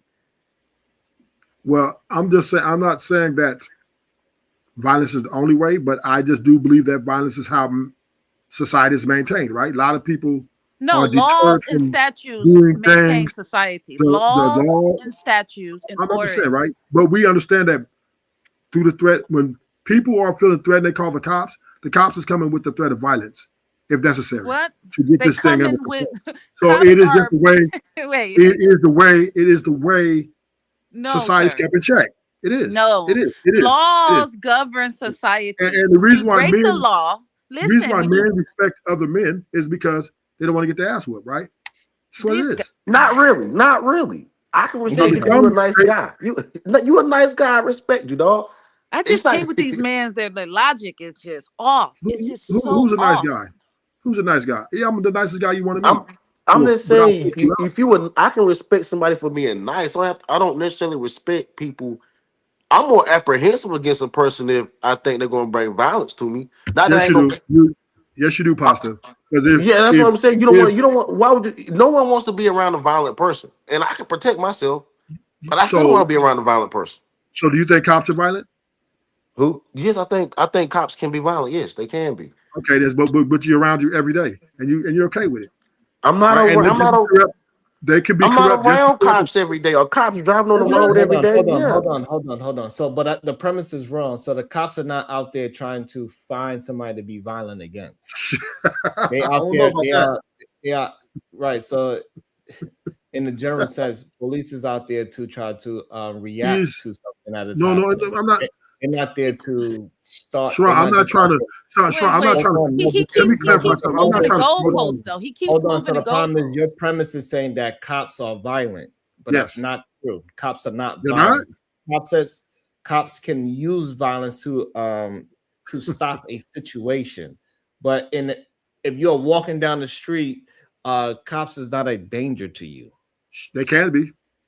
See, but violence isn't the word for police officers. Police officers have training, right? And they have the once again, right? jurisdiction. They have the authority to de-escalate a situation or escalate a situation. He want to use violent as a trigger word. Oh, cops are violent, so I can be violent. Cops are dangerous, so I can be dangerous. Hold no, on, that's not what I'm saying. Rufus. I'm just. Let me. I haven't asked you this question. Do you believe that most men are dangerous? No. You don't believe most men are dangerous. Can they be dangerous? Yes. So men are violent then? Yeah. All humans are violent. A violent person is not a dangerous person? Not necessarily. This is not necessarily, because some people got to be pushed to a breaking point, right? Their breaking point is a lot deeper, so they're not as dangerous, right? But if you keep pushing their button, they can become dangerous. But typically on a day-to-day, no, they're not. Most men are not dangerous. And most women are not dangerous on a day-to-day basis. All right, so the man that was trying to holler at a girl in New York City, and she said, "No, I don't want to be bothered." He picked up and slammed her. What was his breaking point? He maybe had a problem with rejection, like he got triggered. Maybe his whole life he's been rejected and felt a type of way. He's 14 years old, by the way. Acting in a very. He's 14 years old. Wrong. Yeah, and but still, it doesn't matter. Age doesn't matter when it comes to triggers, right? So rejection can be a possible trigger for men, correct? Yes, for any man, for women too. Yeah, any man. Anybody. Okay, so what about the singer songwriter David? He chopped up his girlfriend and threw her in the trunk and made a song about it. Allegedly he did that. So is that a dangerous human being? Because and the reason why I suppose that he allegedly did that is because she has secrets of him doing things to underage young lady. Sexually. Well, I'm just gonna wait to and I still think any man, let me say this, let me be clear. Any man or woman can be dangerous to a degree, right? It's just part of our nature. Are we dangerous on a day-to-day basis? No. Okay, suppose that. So you're saying it's a part of women nature to be dangerous to society. Yeah, they're emotionally charged. Yeah. So you believe that if a woman was in charge of America today, we still be a very dangerous nation because we would be trying to bomb people? I don't know if. Yes, I do think yes. See, the only reason. All I'm saying is this: I'm glad that you did that in real time. Y'all men need to stop flip flopping so goddamn. No. Let me say this. Though, because most of the presidents do with the party, right? They go with the party, like the Democrats, Republicans. So Democrats might have a different agenda. So we might not be bombing Iran, right? They might be other things, immigrants. They might be letting more immigrants in. So so this is what I'm just saying. Like you said, a man being rejected is a possibility that he could be violent. That is enough for me to say that majority of men are dangerous because we cannot decide which one is and which one is not going to have that insecurity of rejection. But Mr. Bracy, that's not even the premise of it. He said it's the nature, because the male body has a physicality. That means they have the ability to display their physicality on whoever they want. So it's like a default setting, right? So if he's emotionally unhinged, he's going to go to his default setting, which is his physicality. Women don't have that default setting. Oh yeah, they do. Women do not walk around society with their chest out, huffing and puffing and doing all this stuff. Women don't do that. There's yes, they no do. fear. Look, I've watched women scrap. I don't know how I feel about this. What are you? That's woman on woman violence. We're talking about. See, you guys always trying to compare men and women. This is you guys' problem. Let me ask the question. Why do y'all do understand we're not talking about 100% of women are not fighting? We understand there's going to be women out there that can and will fight. We understand that it's going to have women out there with guns that will shoot. We understand that it's not 100%. Y'all do understand that's not for men too, right? For men too, right? For men too, right? No, not for it's men. not 100% of men. That's not true. There are men that are very cowardly. Now there's some men that are timid that won't do nothing. See, but all right, that sounds good. So can you, Ruthless? So we've been trying to figure out this question for the whole week. I don't know. I was trying to stay away from this conversation, but y'all just love to bring me back to it. So can you please give us some examples of how a woman can figure out if that man will or will not put hands on her? Ruthless Truth. She can't. She really can't. Thank you. She can't. Right. She can't. Thank you. So that's why we say that most men are dangerous, because there's no way to find out if the man will or will not put hands on you until he don't do whatever. But we can't say this, Sharon. We can't say this. In most cases, that when those things do happen, it's a domestic violence situation. Yeah, it is not just random like this guy. It's usually in crux of an argument or some sort of disagreement, emotional, and it happens. And I'm not saying it's right, but in most cases, it's because the two are engaging in a very hostile form of communication. Well, then let me ask him this. He said that rejection basically was a green light for aggression for men. Say that again? I don't think he didn't say that. Yes, he did. No, he did not. What'd she say? He literally said rejection can be a trigger for a man to be violent. Yeah, it can't be a trigger. So rejection can be not rejection. You said a green light. No, she said a green light. Yeah, basically a green light. It basically is a green light because he feels rejected. So my question now, I'm going back to my original premise. Because men have a default setting of physical strength and physicality, how is it then? How can I ask this? How can you then say all men aren't violent?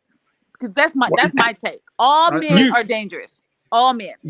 You did just use the word basically twice. Yeah, so let's and then you confirmed what he said. Who cares? I'm laying down in the bed. Who cares? Whatever.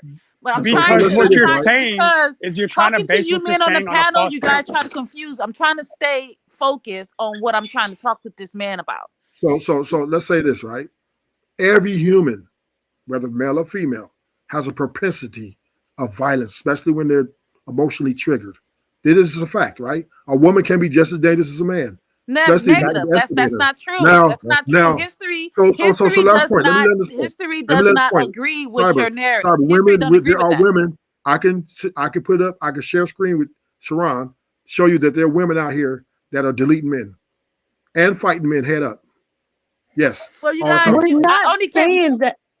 I'm sorry, Mr. Bracy. You guys can have it. I cannot with these type of men.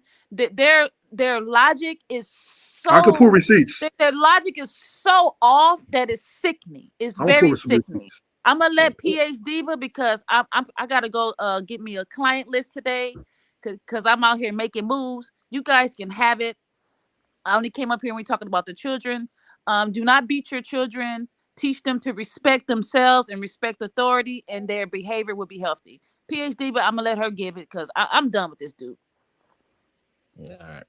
I mean, I'm not saying that. Hey, Fran, let me say this, Fran.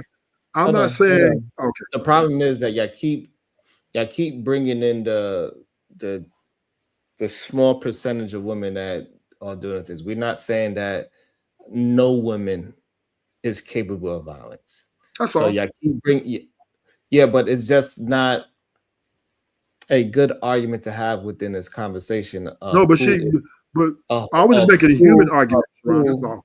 of who is more danger, because No, like I'm not really, Sharon. I'm not conversation really that we trying to. I understand what I'm saying. The conversation that we have was strictly on DV, but men are dangerous in more ways than just DV. Well, yeah. But what I'm saying, when we're talking about I'm just making a human argument when it comes So to now when we put those propensity of violence, right? I'm just so making now a human argument.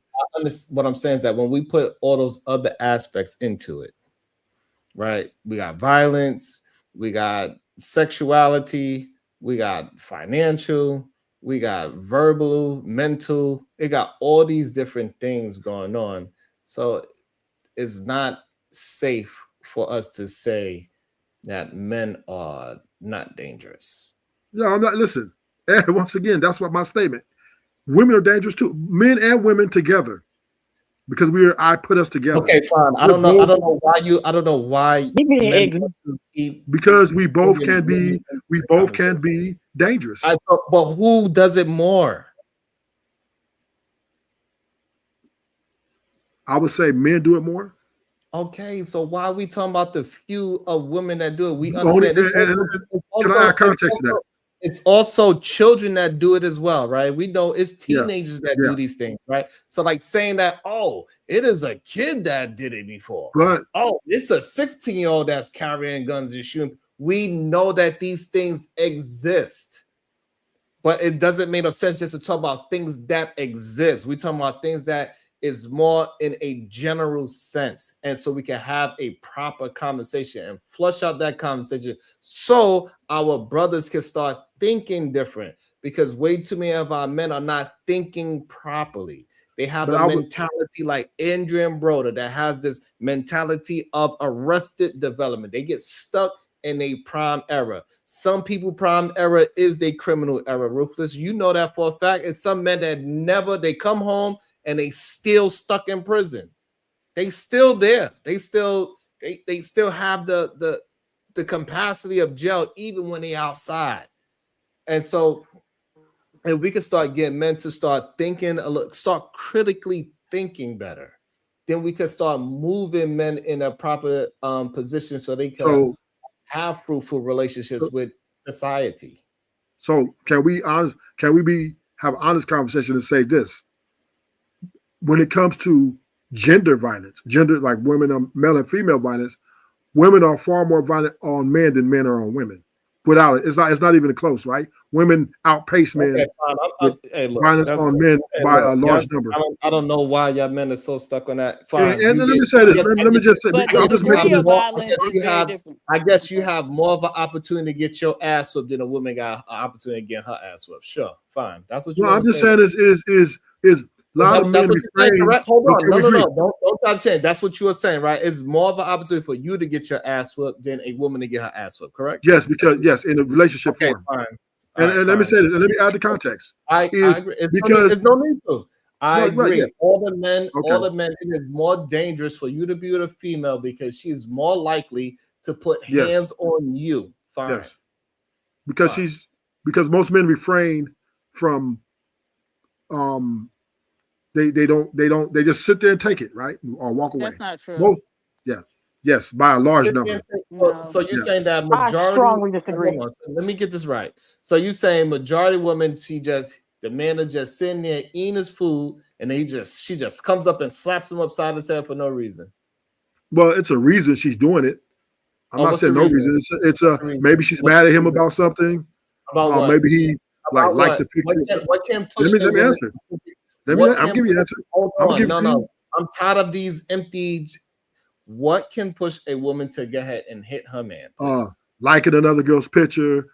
What? Turn your location off. Shadow. Hold on. Let's work as one thing at a time.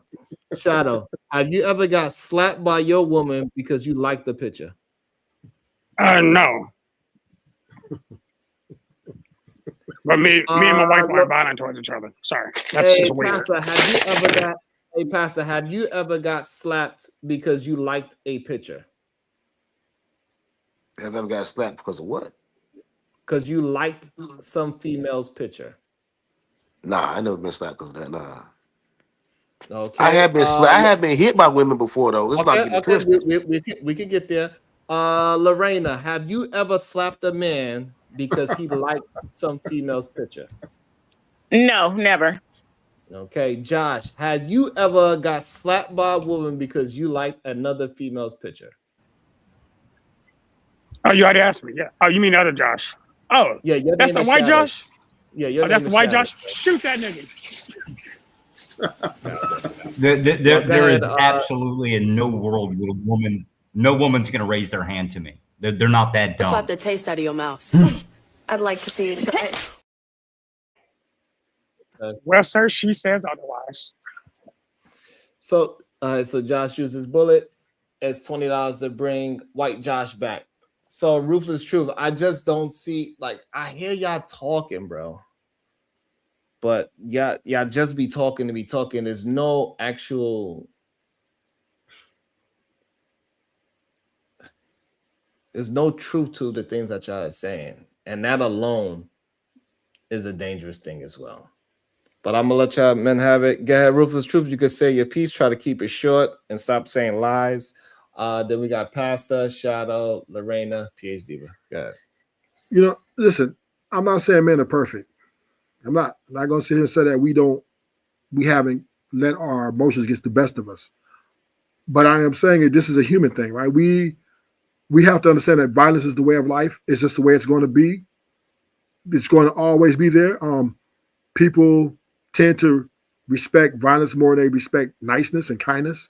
And it's okay to embrace that we as humans, we're going to do what we got to do to either protect ourselves or to enforce some sort of respect or rule, whatever it is that we need to do to keep whatever it is that we want as human beings to be, I would say, communicated with. And that's what it's going to be. Okay, go ahead, Pastor. This So shit's yeah, I crazy. do think I've had women hit me, throw stuff at me, and the worst is one of them threaten to run me over. I ain't gonna lie, but Pastor, you do got a slappable face, though. Bro, it is. Hey, it is what it is. No, that don't mean. Hey, it may be so. That may be true, but they should have enough emotional intelligence to not do it. Right? But they don't. Right? So they've been hitting on me. One of them threw some stuff at me, and then I had one threaten to run me over. So therefore, I think the women can be violent, and it don't really matter what I did. I don't deserve to get ran over like a dog. Go ahead, Shadow. Acting like a dog. What happened when you act like a dog, Diva? You get ran over like one. Go ahead, Shadow. I mean, I can agree with everything you said so far. I typically agree with Diva even when I don't like to. But I will say this, that's also shown that the most domestic violence that happens in a relationship per capita is between two women. And no man's involved in that. Just saying. You know that's one of the silliest arguments a man can ever say. But am I wrong? Yes. Statistically, I'm wrong. Yes. Okay, let me pull up the stats for you, sir.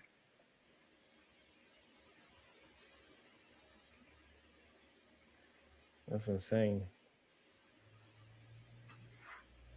It happens. It's such a small percentage that is insignificant to the conversation. But go ahead, Lorena. All right, so I have my son listening to this because, yeah, he's younger, so I'm always like, he's in his 20s, and I'm always getting his point of view because sometimes I feel like I don't understand men. So I go to him and ask, like, hey, maybe there's something I'm missing as a woman. Maybe I'm being too emotional and too much in my feelings. So for the guy who is, hold on, so I can't see your name, Ruthless Truth.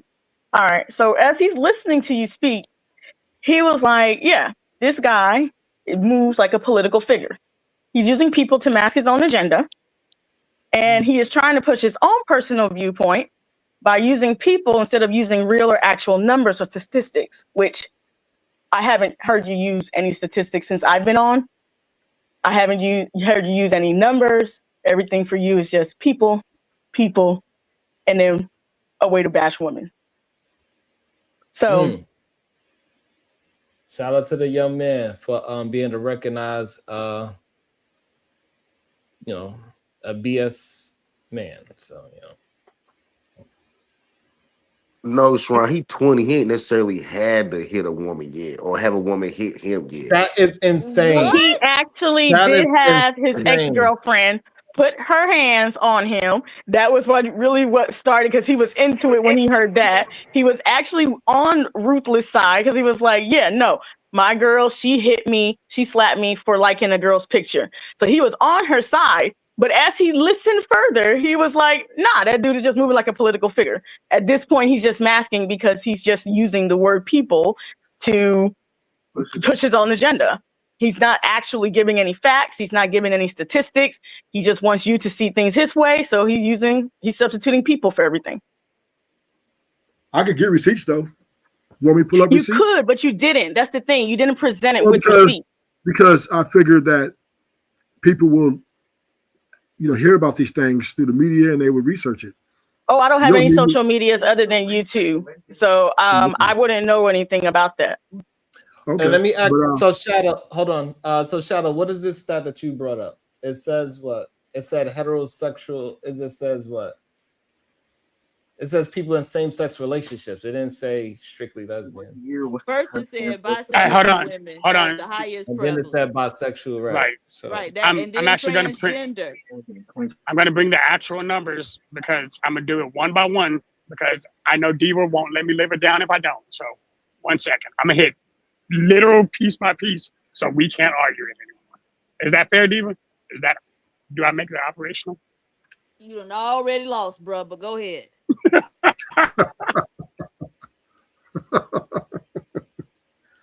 Diva ain't gonna let you make it, man. Yeah, I don't know. The study that you just put in the back, it is just not representing what you tried to make it represent. That's the problem. And it's just right. And so, like, we understand that. I don't understand this idea that okay. Let me slow down.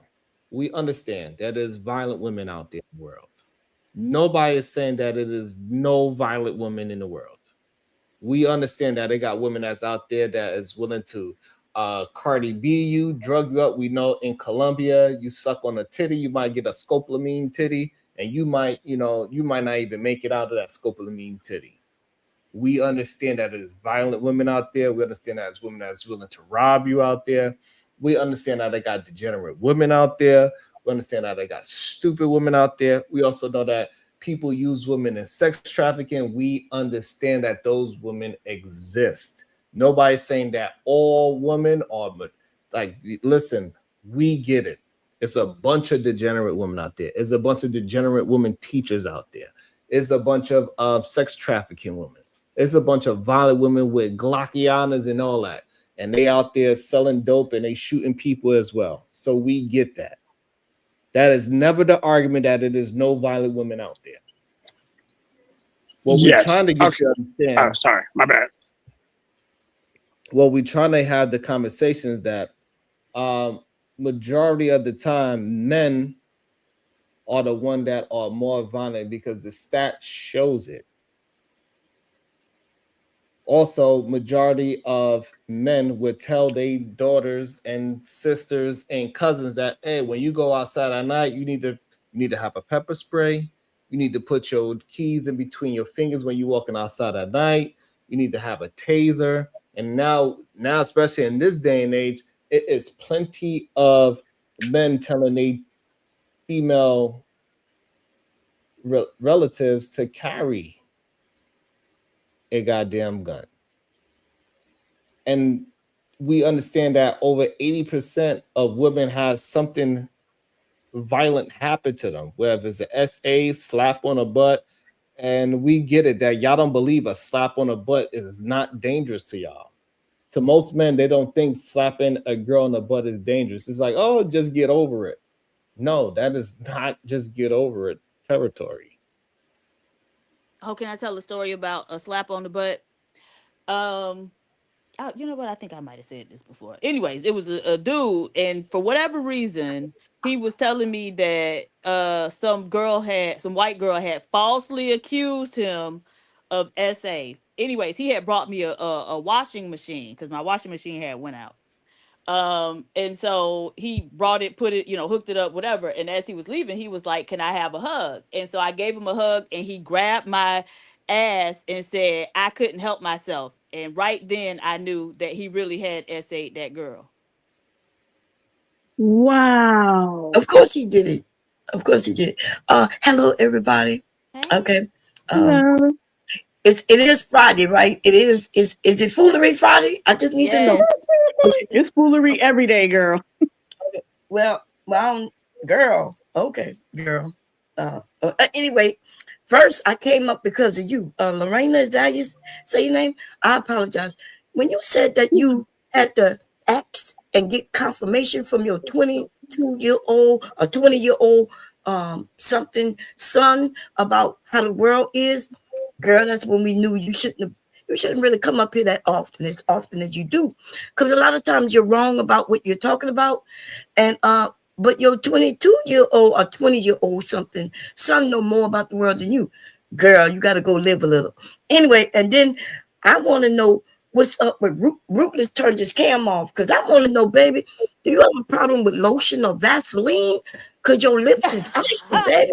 You got to do better. I told you this about a few years ago. Damn. Okay, lotion, Vaseline, something. Just put it around your lips. They look white. Look like you've been. They Not look the white. white mouth. Pookie.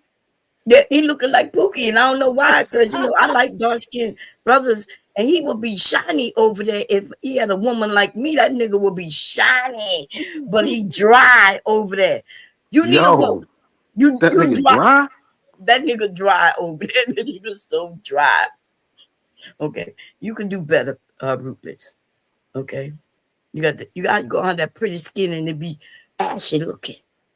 The fuck is you doing, Ruthless? I know it ain't funny till you go get Nigga over there beating ass. That nigga tired. That nigga dry. What's going on, Pastor? What's going on, D? How you doing, Bob?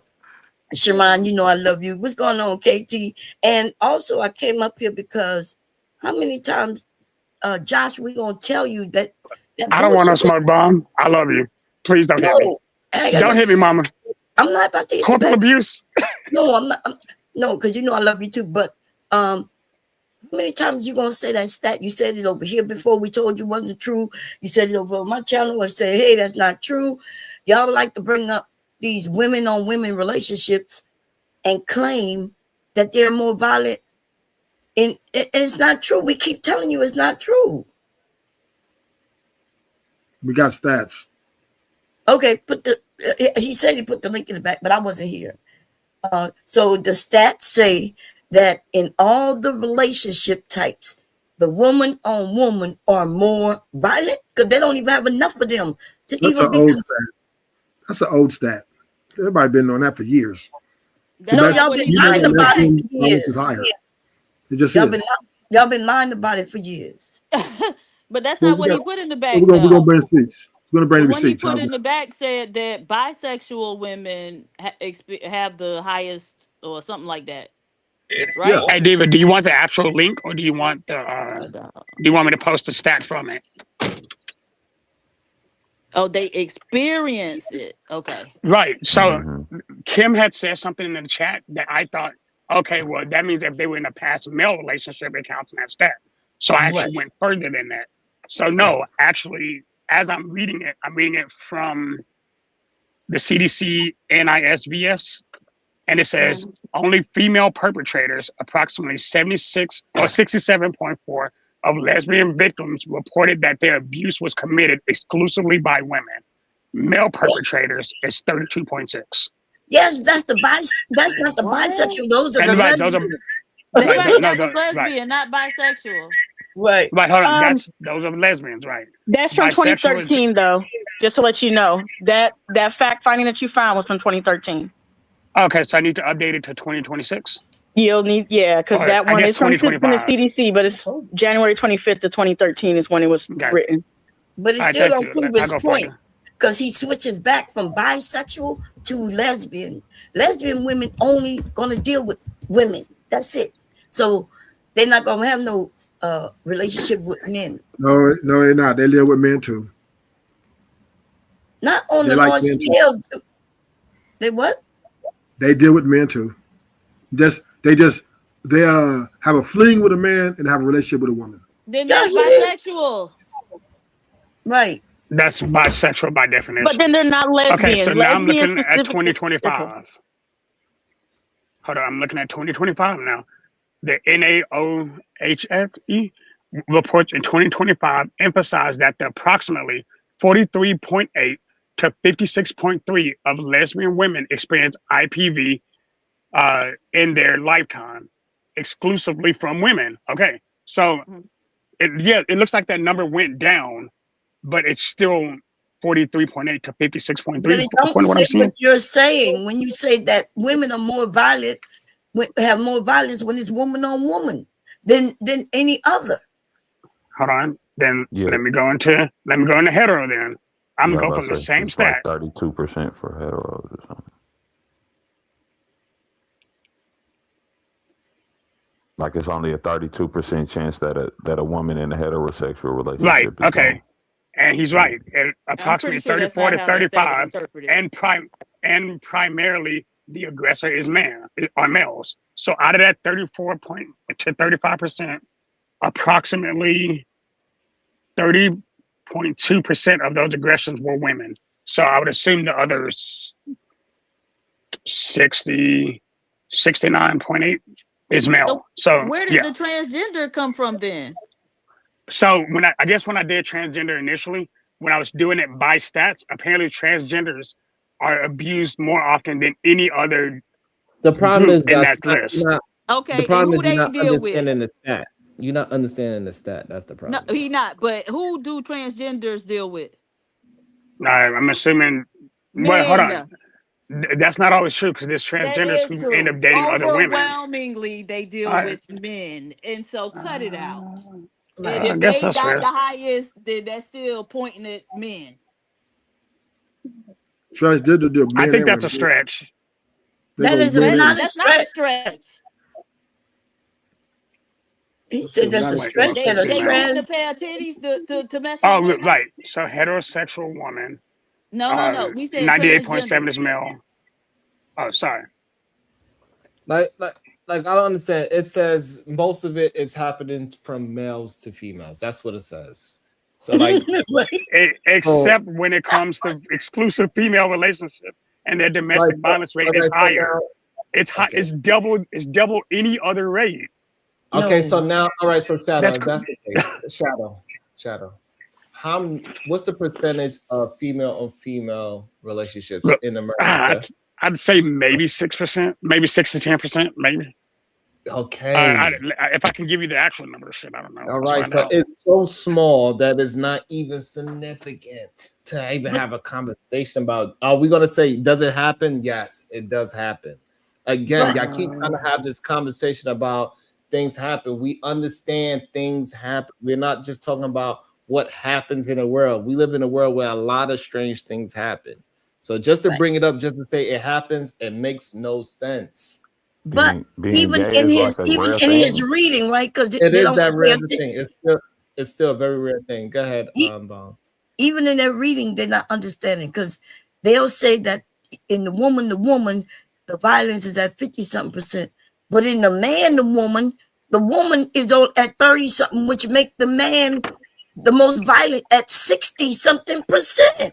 That's 60-something% is higher than 50-something% all day, every day. No, listen, it's a So- 50-something Can we percent. just clarify It's a something? 50-something chance you're going to get abused. Can we in a clarify lesbian. something? Can we clarify something real quick? Most men are not going to report when they get hit by a woman, though. So that stat would never be available because women hit us, we just gonna be like whatever about it.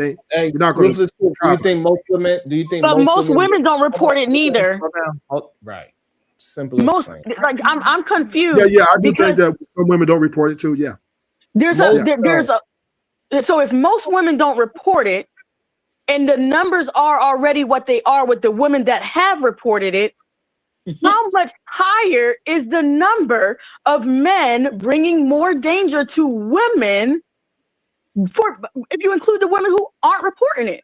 Really low. but can I let me say this? Let me say this. That dangerous, right? What you're saying, danger, is conflated because we're talking about domestic violence situation where both parties are indulging in hostile communication, and one might get off, do something that they normally wouldn't do. So a lot of these things are unplanned and unpremeditated. So they're not. Hold on, my brothers, y'all cannot be this slow. When we saying danger, right? We are not just talking about that's one situation. Do y'all I don't know why that keep being like over your head. Y'all keep trying to hone it into one specific thing. Some men will put hands on women, some men will drug their women, some men will drive their women crazy with mental situations by screaming at them all goddamn day. Some men will financially abuse it. It is so many other ways where a man can be dangerous towards other human beings. Yes, but most men don't do that, and even beyond that, stop trying to focus strictly on one scenario. Sharon, I'm not saying most men don't do that. And stop trying to focus strictly on convictions, please. It's annoying. Sharon, you mind if I have like just a quick back and forth with Ruthless for a moment? I think I can probably settle most of this. Ruthless, since I guess you're getting painted as the red pillar around here, so be it, right? Let me ask you this question. Regardless if it was true or false, like men were just inherently violent, beating the crap out of everybody, why would you push back against that narrative? Just as a tactical position, why would you want society to not believe that men are violent? Good question. I said men are more violent. Okay. If it's toward just specifically women, right? Like we're not violent to other men, right? No, I'm saying we're gonna, for hypothetical, we're gonna adopt that premise, whether it's true or false, whether you believe it's true or false. Within this paradigm, right? If we're just beating the hell out of women, right? Why would you push back against that? I am pushing back against that. Well, let me answer. Let me answer. Okay, please. Yes. So, once again, typically, men, we don't like to do violence against women. It's not something we wake up thriving, right? We typically have a problem within ourselves, right? Man on man violence is pretty much our cup of tea, right? When a man, and this is the misconception, right?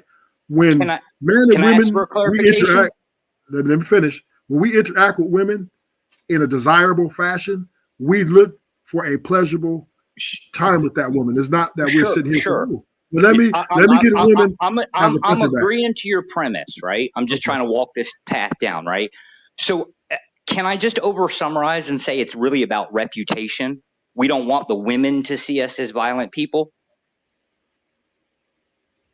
No, Is that what you're kind of like alluding to? I go with that.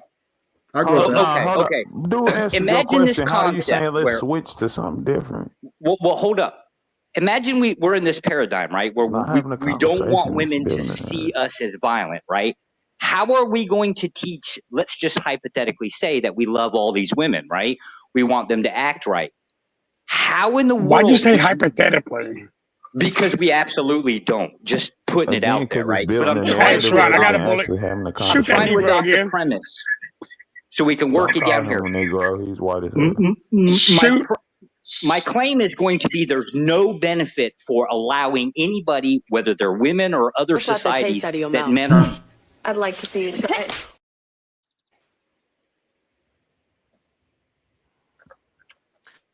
Yeah, cause that white nationalism Hold shit ain't on, working for y'all. hold on. Go ahead, Diva.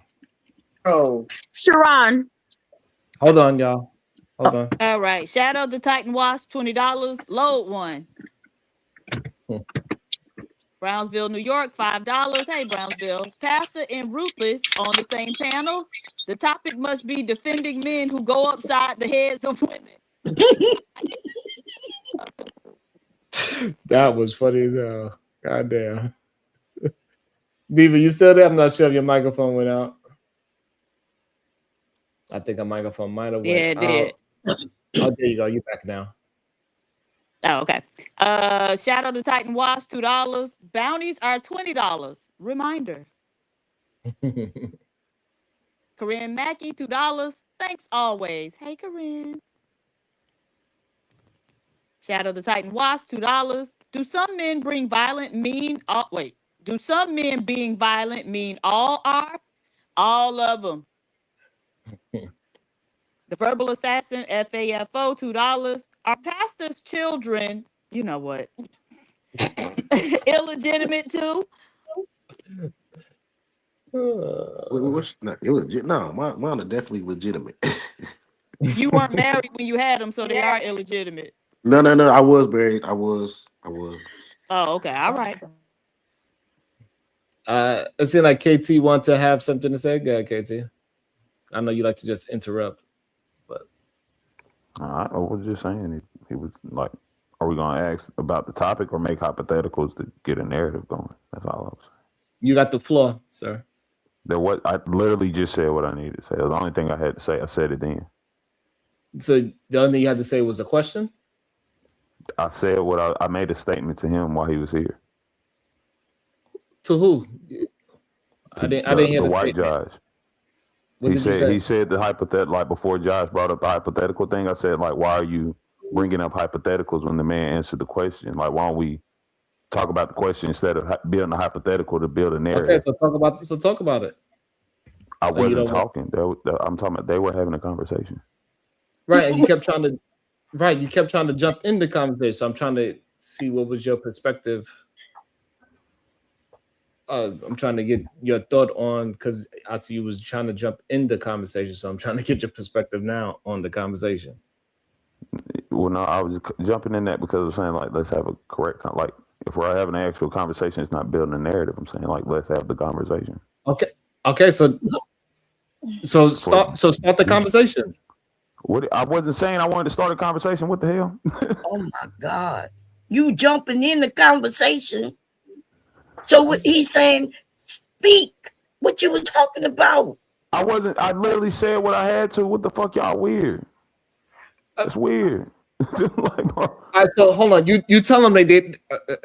Okay. No, it's confusing. Man. I just woke up and I'm ready to go back to sleep. That is crazy to me. He gonna make it in the show. And then look, if you just want a reason to argue, here I'll give you one, right? Y'all know Sharon is across the world where it's nighttime, okay? Don't give him a reason to shut it down because he will go to sleep on our ass. That was just crazy to me. He was trying to get in the conversation. Then when I passed him the ball to get in the conversation, he's like, "Well, I was not trying to get in the conversation. I literally made the statement. I'm just trying to make sure we had a conversation. But now that you trying to tell me how the conversation, I don't want to have a conversation. That is not what happened at all. It's crazy that you have to do this remixing shit every time. Like, dang, bro. But look, I'll give you a reason to argue, right? So, because it just seems like you're seeking one, right? So here, I will say, I believe, not even I believe. This should just be disingenuous. Like y'all stance be all men, even though we can show statistically, factually, it's not a majority of men who commit crimes. It's not a majority of men who participate in violence. If we're going to have a conversation, we can't make it to where this makes sense when I'm saying it for women, but then we take that same logic, just apply a man there, and now all of a sudden that's not true. Like you use the tiny group of men to proclaim this is all men. Like that just doesn't make sense to defend and say that's not true. I mean, this is all men when we will say it's literally right now Meg the Stallion, right? A bunch of women are online saying we're going to cheat on our man because Clay cheated on her. We can now say it's actual reflections of that. Do we now say most women are like this? No, because it'd be a fallacy, and we know it would. So I think it's just we're never going to have an actual conversation if we keep making this the I can say this and this is justifiable for my side of the argument, but not for yours. Hey, Ruthless, do you believe that because we don't have the conviction rate that we should say that most men are not dangerous because of the conviction rate? No. Okay. So why do you think men want to try to use that as a talking point to say because most men are not getting arrested for violent things, therefore most men are not dangerous? Why do you think they are saying this? A lot of times to win arguments. Just try to win arguments? Okay. I have a question. Okay. Fair enough. I kind of know most of the men up here. How many of y'all done been to jail and did some time, like 20 plus years? 20 plus years. Ruthless. 20. Well, Ruthless, how long you was in jail for, Ruthless? I did like 13 years total. Okay. That's a long time. Were you violent or you just accidentally fell in jail? Like you just No, I was armed bank robbery. We know we know robbery. Casino heist. Yeah. So were you do you consider yourself violent or yes, at one time? Okay, I'm still violent. Okay, violence is I don't practice it. Oh no, I've never done that. I've never done that kind of time in jail before. I'm trying. Violence is something I don't practice daily, but there's a light switch that's there, especially if I'm disrespected. If I feel I'm disrespected or somebody's attacking me of some sort, then it'll come out. But every man has this capability, right? Now, there are some men who have a quicker switch. Some men take a lot more breaking point, but violence is just how life is sculpted. It's always been that way. It would always be that way. People been violent since the beginning of time, and it will be violent until the end of time. Period. There you go. KT. Isn't that what KT? You heard him, right? Okay, great. Hold on. Let me walk it to somebody that most men would say is not a dangerous man at all. Welcome to the show, the cyber stalker. Why y'all do that, man, like that, man? We didn't do it. He did it to himself. He was cyber stalking the lady. This is strange. This is dangerous as you're gonna be. Did you learn your lesson? You're gonna hold your accountability for your actions? This nigga look like Huckleberry Finn with that hat on. Yeah, I was insecure. I was trying to impress her and everything. Because I felt like she was comparing me to other dudes in this space. And I didn't want to look lame compared to Simp God. I didn't want to look lame compared to DJ Witch Doctor. I didn't want to look lame compared to Drip. So I was trying to stand on business and be the top whatever in this space to her. Because her opinion was important to me for whatever reason. Her opinion is not as important to me anymore. So I'm gonna leave her alone. And it is what it is. Good. What? Hey, as long as he's gonna leave her alone, Diva, that's the most important part. Well, yes, but just what? I don't like being compared to other men. Like she had a high opinion of certain men, and I spoke to those men in an aggressive way, and then she started acting funny because I spoke to those men in an aggressive way. I'm starting to realize where the friction came from. All the men you mentioned were weirdos, okay? So yeah, you would have been better if you wasn't a stalker. Nah, she felt the way about me talking to Sharon too. I could tell. she used to rock with Sharon heavy. I don't know why she stopped rocking with Sharon. You are the reason. Duh. Wait, what? And the reason is you. You the reason, clearly. But y'all don't. The way I speak to y'all don't got nothing to do with her. Why she trying to punish me for how I speak to y'all? That's weird. What you mean punish you? She start putting me like she invited me to a Discord. I didn't know how to use the Discord, and so I was trying to ask her to help me use the Discord and let me figure out how to socialize on the Discord. So I was talking to her and she just left me there. So I was just in her thing, just typing, like putting stuff in there. Like I was telling her ideas and she was not reading the ideas, I guess. So I just started like just doing my own thing in the Discord, like it's my Discord. I was treating it like my own Discord, even though it's her Discord, even though she could see it too. Yeah. These niggas got mental problems. I was being just as inconsiderate to her as she was being to me. So it looks very weird. Hold on. So why you think she was being inconsiderate? All she did was invite you to a place where a bunch of people are at.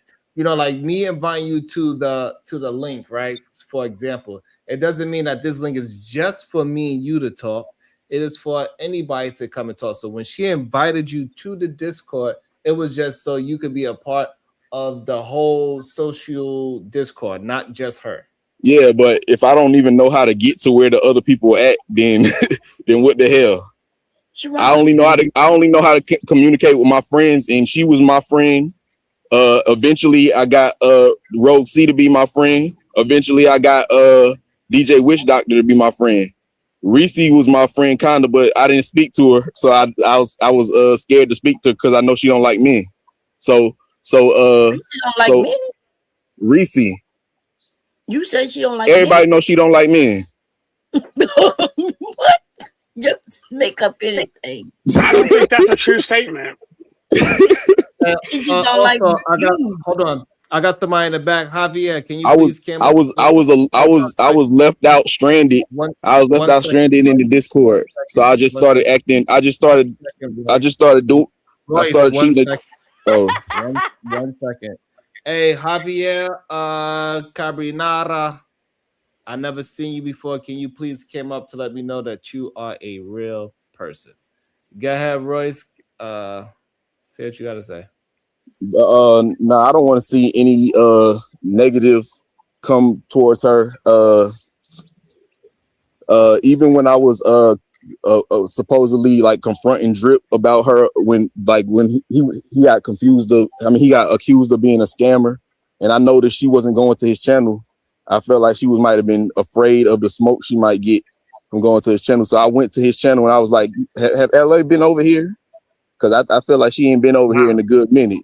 Yeah, so I don't know how Drip took that. Drip probably felt like I was pressing him, like I was pressing him, like trying to see if like he messing with my girl type shit. But that's not what that was. I just was trying to. I was just trying to go over there and let her know, like if anybody got an issue with you coming over to Drip Chat, I'm on that. Like I'm standing on business if anybody tried to come after her. So that's what I was saying. That's what I really was doing. Yeah, I wasn't trying to press Drip. Niggas are more violent. Handicapped niggas are more violent, yo. So now if that's the thing that you were standing on, you were standing on business and you was gonna protect her at all costs, why you didn't curse out the person that's in the mirror? That's what you don't you think I didn't. I already did. I stayed around her and allowed her to spew a bunch of shit that I did that was a bit much for me to listen to. I endured a lot on her channel. Y'all didn't see. Y'all can't see how much work I put in to help her channel be lit. Oh wow! I didn't have to listen to her sob stories. I didn't have to put up with it. Oh, so what did you say to the man in the mirror? What did you tell the man in the mirror? What did you tell him? Because he was the main person that was bothering her. That I was desperate. That I was I had just got out of a mental facility and I couldn't socialize, so I just latched on to whoever. Shut up. Let me speak. God damn. Wait, so you've been in a mental facility? Yeah. Oh, Okay, no. all right. Go watch DJ Witch Doctor show with the Steve Urkel on it. You'll see me Just wipe tell a the taste story. out of your mouth. I'd like to see you try.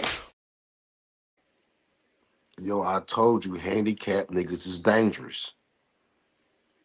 Sharon. Oh, Lord. That Javier was my son, just to let you know. Oh, okay. I wasn't sure. I didn't know who it was. You should have told me, goddammit. I was trying to, but he was talking and I didn't want to interrupt him while he was speaking. So yeah, I didn't know. Okay, so tell Javier he can come back because sometimes I gotta be careful with people that I didn't see yet. Understood. All right, so let Without, Javier know he was welcome. without him telling us he was in a mental hospital, I knew it. Like he went into a Discord, and because somebody didn't give him the attention he thought he should have, his ass started to claim he took over it. And that's the mental, and you could see in his eyes he was serious. And the nigga went crazy while he was over there, claiming that it was mine. So I started treating like it was my Discord. I was like, I put my mace up against the screen. I was scared the nigga was going to attack us. Go ahead, Pierce, Steve. I was gonna ask if he had a mental health diagnosis, but then he came out and said he was in a mental facility. So okay. Brownsville, New York, $2. Royce, you need to recalibrate your value system. Nah, Royce need his meds. Yeah, he needs. Hey, look, they gonna get mad at me because I'm just pointing it out. I can see it from a mile away. They get mad at me because I can see it from a mile away. Welcome to the show, Javier. Good day, Javier. How you doing? Welcome to the show. What is your thoughts? I'm doing well. Oh, give me a second. Sorry for that. How you doing, Mr. Breezy? Doing all right today. Hope you're doing well yourself. And hello, chat. Hello. Hope y'all are doing well too. We doing well. Thank you. What's your thoughts? Can I get a repeat of the question, please? Right now the question is your thoughts. What's your thoughts on the conversation that you heard so far? Just anything that sparked your mind, and we'll build from there. Me personally, people deal with situations and issues due to their upbringing, and his upbringing was probably one that was more antisocial, judging by how his interaction was with the female, from what I was hearing at least. So hopefully You're a Zennial, right? You're a Zennial? What is this, Zennial? I'm sorry, I don't know the term. What age range? He's about 20. I'm 23. I was born in 2003. Okay, so you're a Zennial. Yeah, I'm old. Yeah, that nigga Gen Z for real. Damn, made me They feel born old. in the 2000s, baby. We be like, whoa. So my question to you, Javier, do you see more men your age having the idea that they should be the leader in a relationship? Yeah. Leader, when you say leader, do you mean like, oh, I have to pay for the dinner, I'm making the plans for the trips, I'm making sure for our future together, marriage, and like in ways like that? Or as in, you tell me what your age group is considered a leader in a relationship with a female. What does that consist of? I mean, when it comes down to me, it's just making sure my queen's happy. Like, when it comes to my friends' situations, they're hustlers, if that makes sense. So they treat a relationship like a hustle as well. Like, when it comes down to dating, especially in my age bracket, it's nothing that seems serious until it is, but you never really know if it is, because when you go into dating, it's just like an exchange, if that makes sense. You help the girl out. So they pretty much going into a relationship with no intentions, and then it just gets serious because they just built a life by accident. Essentially, yeah. Because That's a good idea. forever right now, especially in my generation, it doesn't seem like forever because everything's moving so fast. COVID hits. Before COVID, you're moving at a slower pace. After COVID hit, it's now money's going up, rent's going up, jobs are harder to find because companies don't really want you to get jobs. Relationships are kind of expensive because everything else is becoming more expensive, and we didn't get the chance to essentially build on top of something. We're just hustling to the next job or avenue that's open. So my question to you: are you going to higher education? Yes, sir. I'm in college right now. I'm actually awesome. working on my computer science degree. Computer science degree? Yes, sir. And how much money you plan on making with this computer science degree? It could be between 60 to 80,000 a year.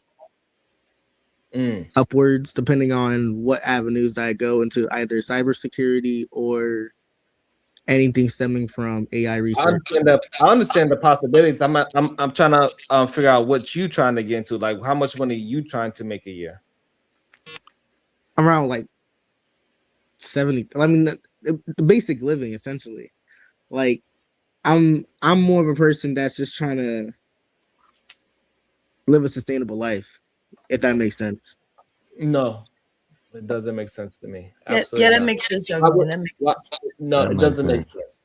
Do you think a tree want to just grow and say, "Hey, I just want to grow up to a sensible size," or do a tree says, "Hey, I'm gonna grow as tall as I can be"? A tree grows at the pace that it was set to grow to. No, a tree is gonna grow as tall as it can be. Correct?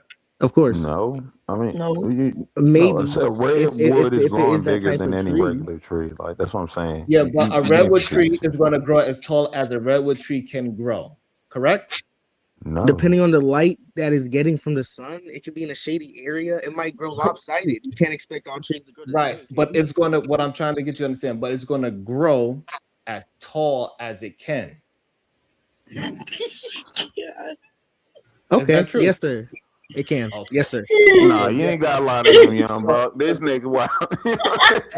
No, I mean, he said some sensible stuff. The boy said some sensible stuff. Hold on. I don't need jokes at the point where y'all don't even have a point to say what y'all saying. Y'all just talking to be talking. I never. Joke is when you say all trees grow the same height. What I'm trying to get the metaphor to understand, if you just relax yourself, is that so you should not stifle your own potential by giving yourself a limit of $70,000 where you can make a lot more money than that by choosing your career path now. You don't have to stifle yourself and say, "Hey, I gotta grow within this unlighted place," right? So you're giving yourself limitations where you say, "No, well, the sun cannot be this way. The sun might do this. You might be in a barrel. You might be taken out." No, give yourself the opportunity to grow as big as you can. Don't give yourself a $70,000 limit, because if you give yourself that, you will reach that. No, he didn't limit himself to say, because you can make more than that through cybersecurity. You can make 100,000 plus. Yes, but he didn't limit himself. Sharon is correct, and I was actually, that's why I was like, no, I didn't say anything because I wanted to Sharon to finish. I knew exactly where he was going. I'm in agreement with him. He did limit himself by saying 75,000 when he could have said as much as I am able to make. There's not going to be a limit. I don't teach my kids that they limit themselves. So I was simply just saying that the minimum route that I could see from the stats that I was given at the time. I can make however much money that I could possibly make, but I was just saying, in my current avenue, that is what the jobs are opening for. So right, and so, but also what I'm saying is that you could give yourself much more. You at the age where you could give yourself much more. You could do some research on what fields is going to give you 200,000, for example. What fields is going to give you $250,000, for example.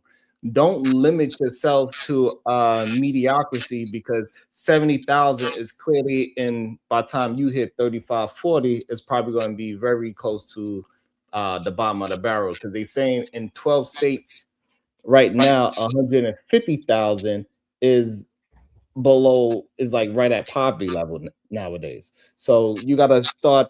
I want you to start thinking in a way of possibilities instead of limitations. So go for $1 million. Figure out what jobs, what positions could put you in that position, and know that you can achieve that situation. Don't limit yourself because of your friends is limited. Don't do the same thing that they're doing. You already explained. You smart enough to recognize that they get in relationships not knowing where they are going within their own relationship. They hang out with each other, and then they start having sex with each other long enough, and then they finally get an apartment together, and then they finally get a baby together, and then they finally possibly get married. That's what it seemed like it's trending towards, according to how you just pronounced it today. Yeah. And Yeah. okay. You hit So on you those. don't want to be a part of that circle because they do not have no direction. Yeah. They just let life happen to them. And so I don't want you to get caught in the mentality believing that you have to lower your own ideas of who you are by giving yourself your own limiter by giving 70,000. I hear you. Think bigger. Man, follow your dreams, man. I'm about to say he got a base entry of 70 bands is now not good enough. It's crazy. Hey, Sharon just said 150,000 is close to poverty. So shit. Yeah, like I don't know what. Like, come on, bro.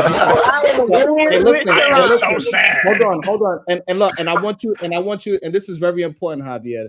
This is something that will happen very often. When you dream big, people will try to humble you and say, "No, you are dreaming too far, and you need to humble yourself." No, don't dim your light down because a couple of naysayers say, "Oh my God, no." Boy, you get How you gonna just lie on all of us like that? There's a lot of people trying to brainwash you. No matter how positive, no matter how positive I am towards you, right? It's always going to be a naysayer to say, "Hey, no, you need to hit reality." Your reality is what you make of it. Sean, you just tried to tell this. Like you bought some. Like, bro, you just tried to tell this boy. No, you just tried to tell this young man that $150,000 a year is poverty. $150,000 a year in most states. I said so. What I said was hold on. I got. So what I said was in 12. I said in 12 states it is today. Which 12 states? You go look it up. I will. Hold on. Okay, yeah, you go do that because y'all not listening to what I'm actually saying. New York. Y'all just talking. Boston. No, the majority of the United States ain't that, and if you're smart, you can literally get even in a good field. You can go to another state that's cheaper and not live that way. It's stupid to stay there. He said 12 states. Y'all heard him. Why y'all acting No, I crazy? know. I'm saying smart people not gonna live in those 12 states. A lot of people live in those 12 states. Yeah, a lot of people, man, a lot of them don't have $100,000, let alone 150. So I don't know where we're going with this. I mean, you can be in Seattle, Washington, and making $150,000, and that really it seemed like a lot to me in Texas. That ain't a lot in Seattle, Washington. Exactly, nothing. Y'all niggas living in mansions, I guess. I don't know. But I get, I'm saying you can move there. Smart people want to move from there. Y'all niggas is DoorDash. Hold on. Instead of just random chatter, I think Shadow just looked it up. You wanted to say something towards it, Shadow? Okay, so what I found is the states where $150,000 is 15% or higher, and that's oh no, that's the other way around. The highest rates. No, that's poverty data. No, I'll come back. Ignore me for now. So regardless, like I don't even know what y'all men are trying to argue. I don't know why y'all would want him to just not shoot for the highest that he can go. It's weird to me that every time I'm attempting to push my brothers forward, y'all want to jump on the chat and start trying to pull people back down. It's kind of insane to me. Because it's like it's nagging. You're trying to sit up here and I guess remind him that he can go further when all he was saying that his baseline is 70,000. He didn't say that he's gonna stay at 70,000. He just said that's what he's gonna start off with. So that's what I didn't understand. Why shoot for only 70,000 start off? when he can start off at 150, when he can start off at Because 200. that's not his passion. His passion is clearly computer science. So if he wants to go in computer science, it doesn't matter. That's his passion. Like, what are we talking about? So the only dependency on your job and what your career is just how much money you make? Hell no. It's the limit. He limited himself. Like I'd rather be limited and happy. I'd rather be limited and happy than unhappy and have $200,000. Hold on, please. I don't know why you're breaking out. So right now, are you limited, Keon? Very much so. Yeah.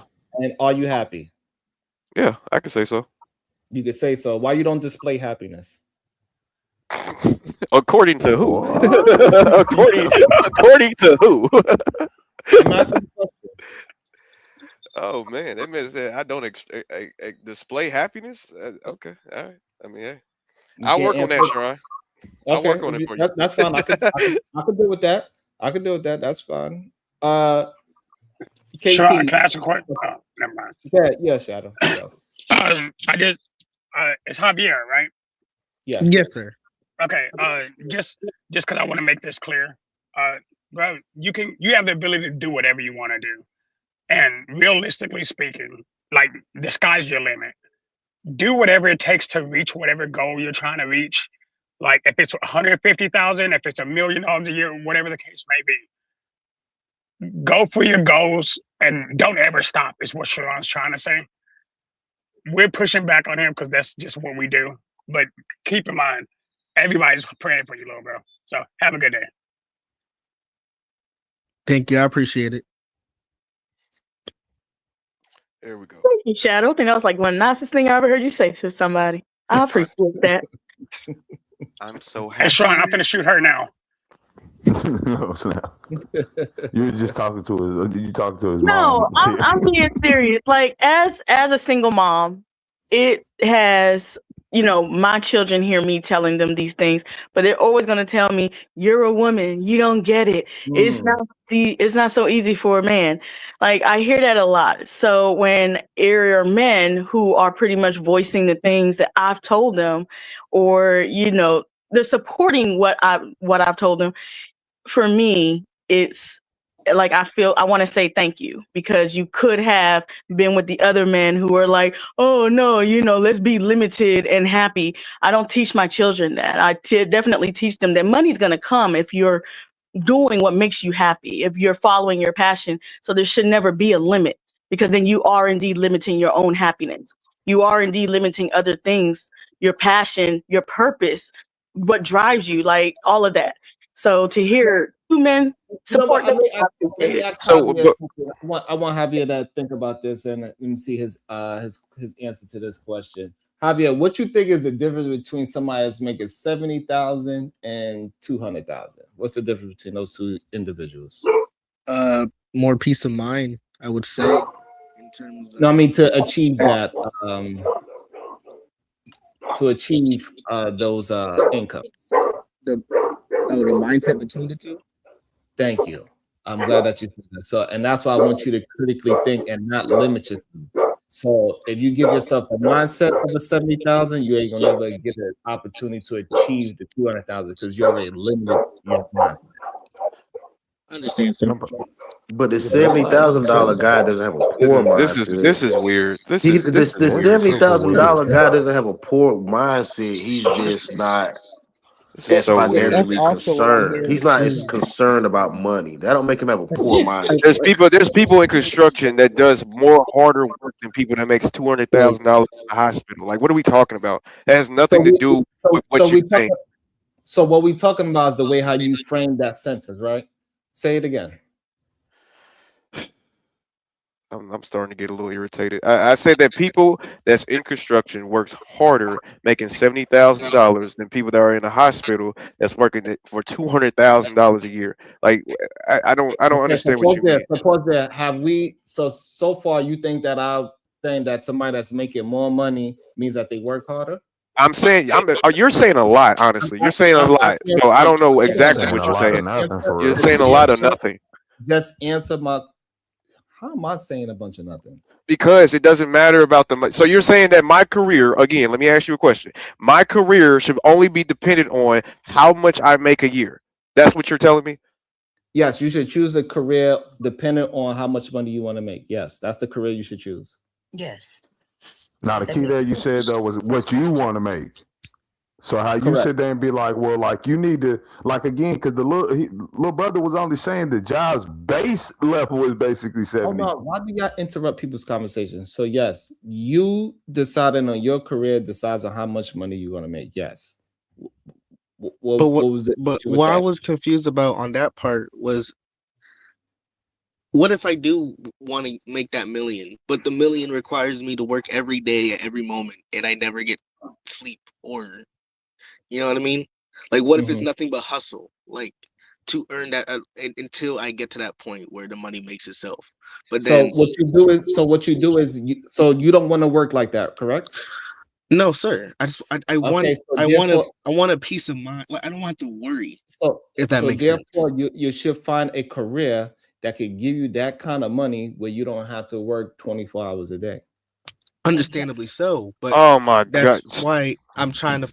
But even with the career that makes the money to where I can make $150,000, it's I have to build towards that. So right now, the baseline of what I can possibly make is $70,000 while I'm working like entry level. You know what I mean? Like, I have to go No, into I don't know what you hold on. No. So nobody is knocking the path to get there. You got to start somewhere. Nobody's saying that don't accept a job $30,000. But Or that's what I'm don't saying, accept a though. job that's 70,000. No, that's not. No, that's not what I'm saying. What I'm saying is that you need to find a career where you can get to 200 to $250,000 because those jobs is out there for you to go ahead and do, and it's not going to take up all this time. You speak somebody on this panel right now. She has time to have conversation with us. Why go ahead and do that? Owning properties, owning real estate, owning stocks and bonds and all these other things that's going to help you, because what you need to equip yourself with, the main thing you need to equip yourself with is a big ass shovel so you can achieve the financial goals that you want. Majority of people have very small shovels. This is the reason why they cannot achieve the financial goals that they want to have. So you need to equip yourself with the biggest shovel possible. But where do I roll over and find the biggest shovel, Sharon? And there we go. And that's Sharon. And that's what you got to start to realize and start looking at up. Look at jobs that's paying 200,000, $250,000. But as I stated previously, right? Sharon, You find those jobs, right? Because it's more than just one. And then that's where you can start to say, hey, this is the career I want to lean towards. I understand that, sir, but okay. So either access is also another big counterpart. You know what I'm saying? Traveling to said jobs that even offer that in the first place. I live in Prince George.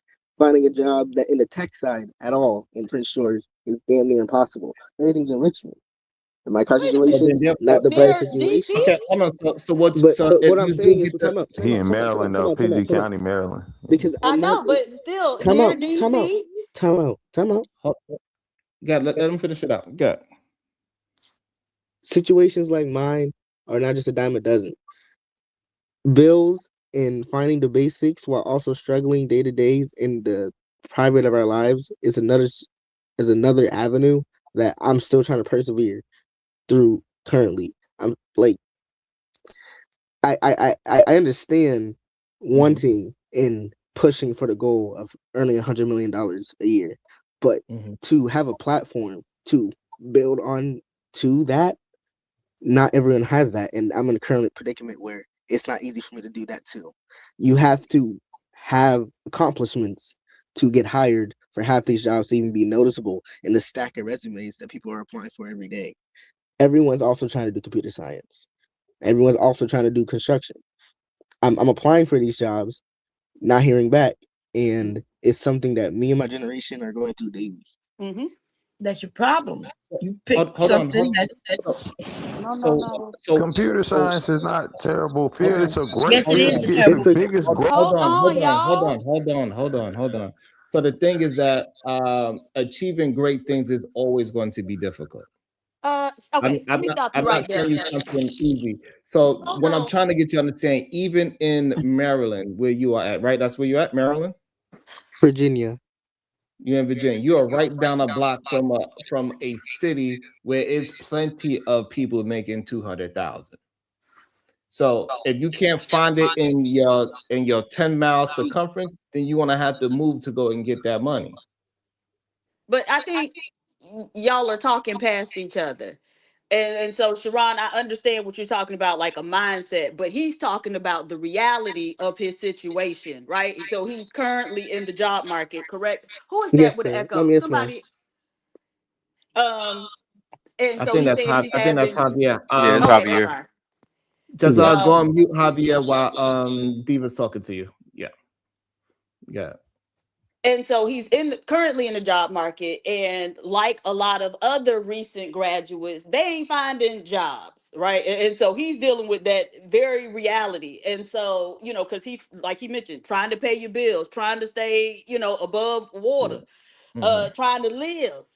And so the urgency is there, right? Is in trying to live, in trying to stay above water, not in mindset big pie in the sky, right? And so he got to get his foot in some door first before he can start. Because I mean, have you had a job in computer science, a computer science job yet, Javier?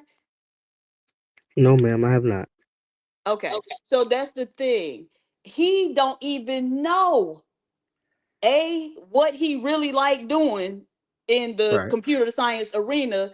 B, he probably don't even know all of the things all of the possibilities in the computer science arena, right? And so he got to get his foot into some door to start getting experience and being able to suss out, oh, okay, I can do this. Oh, okay, this opportunity is over here. But he is at a point where he hasn't even done that. So he's thinking in the immediate need, not big pie in the sky in my mindset. And at some point, because that's down the line, at some point I'm going to earn, $2, $3, $4, $1 million a year.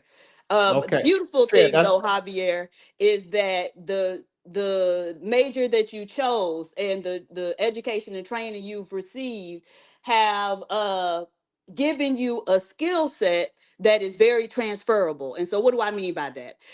You got a skill set to where you don't really even have to wait on somebody to employ you, right? If you got a good idea, you can do it yourself. Now, again, you trying to pay your bills and put food in your mouth. So I understand you want to get your foot in the door. And I would suggest that too.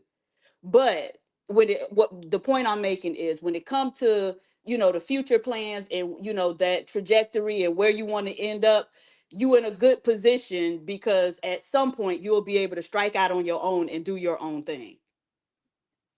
And so, and also I want to ask, Javier, what certificates have you gathered up since your pursuit of job hunting? Currently, I got my Google certification. Which one? The cloud, the cloud code route. Which one? It's 5 of those. So I got 3 of those certifications. So which one you got?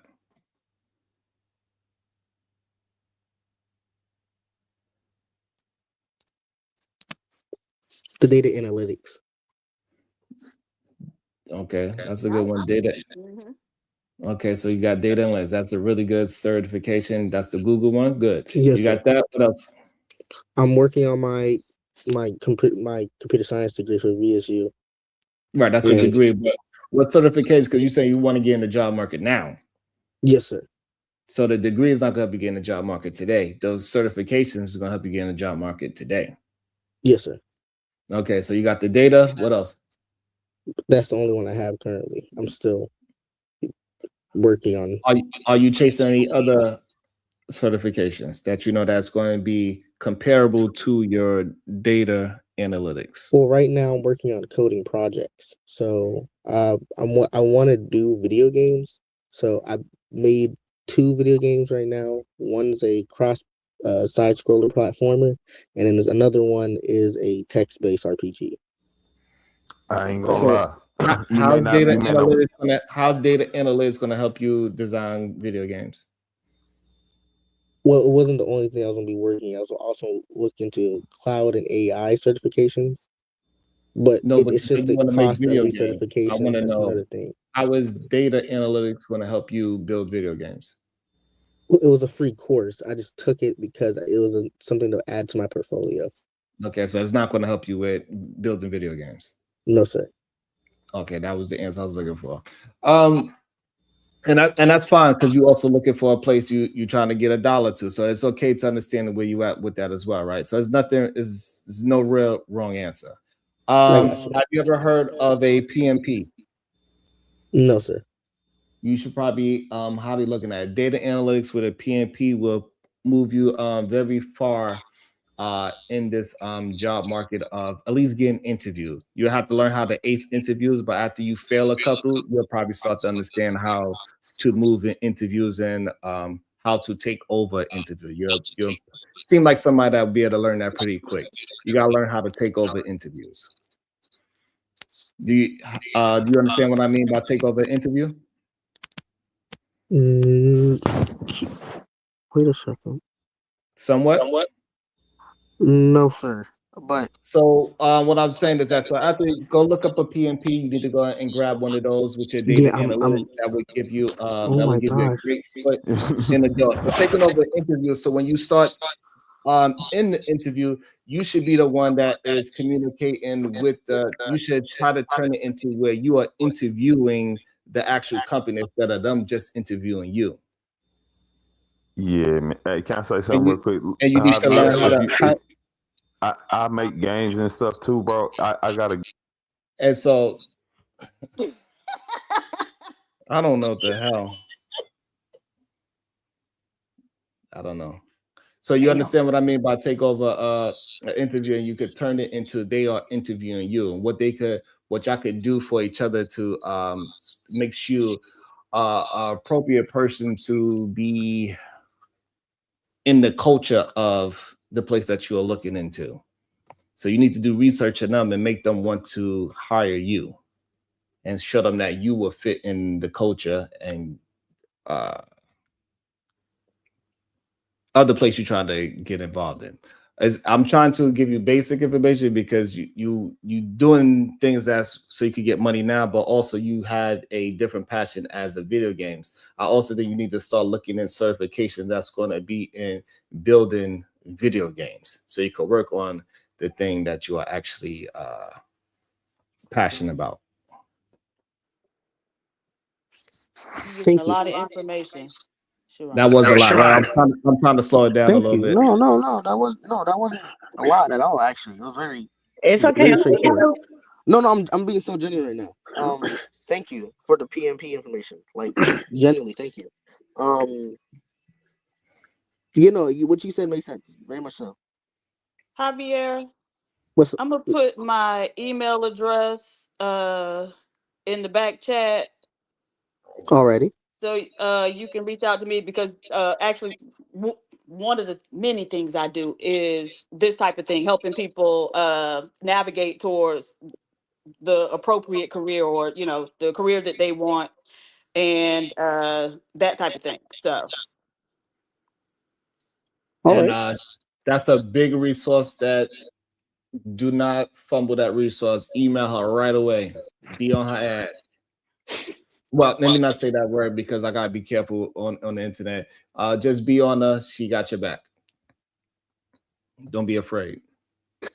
Yes, sir. Yes. So can I just want to say something. I want to say something. Being in that field for 30 plus years. Yeah. Listen to Diva and Sharon, because even though you're going into the IT or whatever they call it today, because it changed, doesn't mean that's where you may work. You may find that in a whole nother field, but using what you learn in that field. Does that make sense? What I'm saying? Yes, it does. Very much so. Okay. Because everybody's fighting, and apparently everybody wants to play video game or make video games, but everybody don't make video games. You see what I'm saying? It ends up being a lot of people's hobbies and not their jobs. So just keep your mind open, learn, get your education, baby, and grab life by the balls and kick it sometimes and do great. Okay, do great.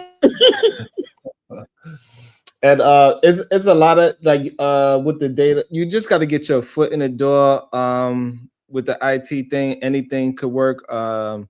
Even when you're just doing what's the thing when they just help random people with computer stuff? What is that called? Help desk. Look at help desk. That could easily get your foot in the door of a company as well. Have you ever looked into a help desk? I Job? have. Most of them are traveling though, so Right, it's and it's outsourced. yeah. So It's more like gigs, if that makes sense. When I went into the field, And Javier, you're in Virginia, so that's where also the Amazon works at too. So look into Amazon too. Amazon is actually out there in Virginia. You probably don't have to go that far. There's a couple people, even within this community, they're working on software development projects. You just got to find them. And to be honest, a lot of IT places they do work from home. You know what I mean? So you probably ain't even got to go nowhere. You know what I mean? The thing is, Not though, Javier. Okay, so you're, still getting your degree, but you're young, right? And lacking in experience. Which means the way you compensate for that is by being very flexible, baby.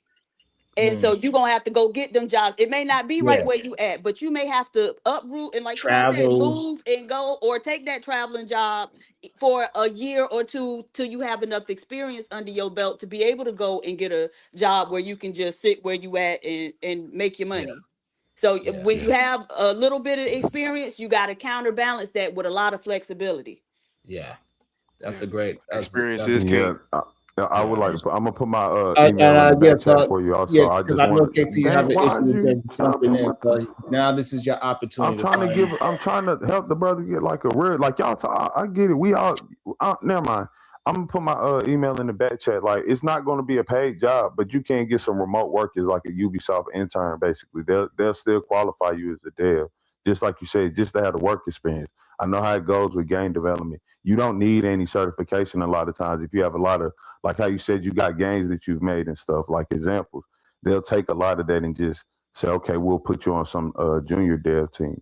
If you're interested, again, I'm gonna just drop my email back there and you can hit please don't listen to him about not getting your certs. That's why he's saying they'll put you on the junior team. Nobody said nobody. No, that stop lying. Jesus. I I heard didn't what say you you said. don't have to get no certs. I said sometimes it don't even matter as long as you have the work to display. They'll see that and say, hey, even that's good. And how he said he don't have a lot of certs right now, but he has 2 game builds. I'm saying he could use that right now and still possibly get in there. Yeah, Stop that could be telling part of young his portfolio. Stop telling young people not to get their education, please. Like it's okay to say, please just stop. Y'all need to stop doing that. Stop lying. I've never said that. It's okay. So never just tell once him to get said that. KT. Just tell him to get his education, and then stop telling him what search not to get and all that. Don't give. What we're trying to get you to understand when you use language like you don't have to. I mean, you It's don't. not good. It's not good language. He made 2 games without a certification. I mean, But that's not what he said. Okay, Just because he that's made what I 2 heard. games don't mean he made money. Don't make you. Don't make I didn't say that. Nobody said. Hold on. We can ask him, Javier, about the 2 games. You made 2 games, or are you working on it? No, I made the 2 games. I'm working on a 3rd one right now. Okay. Javier, do you got a certification? Hey, hold on. No, I don't have a certification right now. Look at God. Hey, Javier, are you making You normal don't games need or a are you doing certificate. like app Listen, games? you know I could get my grandson to make a video game. They got. That's my point. That's my point. But that doesn't mean. Listen, if a child can make a video game, then that means they're not looking for people who could just make a video game. You got to understand the system. You got to understand coding. There's a lot of things you need to know, and that's why you go to get the That's a fact. education. So, like, I think it was Sharon and I was talking to somebody up here who was claiming he made a video game. Come to find out, he didn't write that code. AI wrote that code for him. So who gonna get hired? Him or I or Sharon who understand that code? Well, we can write it ourselves, go into it and tweak it if we need to, instead of AI doing it for us. I mean, either way, as long as you can produce a video game, as long as a video game gets produced, I don't think they really care about how it's produced. And I Yeah, just they want actually do. I I don't just think they want do, but I just okay. want my brothers to understand You that don't get y'all. paid to think though. And You don't I either, just, especially not in this field. Absolutely, I do. No, you don't. Yeah, I do. That's Sure absolutely you what I do. get paid to do. Sure you do. so Degenerate. so this is what I want my brothers to understand, right? We got a young man that is willing to listen so he could better himself. It's best that us men that are older not argue about semantics instead of just giving him information that he could keep on building on. Like he could take away the gem of the PMP. He could take away the gem from Diva's going to help him out with fine tuning the direction that he's going to have flexibility, fine tuning his interviewing skills by just getting to interviews. Certifications could get him into the interview door a little faster. Another field that he maybe, if you never heard the PMP, have you ever heard of a Scrum Master, Javier?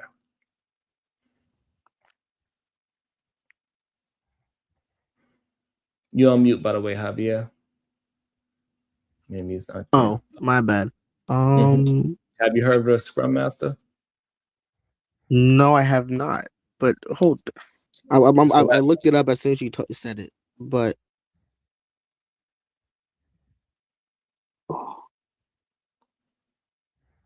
So you could also look up Scrum Master, and you can see how much they make a year as well. And the entry to that is small, but there's a lot of competition with that. But somebody that would get data analytics, a PMP, if you get your Scrum Master involved with it, you go into school and stuff like that, people will be willing to take you, especially since you're going to be flexible with pay. You're willing to take less pay. You might even be able to get internships and stuff like that since you're in school. Look at internships as well. Taking these notes. And while you're looking at internships, make sure you look at the federal internships, usajobs.gov, because they have programs for college students. And a lot of times it's a trainee position, but once you get your degree, they'll bring you in as a permanent employee. Yeah, they'll also pay for your certifications too. That's usually the better way to go. That way you ain't dishing money out of your own pocket trying to pay for your own education. You know they tell us all this in high school, right? I don't see how y'all think that this basic knowledge is somehow Okay. changing his What do life. you do for a living, Keon? I don't do nothing. I'm broke. Oh, okay. Okay. Mm-hmm. Yeah. But so this So is the you thing. You learned it in high school, but what did you do with it? Nothing. Absolutely nothing. I'm broke as No, hell. seriously. No, seriously, I am. Right. Okay. Yeah. Right. Yeah. So what, you have an issue with us telling him correct information? Absolutely not. No, because you brought that up as if we didn't give him some things that he didn't know, and he said, "Hey, I'm going to look into." Nah, things I that just he think didn't y'all gassing it. I really do, brother. You're know." doing absolutely wonderful. You're in college and you're going to get your degree. You're doing What is wonderful, brother. Don't let them think that you're doing less than what you need to be doing, because you're doing good. Keep going.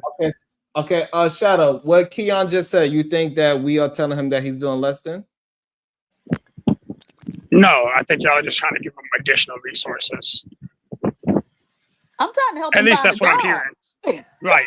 Hold I on. don't Hey, get Trying to help this man Javier, find a wait. job. Hold on. Hey, Hold on. Okay.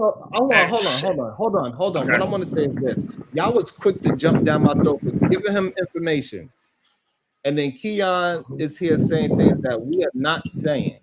Why you or KT to jump say, hey, Keon, nah, this is not the right time to be trying to be a Christian. I don't know. I'm just making it up out Hold my, on, Keon. Hold on, Okay. Keon. All right, go ahead. I got you. Why would I hop in and say Shadow that? and KT, why y'all didn't jump down that remedial reg that he was saying when we are trying to give him additional information? Because I'm actually listening to Javier's responses, and he's actually listening to what y'all are saying, despite what Keon's saying. So there was no need for me to jump down into anything because the young man's got his head on the shoulders. All right, so I just want you to recognize that you willing to argue with me, giving him correct, brand new information. You who? You, KT, and Keon. Y'all kept. When did Shadow ever argue you? Hold up. No, don't put that BS on me.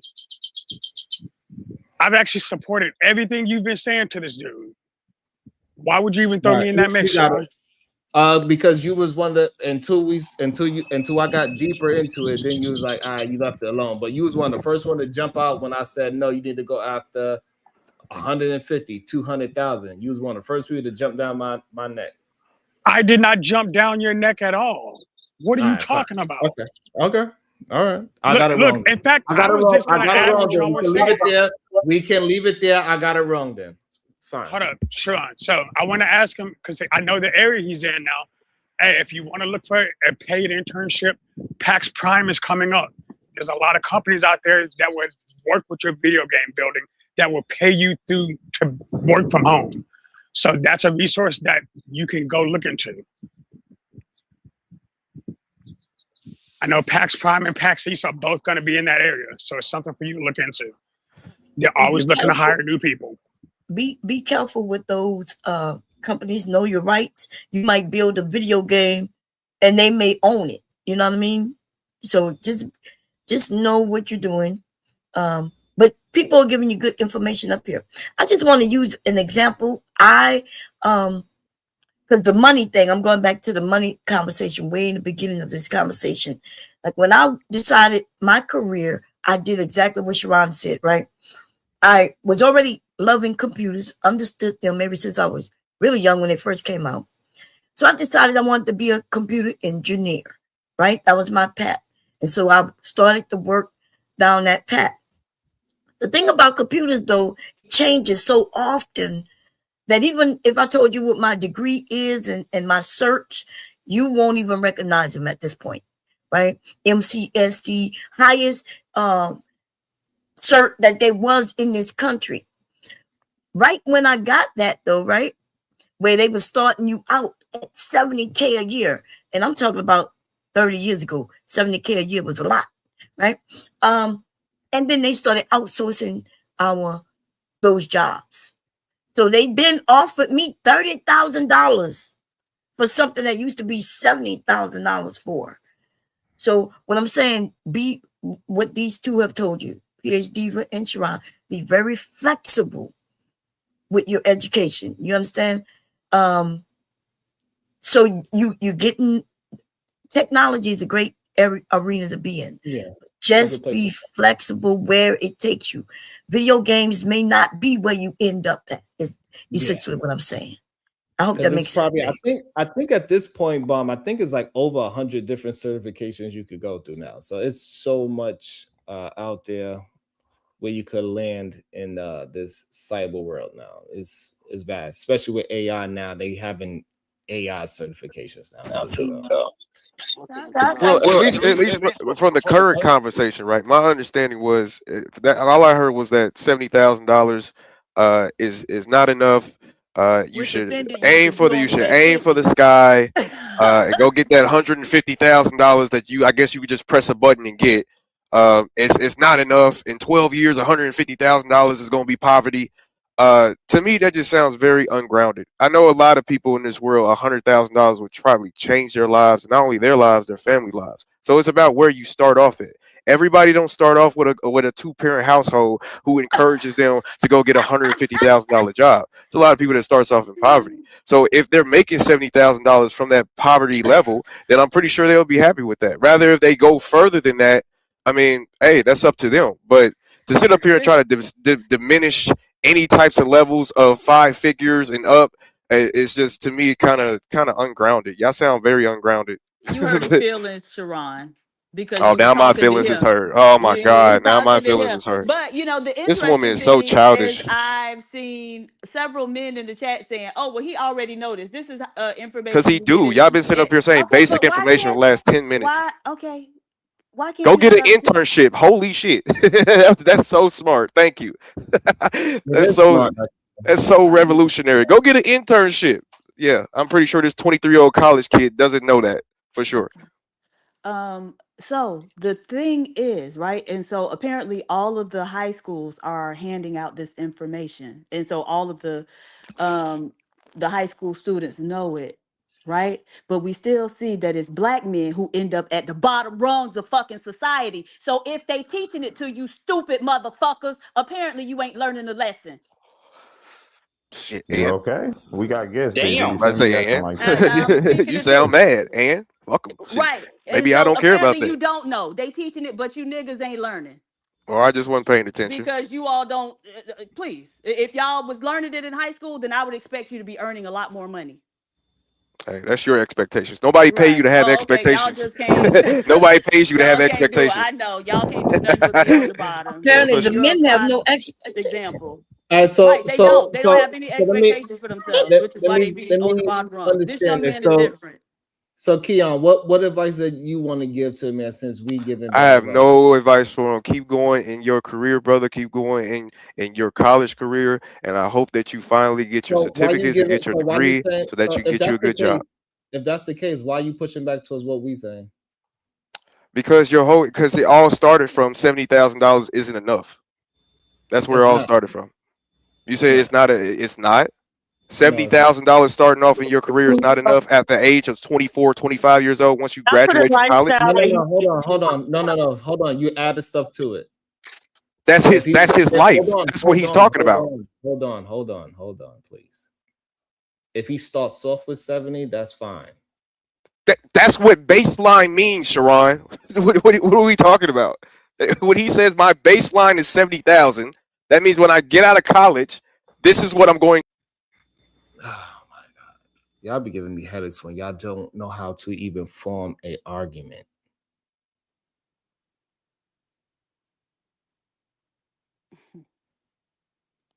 You need to learn how to have a premise of an argument first. Just because you loud doesn't mean that you actually have an argument. Such an idiot.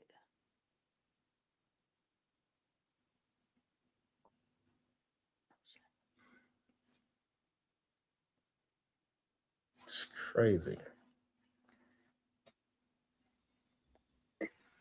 Sean, you still there? Yes. don't- What did he do wrong? I don't know. But I'm gonna shut my mouth since I don't have an argument. Thank you. Shit, am I? Hey, can somebody say something? Can y'all hear me? I don't Yeah, we can hear understand. you. I don't Okay, all right, got understand you. why some of you men are against, like the young man came up and Sharon and others are giving him great advice. And some of y'all just want to get pushback. Y'all want Sharon to be wrong at every step. But if it was your son, right? And he was looking to enter into the world and get a job, and wouldn't you want somebody to give them great information? I think y'all like to set. I think great information is getting you started in a $70,000 career. I think that's great information. The amount, apparently, that's what y'all want to focus on. What's $70,000 this year? Because he don't make that much. That's I mean, rather if I did or not, That's it's still crazy. good. To him, he That's a thinking lot. shit. That's great Rather if I money. did or not, it's still Right, 'cause he good. don't earn that Most much. people don't make 70,000. Yeah, most people in America don't I make do in that. Texas. Like, okay, you bougie motherfuckers might. I mean, my bad. Let me say my $2. But you But that bougie man- people might. But a lot of people don't. Sharon asked If that you man, want 'em. that young man, a few questions, So, right? PH, that don't hurt my First, he feelings started with at all. First, he started with what his belief is with young women, right? Like, do he believe that he should be? Remember, didn't you start off that way, Sharon? And so, if he says, "Okay, I agree that I'm gonna be the top earner," and then he wanted to know, well, how do y'all date? And then he went into the money. So, right. If he believed that he's supposed to support his family that he one day possibly wants, he need to make a certain amount of money. And y'all telling me anything under 70 grand will 70 grand can take care of a family. Yes. No, 70 grand. And well, I don't know where you live. Maybe it's true. Here in Delaware, $70,000 ain't nothing. In fact, if I tell you how much even rent is, people paying damn near $30,000 just to rent a year. Okay, but most 30,000 rent a year? don't Yeah, I get can see that. 70,000 plus. Okay, You know what so I'm saying? And they have families. if you got 70K and 30 is what you paying just to have a roof over your head, then you know you're not making enough money. Now what happens though, if you make less than 70 and then you have a partner, let's say you make a 50 and your partner, wife or whomever, make a 50, that's 100K and you barely be making it then. So why are y'all want to act like this young man don't know how much money is necessary to live? Today, not 20 years from now. And so, but and also, Bon, we want him to be as successful as he possibly can be, right, and not struggle. Right. And so, knowing that we are human beings that went through different levels of income, if you're trying to have a family, wife, and you want to have the best fruitful relationship with your family, 70K is not going to actually do it. Yeah, because you're not It is when financially that's literate. Y'all not financially literate. That's why. Hey, is Javier still here? Hold on. Job doesn't grow. Hey, is It Javier still grows here? in Because value. y'all gotta go on a Hey, vacation.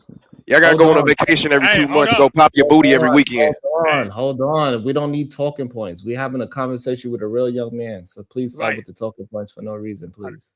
Sure. Go ahead, Shadow. Hey, Javier, are you still here? Yes, I am. I'm currently getting ready for work. Yeah, no worries, bro. Are you on Thumbtack and Glassdoor? Thumbtack, Glassdoor, Handshake, Indeed. It's another one that the Google, not Google, Microsoft. I put my applications into there. I've done the government websites. I've already applied it there because whenever I lost my other job because I had a contractor job. Nice. I go look at on the government websites whenever I can. I've applied to the hospital for their IT, any their entry level positions. I've applied to the jobs. And also, Javier, I have to. What's wrong? Javier, before Shadow got a couple of more questions for you, but I wanted to jump in real quick. Do you have a LinkedIn? Yes, sir. Okay, you do have a LinkedIn. Are you using it? I haven't posted a lot on it. I ain't gonna lie. You need to I be probably using it. need to post more. No, you absolutely. That's the best place to go find recruiters and everything. LinkedIn is a very valuable source if you're looking for work. That's number one. Number two, have you heard of Dice? Yes, DIC. I think yes, I think so. You need to be on Dice a little heavy as well. So you need to be on LinkedIn more. And you need to be on Dice. In Dice, yep. Jobs I have an that account you on Dice. apply for, you need to find who is the main recruiter for that company, and you need to go ahead and befriend them on LinkedIn and have conversations with them there as well. Can you write Python or PHP? I mean, SQL Python, database? Java, and I'm learning C+ and C++. Drop your link in the background. If you can compete with a couple of Asians, hell, I'll hire you. Oh, okay. We write currently the project. Look at oh, okay. I got to try. Yeah, that was crazy though. But look, I think it's crazy that y'all really was laughing at me after, like I said, something crazy because I tell bro I can help him get a free. Hey, hold on.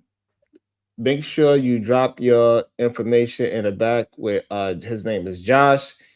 He works in the IT world as well. He can give you some great information. So you got PhD, but that's going to give you some information. And No, we got Josh we got a project at MLS that's being built in Vietnam.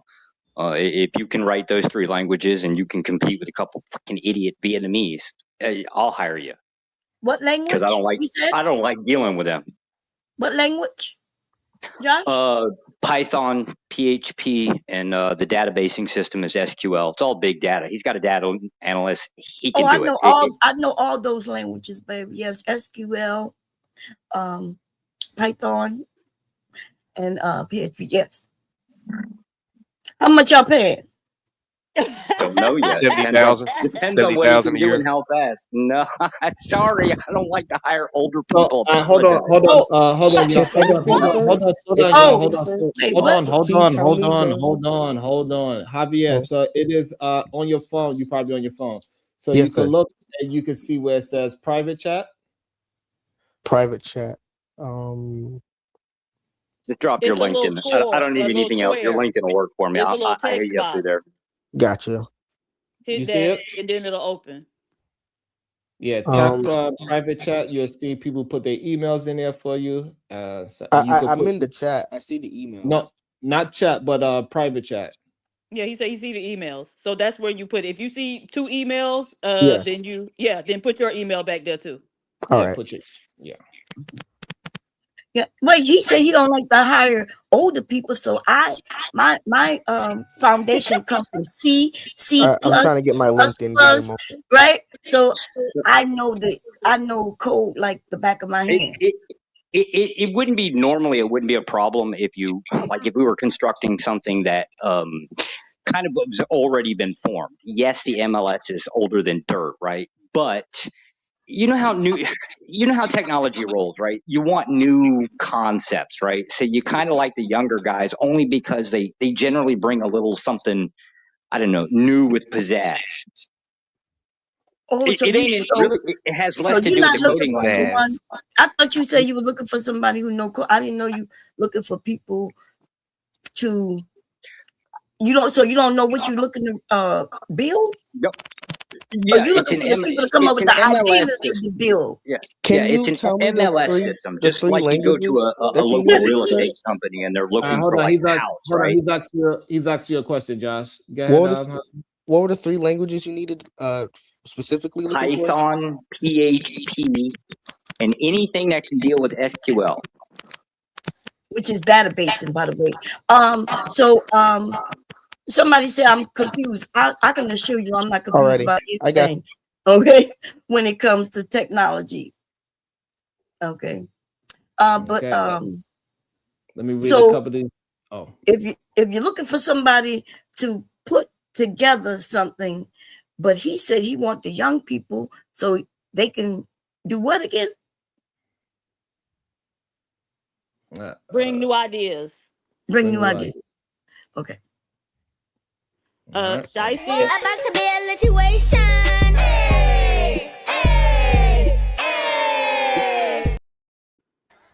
All right. My Shiesty bad, Deepa. Avengers. No, it's all good. Shiesty Avengers, Ashton, $5. I need help making my stuff, Sharon. Slide him my info, please. Shit. What stuff?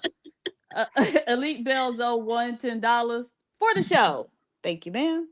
That's not a bad idea. Maybe a couple bucks here and there. It's not a bad idea. Shiesty don't pay nobody. Damn. Alrighty.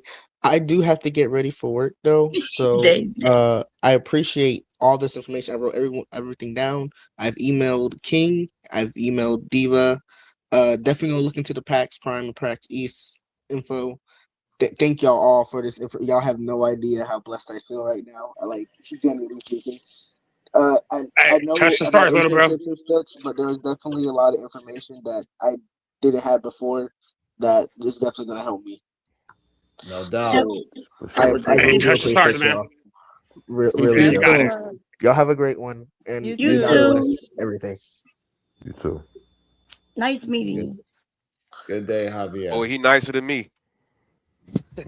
Yeah, that's We hope because he he's stay smarter. nice That's probably because he's smarter than you. Yeah, I never knock a black man for being smart, man. You know what I mean? There's no competition with me. That's why I feel like what's wrong with y'all. Y'all got this competitive mindset for some reason. It's just there's no competition between me and any of you Life niggas. is a competition, baby. What you talking about? You can't Sure. compete where you can't compare. I ain't dead yet, so I ain't lose yet. And I bet You I ain't bet you I lose, still be can't alive before compare. y'all. I bet y'all be alive longer than y'all. I don't think you will. So the thing is Sure. that I think a lot of people when they get on this plan, they just want to be funny, or when something becomes actual helpful, they tend to just like fight against it just to fight against it for no real good reason. You said $150,000 is poverty. I'm a fight against that goof. That's crazy. That's He said in 12 ridiculous. states. Yeah, 12 states or not, that's ridiculous. And that's all I was fighting against. I wasn't fighting against none of the other information you was trying to give him. I think that was good for information. I think it's basic. So the problem is that I'm not looking at just something that's happening today. I'm looking for I'm looking for when he gets to closer to your age and my age, the price range is going to be completely different. So while you saying whatever, if in 12 states already today, that money is not holding it down, it's going to be a serious problem moving forward. And so I just need my brothers to understand that they skill set is worth way more than what they believe it is. And I get it. Sometimes it's hard to see past your circumstance. I was one of them. I understand. I never thought I could do some of the things that I was able to do. So is there $150,000 man or woman up here? Yes. Yes. It is? Who? Everybody but you.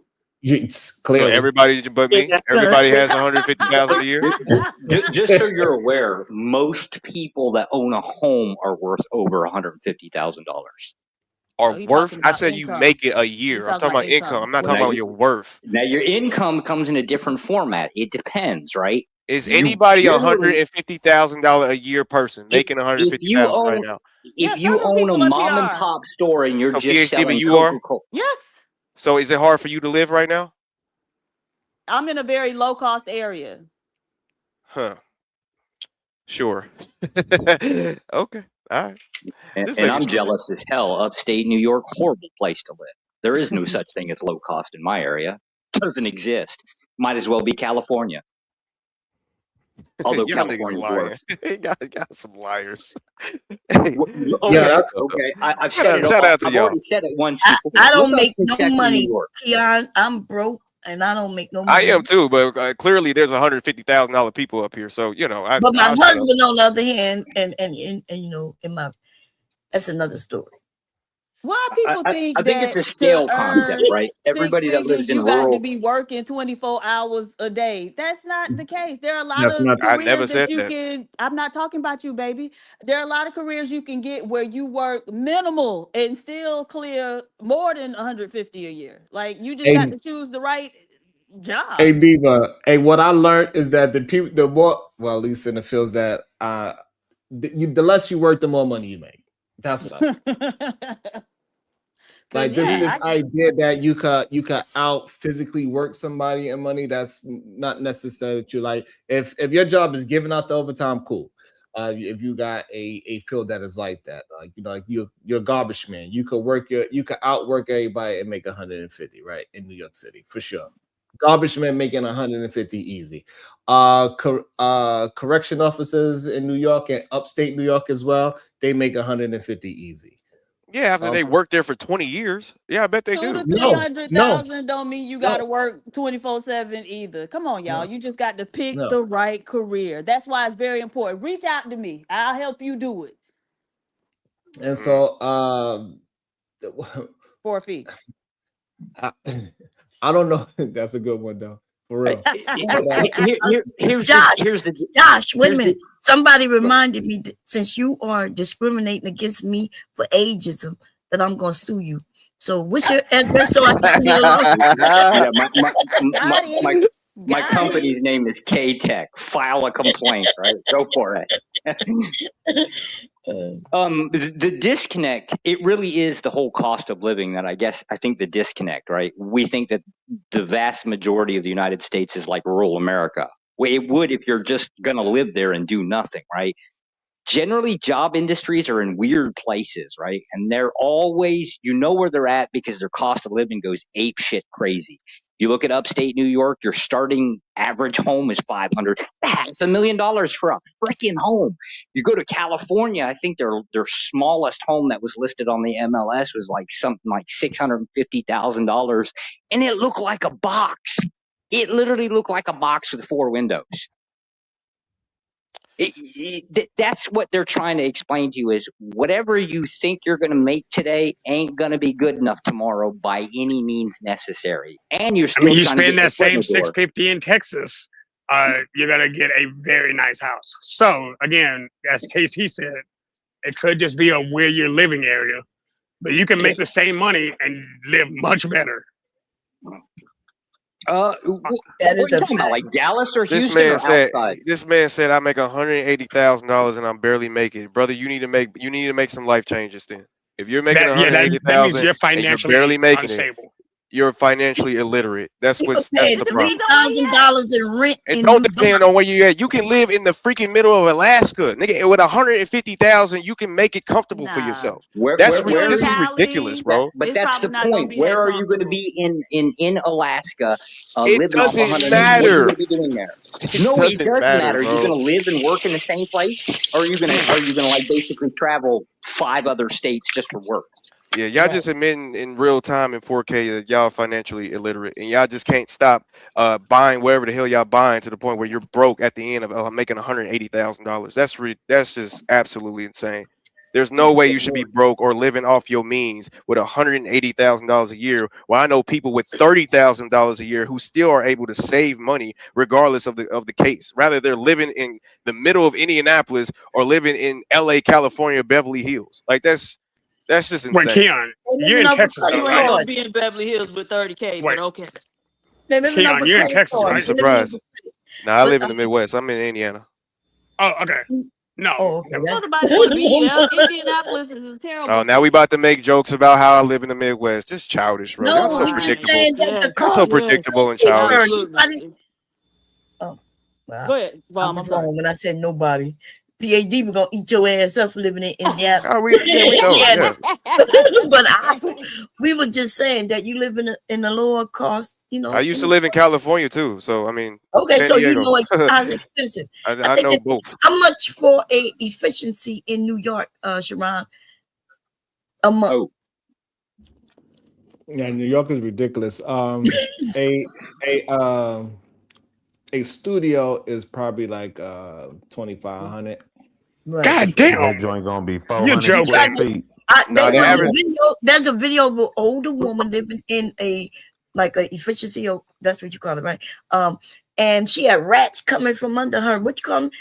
Her rent is $3,000 a month. And who fault is that? You telling me there's not no place in New York that's less than that? No. That's I just told you what she lives, what she's living for $3,000 a month. But we need smart to just move somewhere where you could afford it. Do y'all travel much? Like that? Right, that's what I was just saying. Traveling and living somewhere is two different things. You don't have to. If you're traveling, going on vacation don't mean you living somewhere. Y'all sound ridiculous. Y'all telling me that the lowest rent is $3,000 in New York? Is that what y'all trying to tell me? Nah, it really may be about 2,200, yes. and that's gonna be 300 square feet. But I'm saying And they still, I pay don't understand state why we tax. acting like these people can't move. I can't So even you walk can in take the that house. My butt $3,000 too and move. big. I can't get in the house because my butt too No, that's a big. fact. That's a fact. So they have at least a $5,000 place for me to fit in. Mm-hmm. You know what, That Mom? Yesterday I $5,000 was month only 750 square feet. Your Bob, I was bathroom leaving. probably touched the sink. I mean, your bathroom toilet touched the sink and shit. What you saying? What you say, Diva? I was telling Bomb I was leaving work yesterday, and it was this real fair-skinned black woman, and she had a real big butt. I said, "Bomb, is that you?"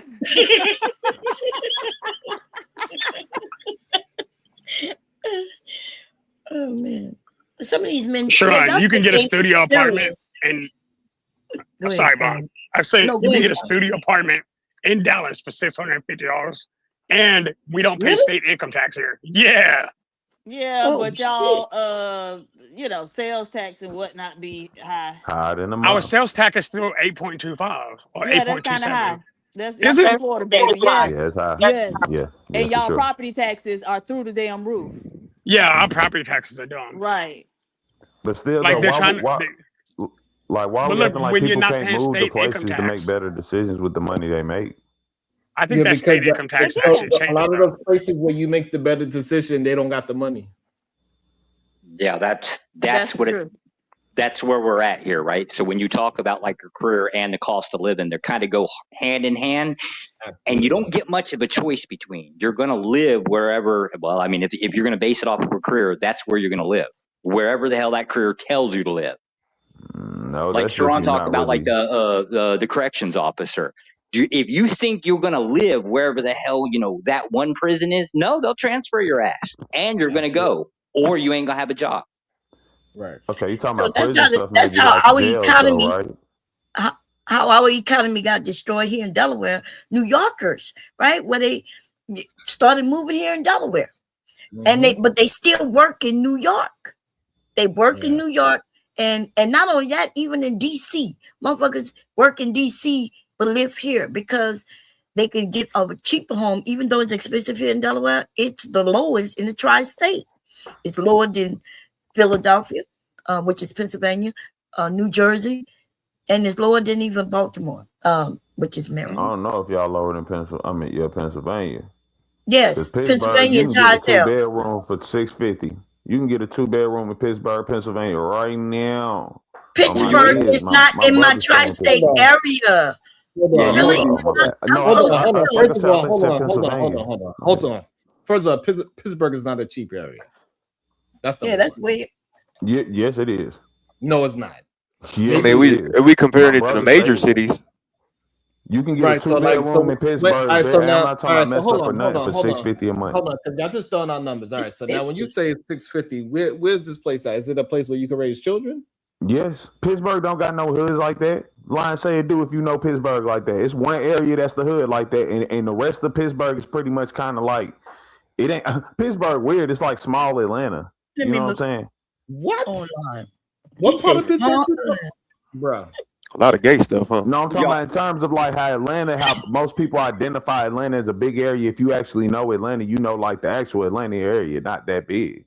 Like that's Pittsburgh, the downtown, and it's like one side of town damn near. The rest of it, you almost always in the boonies or something. Yeah, but and y'all they kind of still like just consider you as being in Pittsburgh. y'all went right over Diva's point, right? Diva's talking about the concept of traveling, like you're going to live in one state. Man, Diva want to be a white girl. Don't nobody care about her point. She wants to be a white girl. Yeah, but nobody care about her point.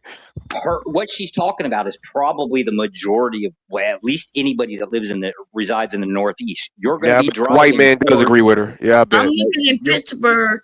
I see a 1-bedroom, 1 bath for $3,000 a month.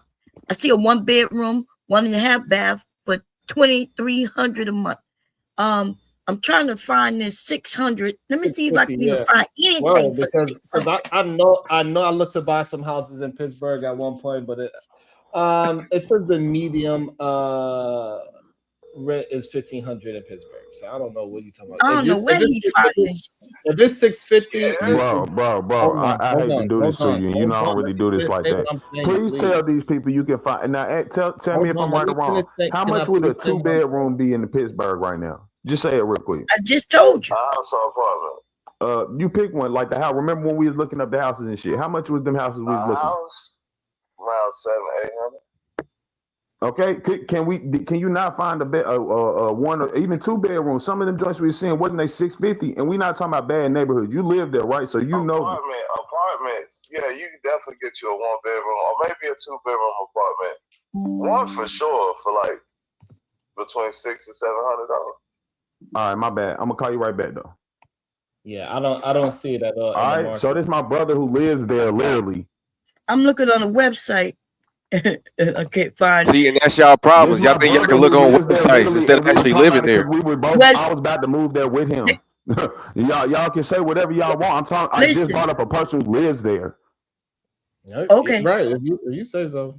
Oh, I know the person who lives there says so. That's what I'm saying. Y'all wilding. Y'all will refuse. Listen, y'all be hood niggas ain't gonna everybody don't live like your hood nigga. He makes over $125,000 a year. He's a truck driver. Been so for 7 years. We don't know how that man is living. That's right. All right, bro. So now, okay, you now have to add on some bullshit to make it seem like we're not being honest. How was he living? Because we were just talking about the price of a house. The point was living in one state and working in another. Which in this case, okay, let's hypothetically say it's $800 and we all agree on that, right? Now you're going to have to take in your lifestyle. You think you're going to be driving 2 hours? I'm sorry, 2 hours to work if you're going from Pittsburgh. What is the travel time from Pittsburgh to New York? Anyways, whatever that is, which it's going to be around 2 hours. You're driving 2 hours to and 2 hours from. What about dinner? You eating out every day? What kind of bill comes with that? That's a hard ass lifestyle to live. Why would you drive to New York for work? What? Because that was the original point that Diva, that everybody wanted to push back, was living in one state and driving to another. You're living in one and working in another. Comes with a problem. Yeah, but most people don't have to do that, and like that's what I'm saying. You're using the Most extreme people in the thing. Northeast do that. Okay, That is most their people don't live shitty-ass in the lifestyle. Northeast. They're not Like that's traveling factually state to speaking. There's a Most lot people of don't people live. live You're in lying. Northeast. Hold on. Yeah. Hold on. So, a lot of people that's in the construction world, they absolutely live in PA and they work in New York every single day. Facts. Because that's a closer commute, though, That's right? traveling. That's traveling. Yeah, the Oh my tri-state God. thing is a Okay, different whatever, little bro. argument because we're all borders and it's But real I'm saying close. that it happens a lot. All I'm telling you is that this $650 rent, that's not a real thing. You might be able to A find man that's one- actually there versus some dude never been there. Like, stop it. I My know brother you been staying got. there for almost 10 years now. I understand that you believe that it is $650 rent. No, I understand for most you'll try to people, make a but false it's narrative. not.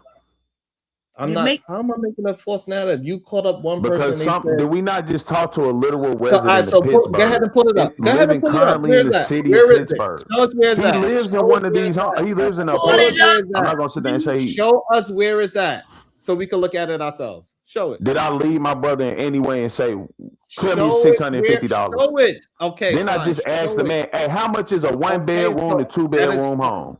So What why he is say? it? Anywhere between 600 to 800, depending on apartment or home. Why is it? Hold on. Why is it difficult for you to show it? Why am I showing something a resident Because literally your already words solidified? The reason why your words don't mean anything. The resident who lives their words mean everything. You don't even know him, even that. His words mean nothing. Cap. Y'all just have any excuse of why not to make some factual shit factual. Let me ask you a question. Are you going to show the proof? The person is the literal proof. Are you going to can't show can you call somebody who will say different from You can just say, Pittsburgh? no, I'm not. You could just say, no, I'm not. I did. I just showed the actual proof. A resident of the city of Pittsburgh. Are you going to show the proof? Yes or no? I did. It's already been displayed. A resident of the city of Pittsburgh. That is not you calling somebody saying that doesn't mean Keon. Yeah. Do you actually believe him calling this person that we do not know is proof that it is apartments in Pittsburgh for $650, 2 bedrooms? I mean, I didn't say no 2 bedroom 650. Hold up, stop that. First of all, just wait a minute. This why these conversations never work. I got you. I got you, KT. I got you, You KT. did say 2 bedroom for $650. Now I heard No, you I say said that. a 1 bedroom. I said a 1 bedroom like on the cheap, and I said you could get a two bedroom for somewhere near that same area. Okay. Like all I'm saying is you can get a place for $650. Listen, KT, listen. So if your brother been there for a while, like a few years, and he stay in the same place, and let's say the rent back then was cheaper. Let's say about not. 8. Wait, he just moved 8 months ago. So this nigga found a listen, he lived in a box, okay? It's okay. That's why you want to show Or maybe us. he just found a cheap apartment or a cheap house. Like, why y'all gotta always try to diminish it? He live in a box.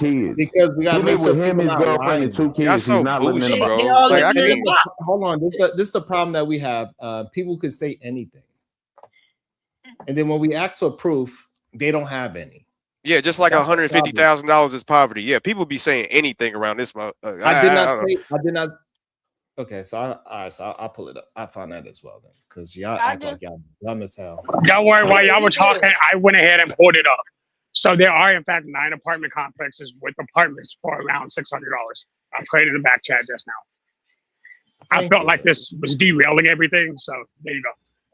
Yeah, because saying that the average rent is this amount doesn't mean that the average American is paying that. Like, it's like that doesn't just because the average rent means that this is the accumulance of the sum of all the rents put together, and this is the average. That don't mean that the average American or American in general is paying that.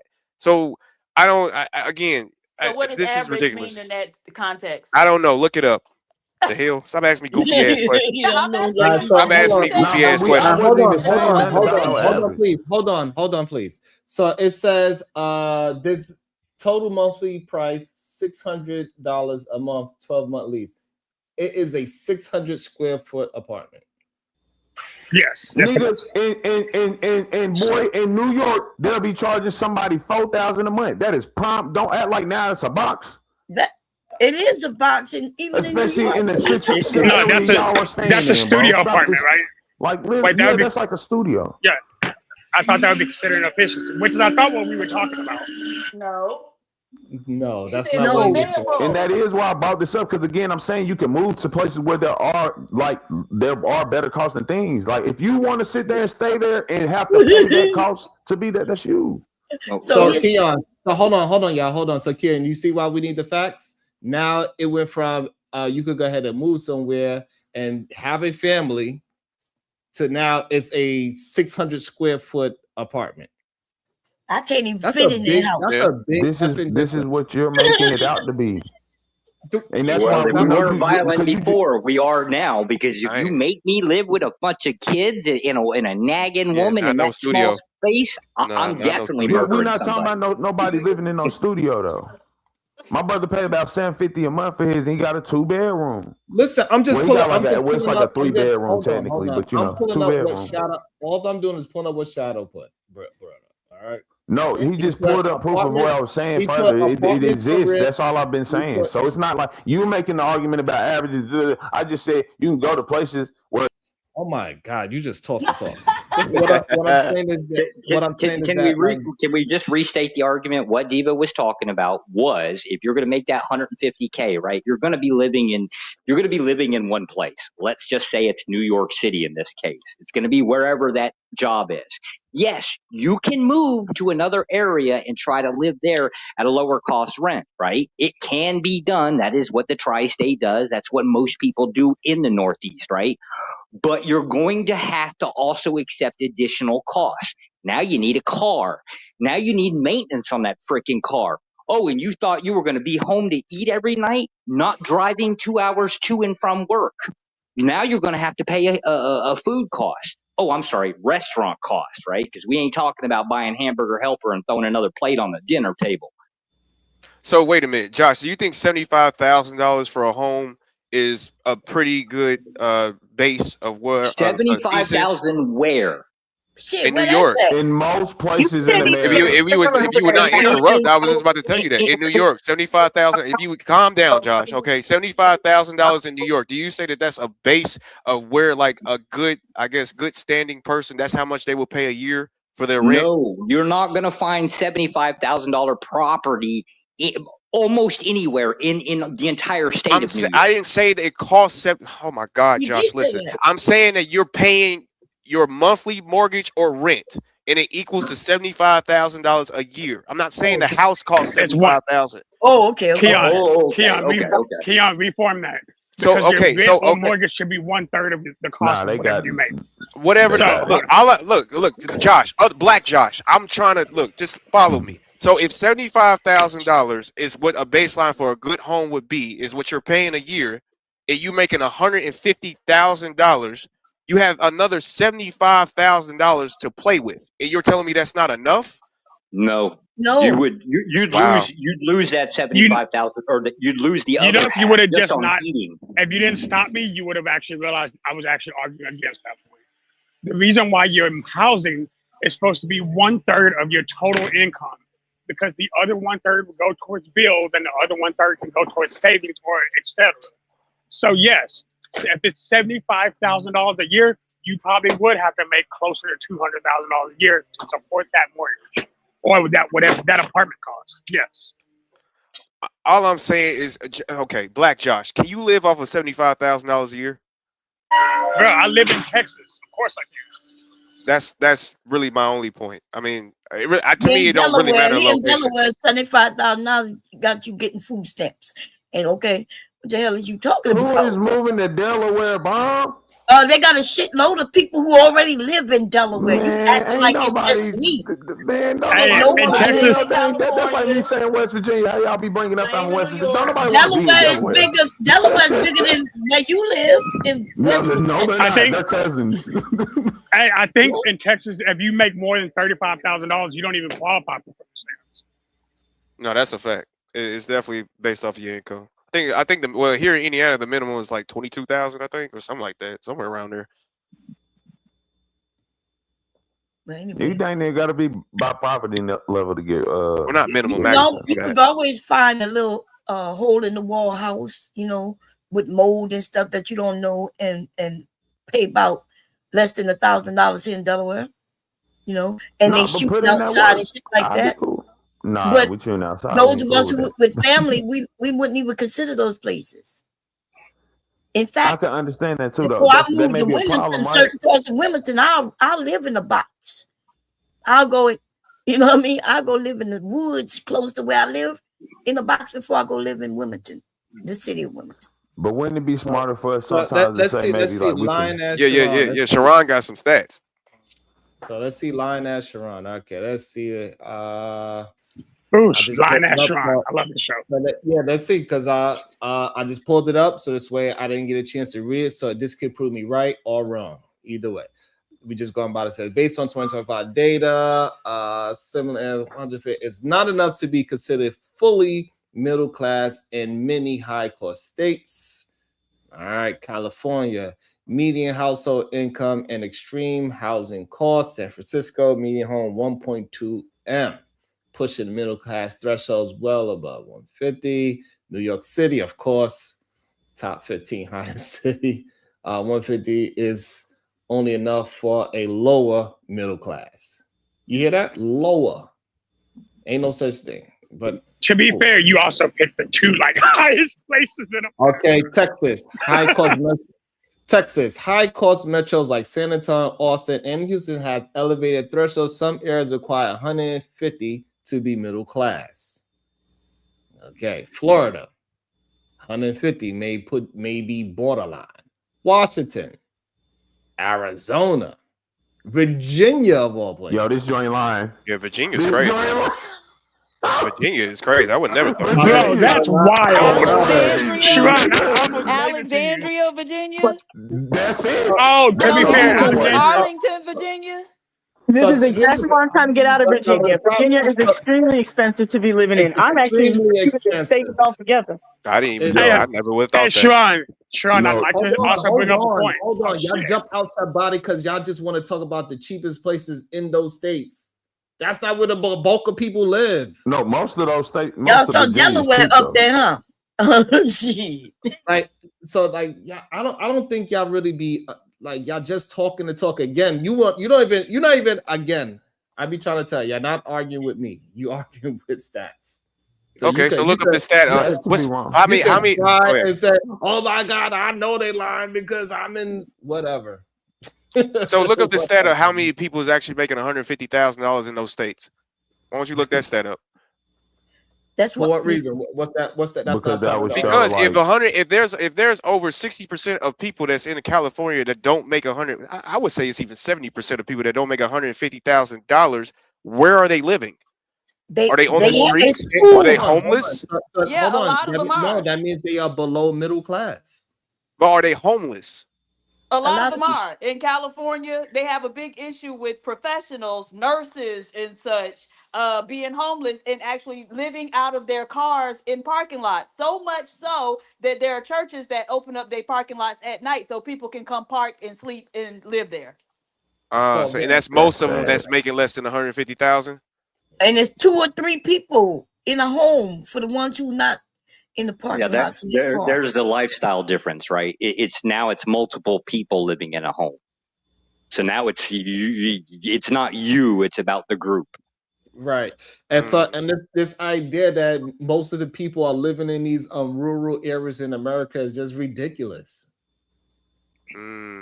No, yeah, and it's also ridiculous to think that 90% of people that don't make 150,000 is either homeless or living in a box. I think that's pretty ridiculous too. Now that's being hyperbolic, right? His claim was the difference between middle class and lower class. That's originally what the stat is about, right? Okay. And my rebuttal to the stat is then to look up the people that are actually making $150,000, which is quote unquote the comfortable spot in California. No. Most people, that wasn't his claim. The most people aren't making $150,000. His position, his claim was based on you have to set your sights here and now on that number because in about 10 years, everything's going to switch, which including It's exactly going to be real Josh, estate. is $150,000 poverty? In 10 years, do No. you think $150,000 No, is but going to be that's not the poverty? claim. Okay, His then. claim So you wasn't don't that even 100. believe in his claim either. So what He are we didn't talking make about? that Because that claim. wasn't his claim. Yes, He it literally said is. it's What do you gonna be No, it's mean? poverty. not. Man, y'all He literally slow. That said was it, not Y'all his it's slow. gonna He be claim. literally poverty said in that. 13 His claim states. was He based did say it. on what you ought be Josh, I thinking don't think about you've been in listening 10 this whole years time. I'm gonna be future honest. time.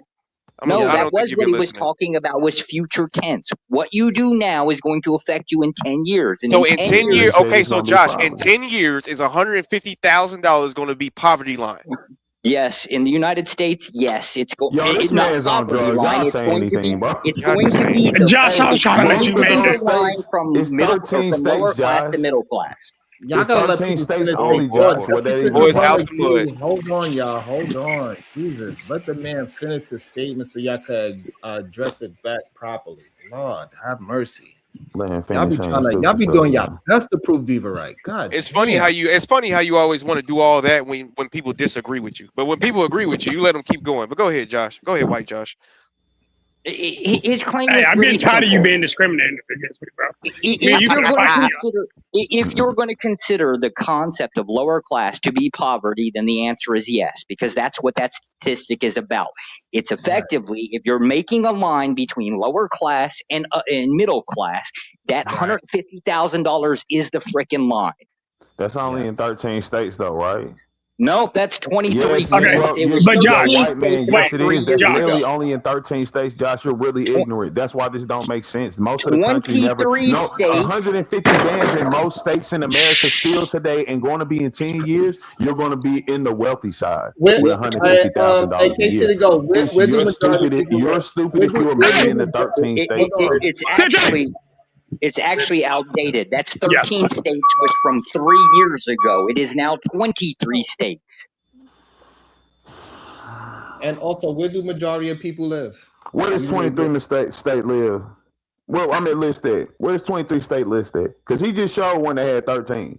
I Yeah, think he was showing the most current thing. So I'm now again, what you just gonna say it or what? you want the data, because this was just on Yeah, give me CNN the like data. not even Something. 3 Do months ago. something. Do something. Drop the data. It's not even really Now the data. whole It's a arguments just prediction. changed. Like that stuff Yes, is it's a crucial. prediction. Hold Okay, on, so it isn't. Goofy. So this is not hold on. actually Do you that. realize that the two people that's arguing the hardest, you know, y'all haven't showed no data, y'all just talking? I literally called a person and you said nothing, but I searched it and I That's swear to not no God I ain't see it. Then somebody else searched it and found it, and you said, "No, bro." Oh my God. What is going We on? I don't know. I really don't understand. So The no, we disconnect with actually calling the third party was because you hold on, basically Josh. Hold on, stated Josh. that. Josh. Hold on, Josh. So what we did was actually Black Josh pull up a website that showed that no, it is not. I'm offended by that sentence. Okay, Stop calling me Black Josh. Shadow pulled up You're offended by being black? website where it showed that it is not a bunch of $600 apartments. There's actually only 600 square feet.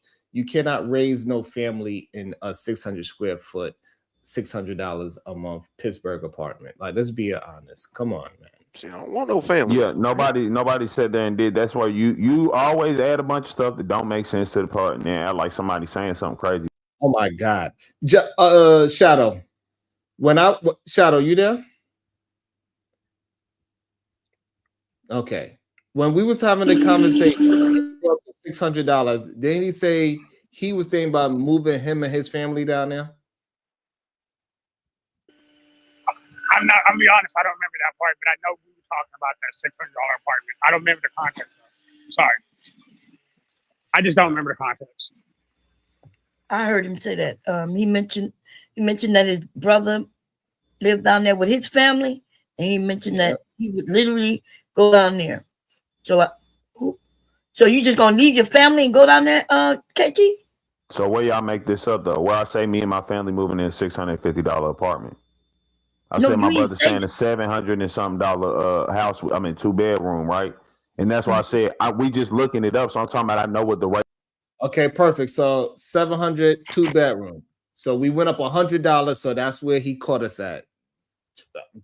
This is crazy.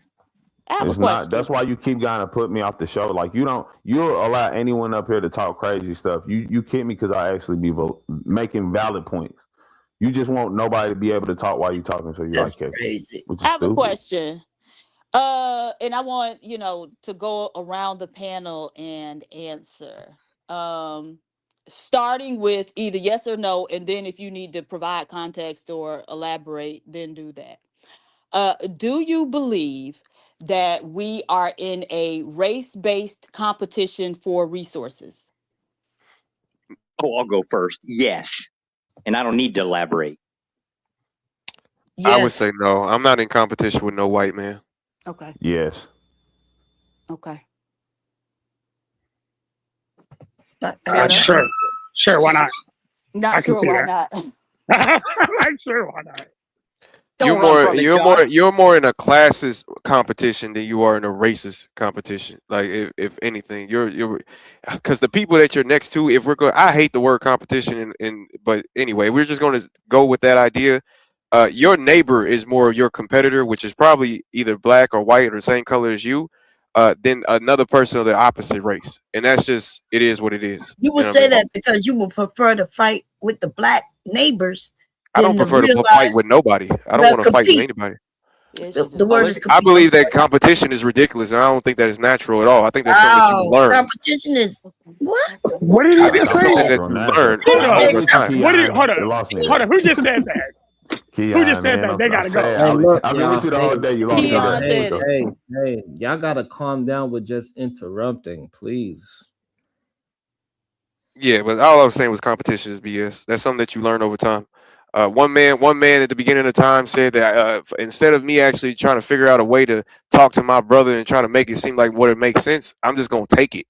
And ever since then, competition, and people don't see it as it being And something that's that's not a learned. problem. This is why I gotta stop y'all. You already made your point. Oh, I'm sorry. Did I irritate you? Go ahead. Yes, learn brevity. Y'all are men. Hey, Sharon, did you just see the back chat? Did But anybody on panel competition- not answer the question?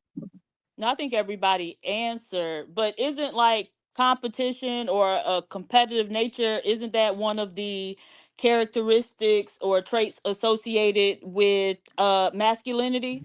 Absolutely.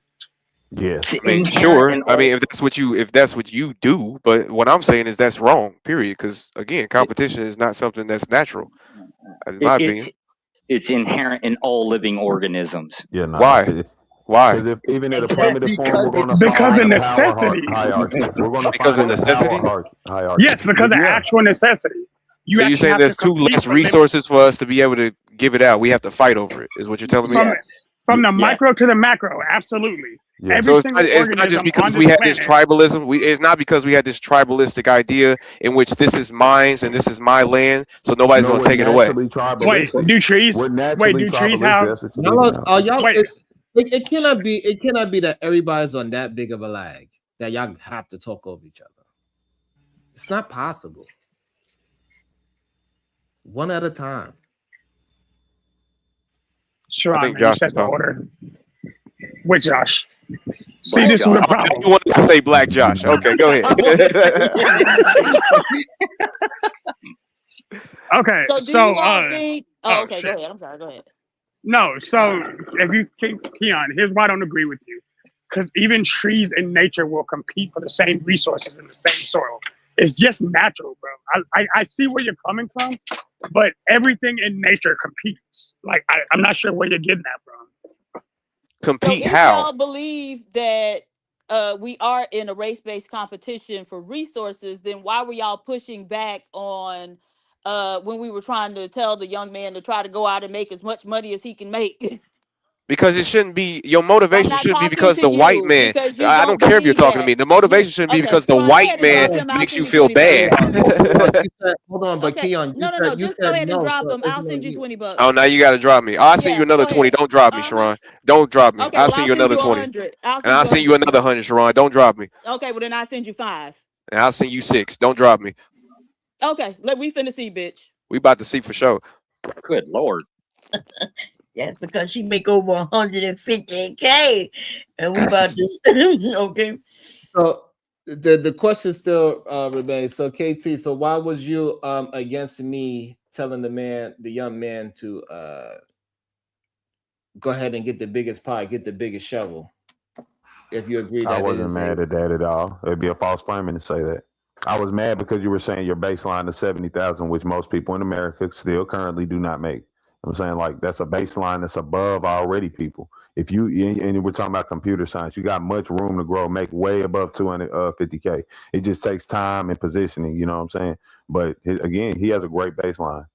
Like I wouldn't shoot that down and say your baseline should be 200,000 because you cannot tell me many things that has a 150K baseline. That's pretty hard for anyone to do. Yeah, man. We should stop trying to be white girls and white men and always see them as some type of superior people over us, and that we have a competition to beat them because they're not no measuring stick for anybody around this thing. At least in my family, I could care less about what a white man has done in their life. They're no measuring stick for any black man that I see in any life because you are who you are. And if you feel like that you're in competition with them, then it might be a personal problem that you need to look into. I feel. But you said you want to Right, but compete against hold your on, black please, Spawn, neighbor. please, Spawn, please, Spawn, Oh. please, Spawn. Because this is the thing. You're right. You're not in competition with them because you have to rely on them to provide every aspect of your life and livelihood. And so you can't be competing Wow. with them. But the fact that Wow. you think that depending on another group of men to provide every aspect of your life is a good position to be in, because the person who feeds you can also got the power to starve you. But the fact that you think that that's okay just shows that you're an underachiever. But we So the already white knew man that. feeds you? The white He man feeds feeds you you? too. He feeds you too. Wow. Where So you you get your don't get food up every from? day and go No, to no, work no. to feed your damn Okay, where self? you work at, baby? Where you work at? So you don't get up every No, day, no, go no, to no, work to no. feed Where your do damn you self? work at? Who I don't gave work. you I'm the unemployed. job? I'm Who had to unemployed. hire you for you to get your ass up and go I'm to work? unemployed. I don't work. Okay, right. And well, then the government is paying you to be home. And so again, then we like to start acting crazy when we start speaking about truth, right? You're not in Wow. competition, You but that's are a why you white got girl. to depend Okay. on them. Oh. And if that make me a white I girl, so mean, be it. But I'm gonna speak the truth. Wow. now That real I'm gonna life speak the diva, hold truth, up. right? But you don't But even have a rebuttal for it, except to say I'm a No, white yeah, girl. because you're cooning. I don't have rebuttals No, for I'm not coons. cooning at all. He provide. So tell me, well, who no, is listen. it that The you white pay man gave for me my the job. The white man electricity? gave me my No, no, food. no. Who is it that you pay for Hell the no, boy. I'll be back. electricity that lights your home and heats your home? Who is it that you pay for that? The white man The for white sure. man. Right. Oh, okay. Who is it that you pay for the water that come through the tap when you turn the faucet on? The The white man for sure. municipality, which is run by the white man. Right, baby. And so you getting mad at me, but I'm really just telling you the truth. And it's specifically because so many black men have a mindset like yours where they already done been mentally defeated, and so they don't want to compete, is why you have to depend on another group of men. Hold up, And you see those men don't even like you. But listen, Diva, if we talk about people who have done it without the white man, and like me, for instance, I'll be real. I've said it plenty of times. I've sold drugs to get in that position. So I did not have dependency on the white people to do it. You But people do, will say this KT. isn't a good way Everything to you do. do Do it you without have a them. driver's license, KT? I do not. Mm-mm. Okay. You got something where you are dependent on a white man to do something for you. Now No. you're Them not gonna drugs. sit here and just And act the like things you I just have had, okay. All right, I'm saying sweetheart. Yes, I'm okay. telling So Them you. give me the drugs. one lone black man who is solely independent. Okay, but the rest of y'all niggas is dependent on the white man to provide every aspect of your life. And so now what? The white No, I'm men just saying, provided him them drugs that he was selling. He just won't Right, look right, at nah, it they that may way. right, provided exactly. another Negro, but I Exactly. bought mine from a fellow Negro. Right, Okay, My well, but brother he is a got baby, it where from Negro. did a it white come man. from? His That come would be from the even Migos. worse. That's the black man destroying another black man. Isn't that Oh no, worse I than sell the it to white your man people. coming in? No, I sell it to your people. Oh, my No, people? Yes, I sell Is it? meth. Are Well, I you did selling sell meth. crystal meth Yeah, or you heard pills? me before you said it. you. That Wopsies, Oxycontins, yeah, all that shit. I destroy Oh, the your pills. community. Okay. I'll never Well, destroy mine. then, yeah, That's you're what your probably community selling to OD us. off of, not mine. So you're So dependent on the white my man for only quote currency. unquote dependency upon white people was them destroying themselves with what Well, I provided them with. you're dependent on the white man for currency. No, I'm really not. I'm just If we again, all like I stop said, being the only dependency I do pill have is the poppers, where are you going destruction to of get your money yours. from? Yeah, it's the destruction of yours, though. I'm okay with having the dependency of your Oh, destruction. Like I don't if I'm disagree going to there. make money and it comes to your people destruction, not I mine, have though. no disagreement there. I would love to put you in trailer parks, post Oh no, you I've up been in there. BBB for like 20 years. Just get them off that way. That ain't a problem for me. You know, I'm cool. I'm not saying it's a problem for you. I'm But just you're saying, still living off even the when you white say that's a man. dependency, it's not a dependency as if I need you to provide because you're poorer than me. Sure, because I just without need those you to white keep people destroying your buying your community. drugs, you can't make a living.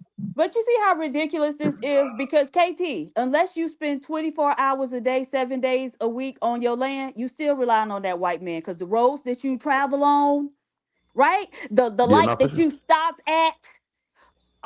So stop it. No. I need you to understand. I'm not pointing out that it's because we're in a white world. See, you gonna function with Right. some white people. I'm just pointing Right. out why would we when I point out something like people selling dope or something, or even how I brought the counterfeit thing, y'all like, oh, why we gotta do illegal shit? Well, because I'm bringing up things that don't have dependency on the white people. But you Like don't. I'm You saying, can't we think no shame the more. things that you don't. No, We'll but no, tell we people out shame here the get a fact. job.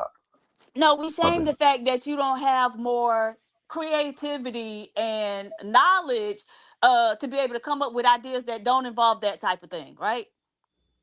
Right. Yeah, no, I've already pointed out anything that white people aren't involved in is illegal. That's facts No, here in that's this not true country. though. That's Yes, not it is. true. I That's sell not true. drugs, it'll be illegal. That's Big not Pharma does true. it, it's legal, right? Okay, They're but doing the that exact same wait, thing, hold synthetic heroin. on. That's fine, but that doesn't prove that everything that the white man isn't involved in is illegal, right? So I'm a root worker. Ain't no white people involved in it because it's ancestral, right? Yeah, Okay, it ain't illegal to be a root worker. no, for What's sure. a But they root don't Right. worker? also, And that's, so nah, it's for sure. Okay, KT. no, Y'all I'm saying for sure it's not no right, but disagreement. you I'm just with you. said that, oh, well, if the white man not involved, then it's illegal. That's not true. And so what I'm saying is that there are ideas that we can come up with where, like you said, the white man ain't involved. Mhm. Um, and it's also not illegal, right? Because if we come For up with sure. something new, they ain't made no laws against it because they ain't seen it before. No, for sure. And even for what you're saying, I'm agreeing with you. But look, don't they shun root work? Even in our own community, for the most part, people still look at root work is bad. Not saying they That's made it black illegal. people. No, I think white White people people probably don't did think it. that. But white people don't. I mean, what does a white person? What does what they think about root work? What does that matter? Because again, it's ancestral, and so this is a black practice. You know, Mhm. by black people for black people, and so who give a damn what white people think? And you be surprised they be some of the main ones coming in there to get the shit. Oh no, I Exactly. agree. They demonic, but also on the opposite end of this, they regular Wow, based What that people was what try does to They bring crazy. the. demonic have to demonic. do with root workers, dummy? He said they demonic. What? Nah, I think they're trying to find all kinds of crazy shit that's outside of them. I don't know if I ain't saying root work demonic. I'm saying they don't want to go on their own shit. They looking to steal some other people's shit. So because they looking to make something of their own that Okay, but compares. we can Neither come here I'm up nor sorry to there. with be that we can guy, be but what is creative. root work? None of your business. Dude. Damn, now shit, you I don't just know want to shit know. about black people. No, I don't know what root work is. What is Right. root So work? So You both don't pop need White out to your Josh know. tub, know and what Black time it Josh is. don't know what root work is. Damn, I feel better now. I'll tell you, white Josh. No, I'm just playing. That's Oh, that's crazy. wild. These out here giving up the secrets to the motherland. It's crazy. So, like, really, can y'all tell me what root work is? No, Because we I've are not heard you telling say it you a what lot. it is. You know what I'm No, gonna we're do in a not second? talking about it. Fuck it. Well, go ahead. He was ready to So yeah, talk but about it, so she's KT, like, I didn't the know. point is, like, innovation is, one of our strong suits, or at least it used to be. No, I agree. I agree. I'm just saying, like, the things that we try to do, like even root work, whatever, illegal, not illegal. I'm just saying, whatever we try to make is typically shunned or placed down or put in a position. You know what I'm saying?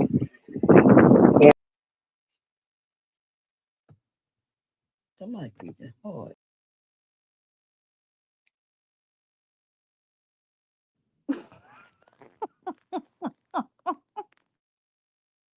This shit is crazy.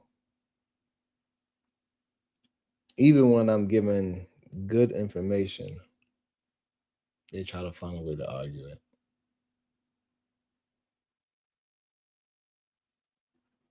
That's wild. I don't understand it. I don't know why KT went down what I'm saying to try to say, hey, I did it being a drug dealer. Yeah, that's crazy to me. I think KT just like to piss you off. I don't even understand why so many men try to argue something that they agree with. That's the thing that I don't understand.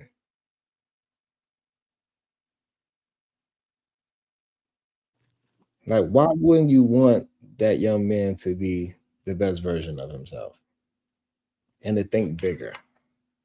Got to think big, bitch.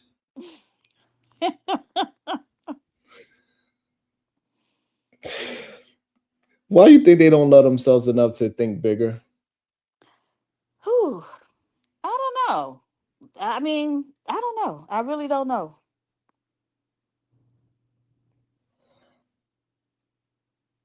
They really believe that we cannot make any money.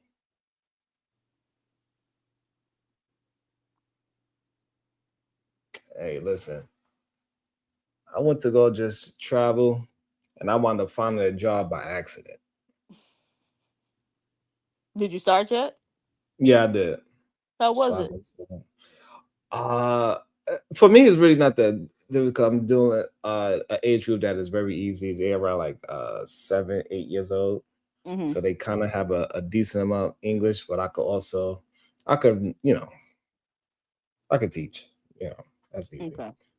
It is, they have a curriculum. I just got to get them to articulate because, they go to teach for side food.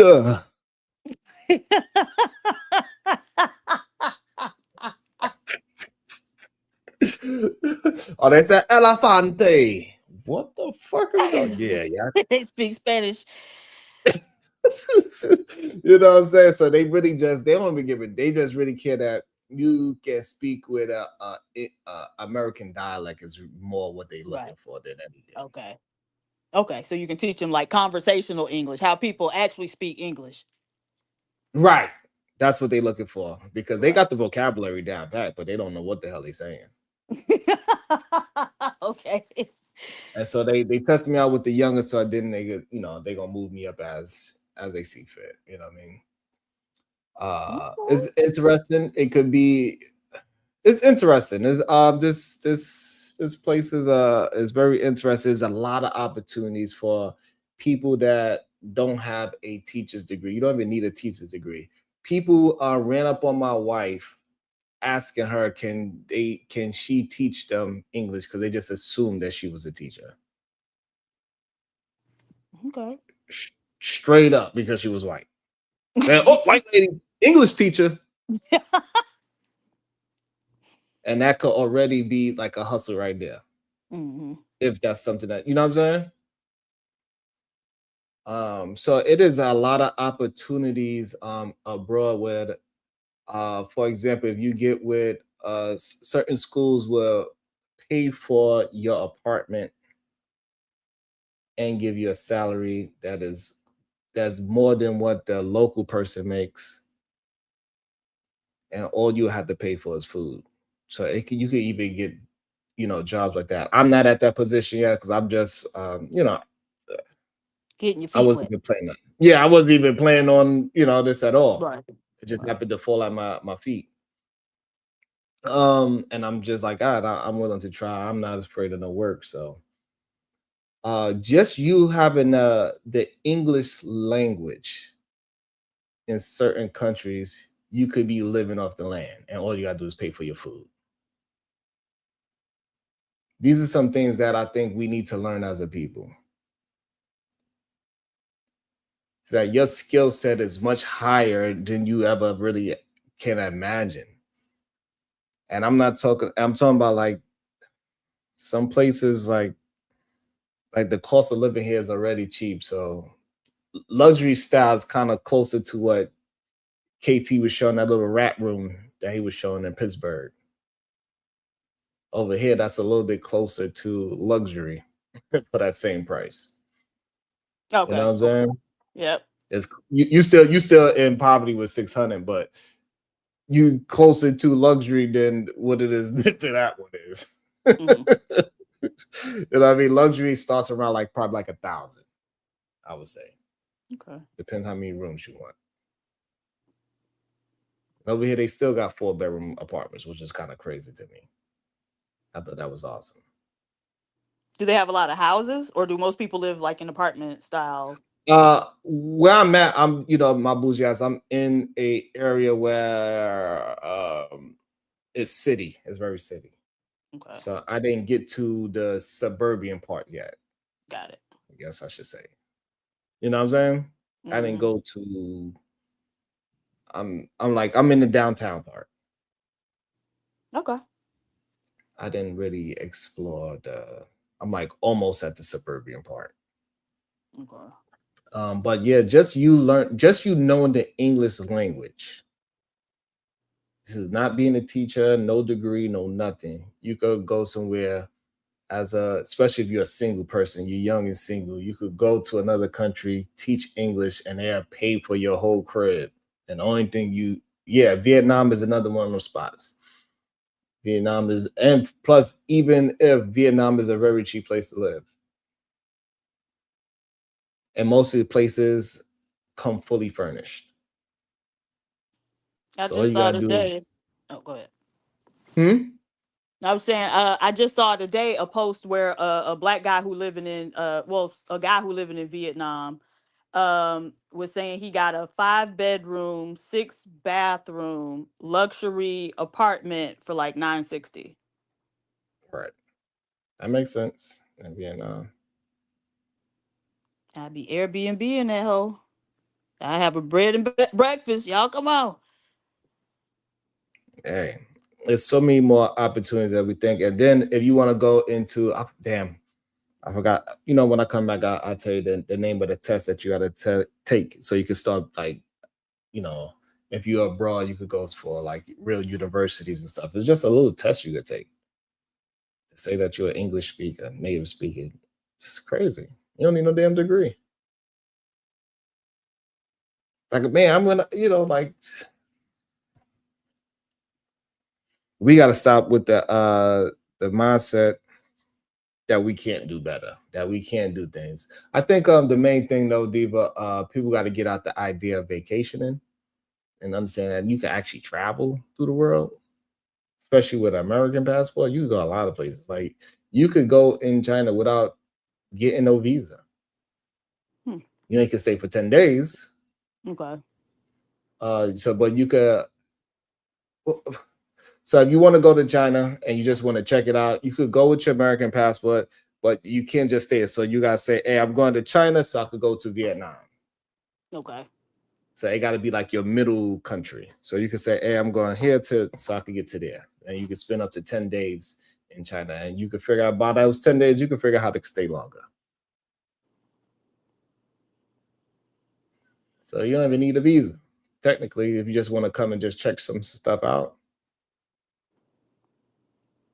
And once you get in, those 10 days, you could go willy-nilly. You go to every city you want to. Ain't no restriction.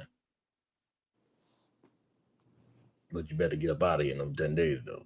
Okay. Don't get caught slipping. Not in the Asian world. They got cameras everywhere. Even when you think they ain't got no cameras, you think you in a rice field. There you go. Be looking just like Roy's stupid ass. Damn, Royce. I cannot believe. I'm gonna have to go look at that because I do want to know how he ended up in a mental institution. You know what I'm saying? Japan, they got offers where like they will literally pay for your flight to come there and teach English. Really? Yes. Free trip. Also, Korea and Japan, they also offering school for some of you dumb mother. You know what I'm saying? Italy is paying people to move there with their family.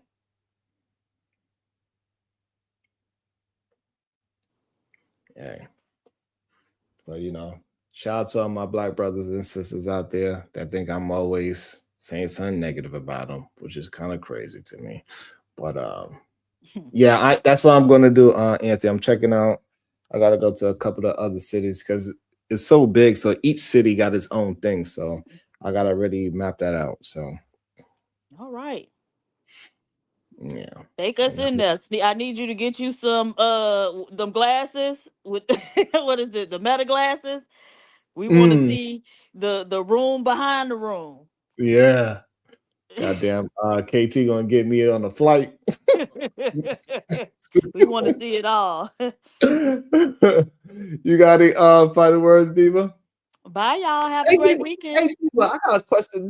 Why when we be talking like really productive stuff, that's when we like what is that? What happened? Like that's when like I gotta think about it, you know. I'm sorry. Go ahead, Devo. You got any final thoughts? Bye, y'all.